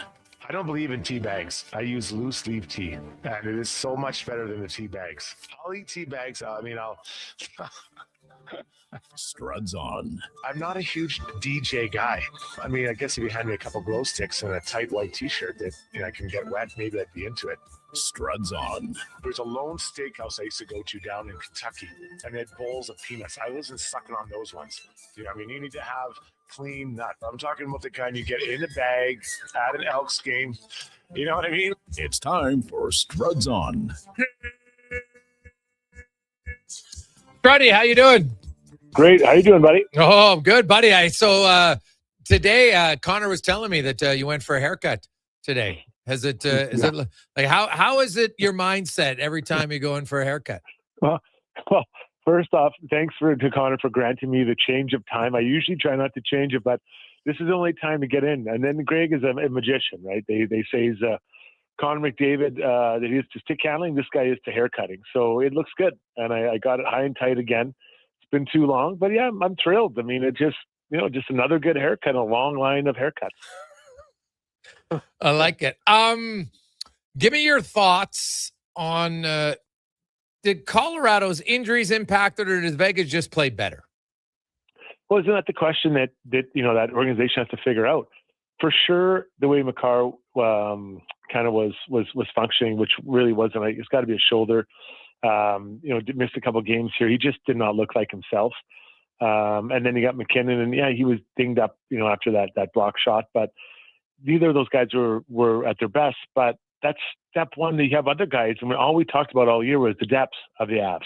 Where is Nikushin? Where is Brock Nelson? Where is Kadri? All these guys that should be able to and can produce, they were producing, especially in this series. So, you got to look around the room like, okay, well, what happened here, guys? Like, your two top guys are down, but that next group of players is pretty good, and they should be able to get it done, and they didn't. So I do think injuries played a factor, but also I think their supporting cast wasn't able to get the job done when those guys did get nicked up.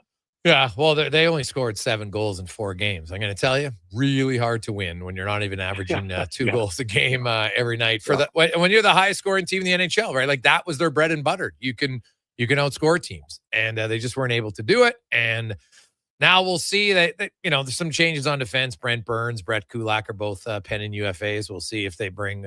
I could see them bringing back Brett Kulak for sure. It all depends on the cost, but. Like, where do you come out on a guy like Jared Bednar? What do you think they should do there?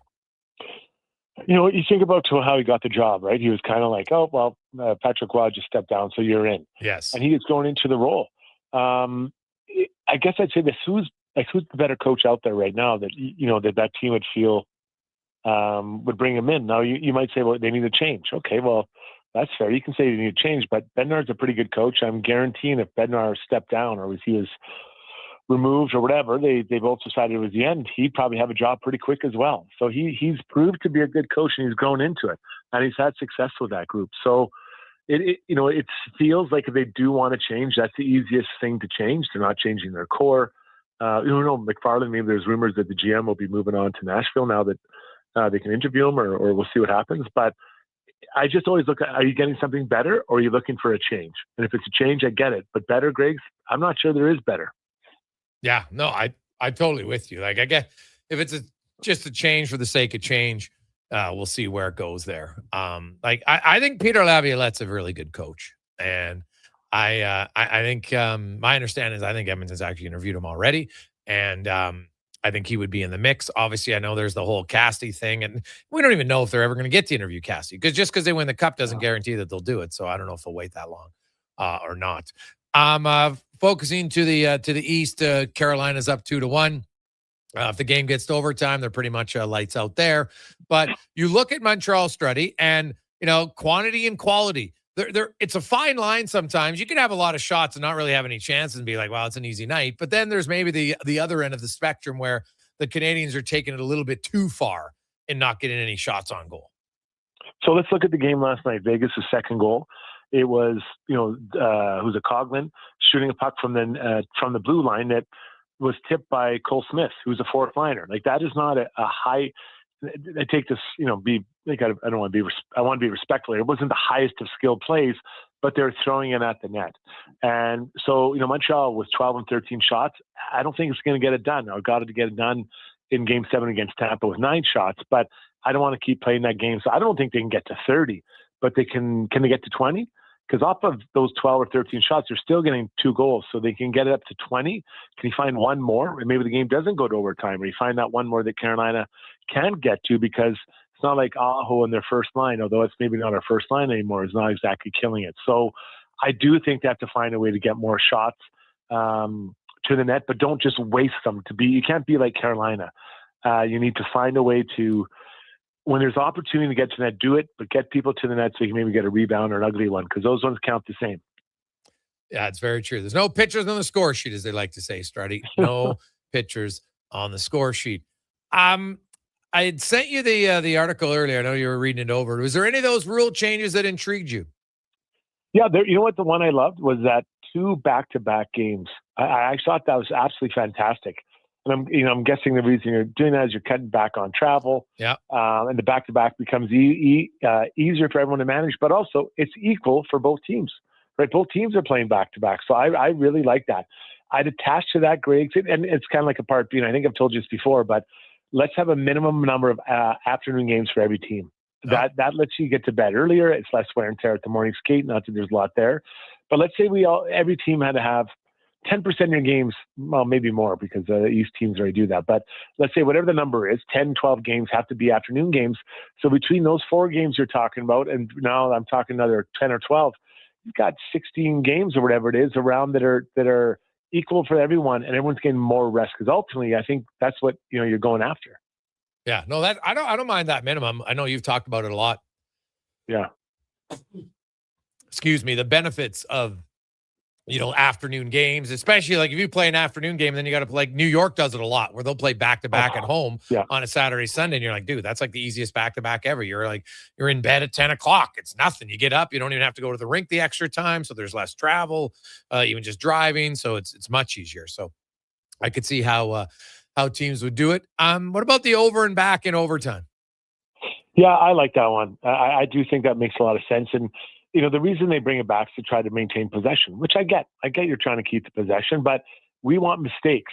As fans, you want mistakes because that's where the chaos comes, and chaos produces chances. So I'd be all for that. I think that's a really good one to bring in there. Then the one I loved was you have to watch the offside in real time because it's unfair. And I've said this before. You're screwing over your linesman. If you can't see with the human eye, how can you expect the linesman to make that call or anyone make that call? So I believe if even maybe you have I'd even put another one on. You can watch it 3 times. If you can't tell them 3 times, we move on because it's really unfair to linesmen to try to see something with the naked eye that can't be seen unless it's broken down frame by frame. Yeah, I'm totally with you. They've become way too long. They drag out, and it's annoying as hell. I know I had a few in there that are probably a little bit wishful thinking on my part. But the bigger fines for embellishment study, like it's just starting to annoy me. Like I don't like embellishing in hockey, but it's just like the whole snapping your head back when the stick comes up. Now, if it actually hits you in the face, I get it. That's why it's not embellishment, because you're hit by the stick. But sometimes it's a love tap, and you know the difference, study. Like you've taken some lumber to the face, and then you've taken like a glancing blow. And I've noticed it lately, and it just bothers me maybe more than anything.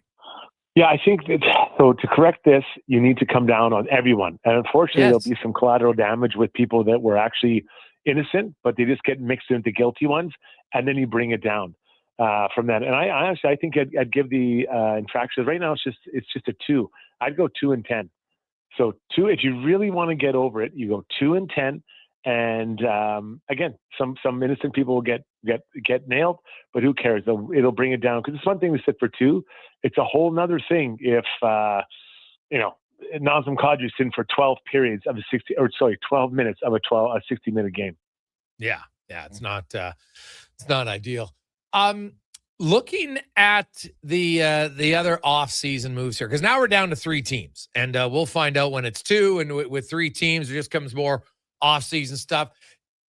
What do you make of the Blues starting the rumblings about Kyrou and Thomas and Parayko, Binnington? Do you think St. Louis is going to be that busy? They're an interesting group because they're transitioning from their old GM to their new GM, right? Steen, I think, has taken over. So he's been around that group for a long time. It's not like it's someone just coming from out of the blue. It's someone who's been around the group, and he'll have a vision of who he wants and who he doesn't want, and what he wants the team to look like. So I could see him going in there and trying taking over and then making the decisions he wants the way he wants to, and then that might include moving some of those big guys out.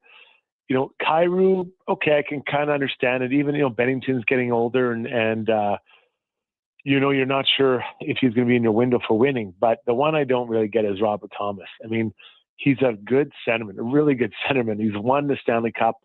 To move that guy, unless you're getting an absolute ransom for it, I'm probably hesitant to move that out because they're hard to find. So even Parayko, big demon again. Maybe he's getting older. He's not going to be in your window to win.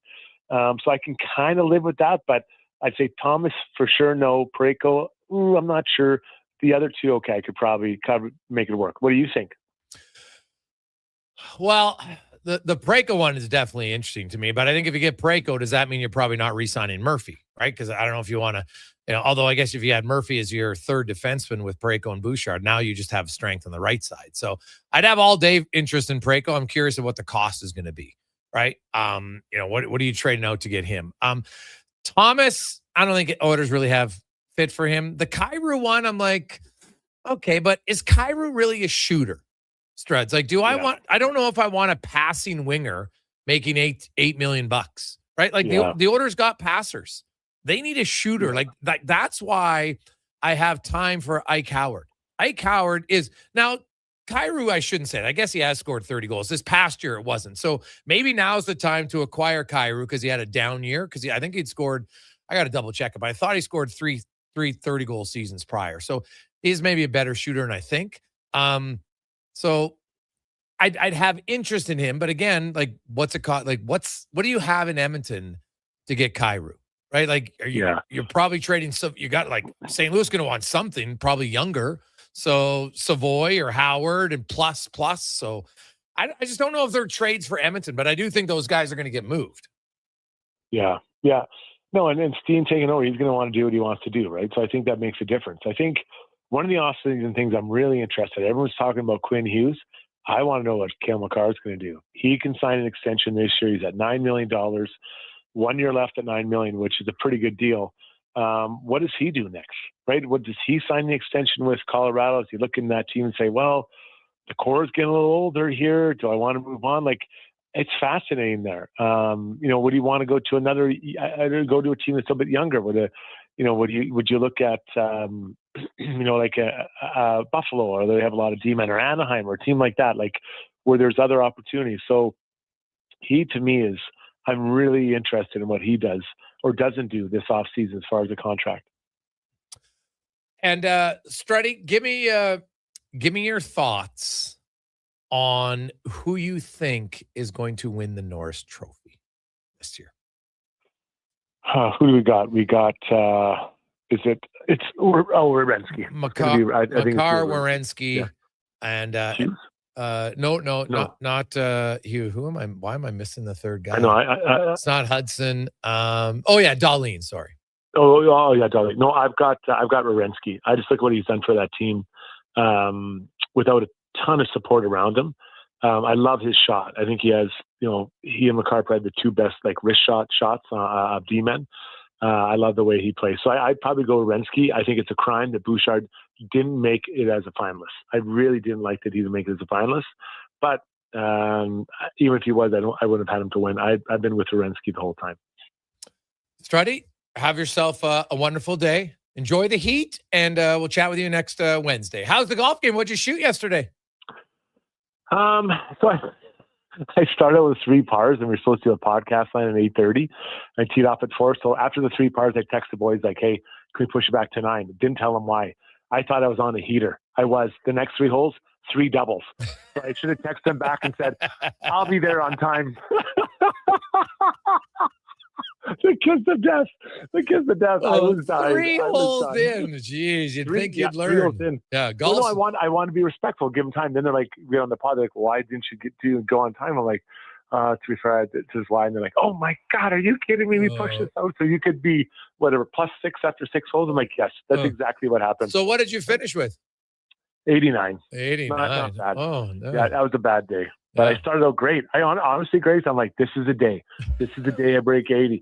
And then the next hole, boom, boom, boom, 3 doubles in a row. Oh, buddy, you got in your head. I've been there many times. So, yeah. Thanks. Good night. Struddy, have a good one. We'll talk to you next Wednesday. Thanks, buddy. Talk soon. So, Struds On, brought to you by Action Electrical. We'll come back. Cam Tate and the 2-Minute Warning on the Jason Gregor Show, presented by PlayAlberta.ca. With Play Alberta, backing the home team goes beyond the bets. That's because your picks have provincial impact. Play Alberta is the only app in the province that puts all revenue directly back into supporting programs and services that Albertans rely on every day. By investing in the General Revenue Fund, every play, bet, and buy made on Play Alberta helps make a difference across the province. Visit playalberta.ca/Gregor to learn more. That's playalberta.ca/Gregor. Must be 18 plus to play. If you gamble, use your game sense. Say hello to your new favorite drinks. Introducing new McCafe Refreshers. Icy cool, undeniably refreshing, and available in 3 flavors. Strawberry watermelon, mango pineapple, and blackberry passion fruit. Only at McDonald's. The Brick is thrilled to introduce the new exclusive Shaquille O'Neal home lineup of furniture. Each piece features premium Shacopedic memory foam for exceptional comfort, made to be lived in and loved for years. Each piece is built on a strong hardwood frame, offering sturdy comfort day after day. Head to any Brick location and snap a photo with Shaquille O'Neal. A life-size Shaq is waiting in store. Scan the QR code and upload your pic for a chance to win one of 4 Shaquille O'Neal home pieces exclusively at The Brick, saving you more. The Ford It's a Big Deal event is on until June 1st. Get a big deal on a 2026 F-150 STX with Black Appearance Package. Visit your Alberta Ford store today. To the guy who said, I'll marinate the chicken, then forgot. Hi, your Safeway PA announcer here. We've got you covered with a variety of freshly prepared kebabs, ranging from chicken to beef and pork. They even come pre-marinated, so all that's left is pretending you made it yourself. And they're on sale this week. For more great summer deals, check our flyer at safeway.ca. Variety may vary by store. See flyer for details. Since the 1930s, the Dorchester name has been synonymous with chuckwagon racing in Alberta. And now, it's just as well known for golf. Dorchester Ranch Golf Course is open for the season. A challenging 18-hole course nestled in the rolling coulees of central Alberta. Stunning views, reasonably priced, and only 40 minutes from Edmonton on newly paved roads. Play the course built with pioneer spirit and family pride. Dorchester Ranch Golf Course. Book your tee time today at dorchestergolf.ca. The Ford It's a Big Deal event is on until June 1st. Get a big deal on a 2026 F-150 STX with Black Appearance Package. Visit your Alberta Ford store today.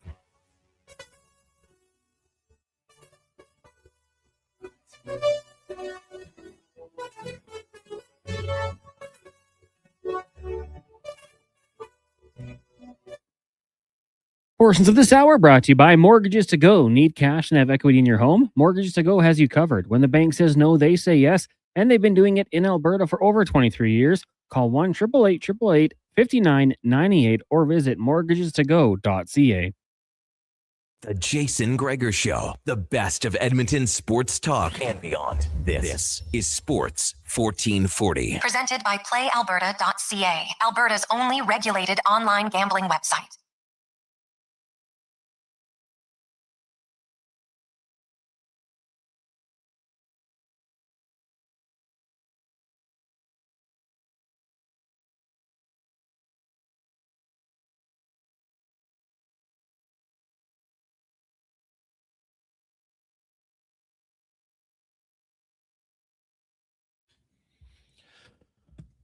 .549, we return on a busy Wednesday afternoon. Hope you are having a lovely Wednesday. The weather's great. Get outside. This is barbecue weather for sure. You're walking around. You know what? Maybe you're going for a run like Carius. Is Tater going for a wheel right now? I don't know what he's doing. He's MIA too. Him and Carius hanging out at the same bar right now. I'm guessing they might be. So that's a classic day. Both of them. Ooh. Might have to do like a dual punishment for Carius and Tater at the same time. Right? That'll be great. Carius has to clean up after Tater, and Tater has to listen to Carius's 10 favorite stories told over and over again. Sam, the record man, amongst others. Donovan's laughing because he's heard that. I don't think I've heard that one. Oh, you haven't heard Sam, the record man? Not yet. Is that a record? Oh, it's above average. Jeez. Yeah. Or did he ever tell you about the story on the white mud? No. Yeah, that's another one. Well, just ask him. Trust me. He will. The good news is he tells it like it's the first time every time. That's what is good about us. So I'll give him credit. That's good. I got his golf story. Who was he golfing with? And it's hole in one? It wasn't a hole in one. It was a previous one with a PGA player. Oh, when he was golfing at Blackhawk? Yeah. I think so. Was it Palmer? I don't know if Like it he was just laid it up nice despite all the pressure and the trash talk. Oh, maybe. I don't know if it was Arnold Palmer or not. I can't remember. No, I thought there was another guy who was very funny on the PGA Tour when that happened, like 15 years ago. God, that's who he was golfing with. He was a real. Was it Chi-Chi? No, I golf with Chi-Chi. Was he? Okay. He had. It was a younger guy who was like had a really quick wit about him, and when he'd seen interviews in golf, God, I gotta find his name. So I can't remember. It's driving me up the wall, but I'll remember it tomorrow when it's too damn late. But yeah. So Apparently it was Arnold Palmer. yeah, he in was 2007. but there was two guys because he golfed with two PGA because they had multiple guys out there at Blackhawk for that one. So there was Palmer and then a younger guy who was quite funny. All right. So I don't know. We'll have to well, I don't know who well, Carius would know for He'll sure. probably tell the story again. Yeah. Which is the good news. Yeah, no, it's true. God, what's the other guy's name? I can't remember. I want to say Kevin something, but that's not it either. So yeah. The worst. So taller guy. Oh man, it's gonna drive me up the wall. But anyway, someone out there has probably heard the story, so they could text in and tell me because Karis is never afraid to tell you. Hey, boys, you ever asked Freddie about his son getting drafted to the Dub? We did. Yeah, we talked about it. It's pretty excited for Kane, right? And a few of his friends also got drafted. So, yeah, for any of the kids, like Struddy said, he goes, you know what? If you got drafted, be excited. If you didn't get drafted, don't worry about it.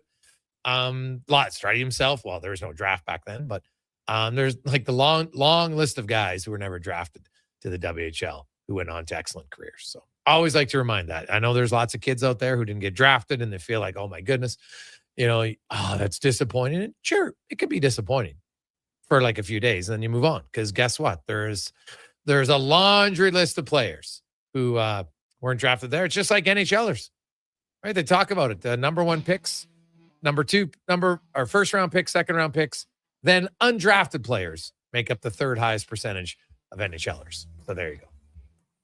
Enjoy Montreal, Carolina tonight.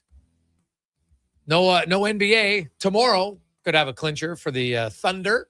Could find out very quickly here in the next 2 days who's going to the NBA Finals and the Stanley Cup Championship. Tomorrow we'll have lots on the Elks as they get set for their one and only preseason home game. It's at Clark on Friday night. It's going to be an awesome atmosphere for that. Should be a lot of fun. Here's the Con Man and the Sports 1440 update brought to you by Hire Good. Locally owned and operated for professional services that you can feel good about. Get Hire Good. Site cleanup, debris removal, seasonal maintenance, and more. Stable jobs, create stable lives. HireGood.ca. Good night.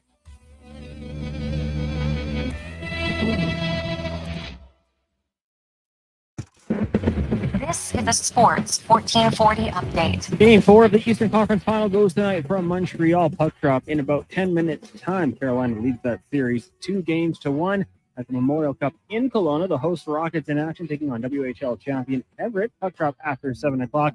And in the majors earlier today, Toronto Blue Jays victorious over the Marlins. They'll be off tomorrow, back in action on Friday, taking on the Orioles over the weekend. You also the Guardians getting past the Nationals 3-2. Cards falls the Brewers 2-1. Mariners all over the Athletics 9-1. And it was the Phillies getting past the Padres 3-0. Right now, Cubs and Pirates tied at 4. The Orioles on top of the Rays 6-0.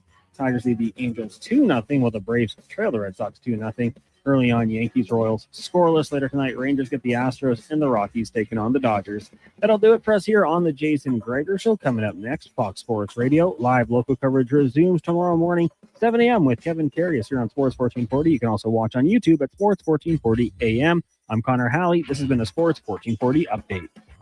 It's Sports 1440, a Stingray radio station broadcasting on Treaty 6 territory. Download the free iHeartRadio app and listen to CKJR wherever you go. Are new McCafe crafted sodas just drinks or something more?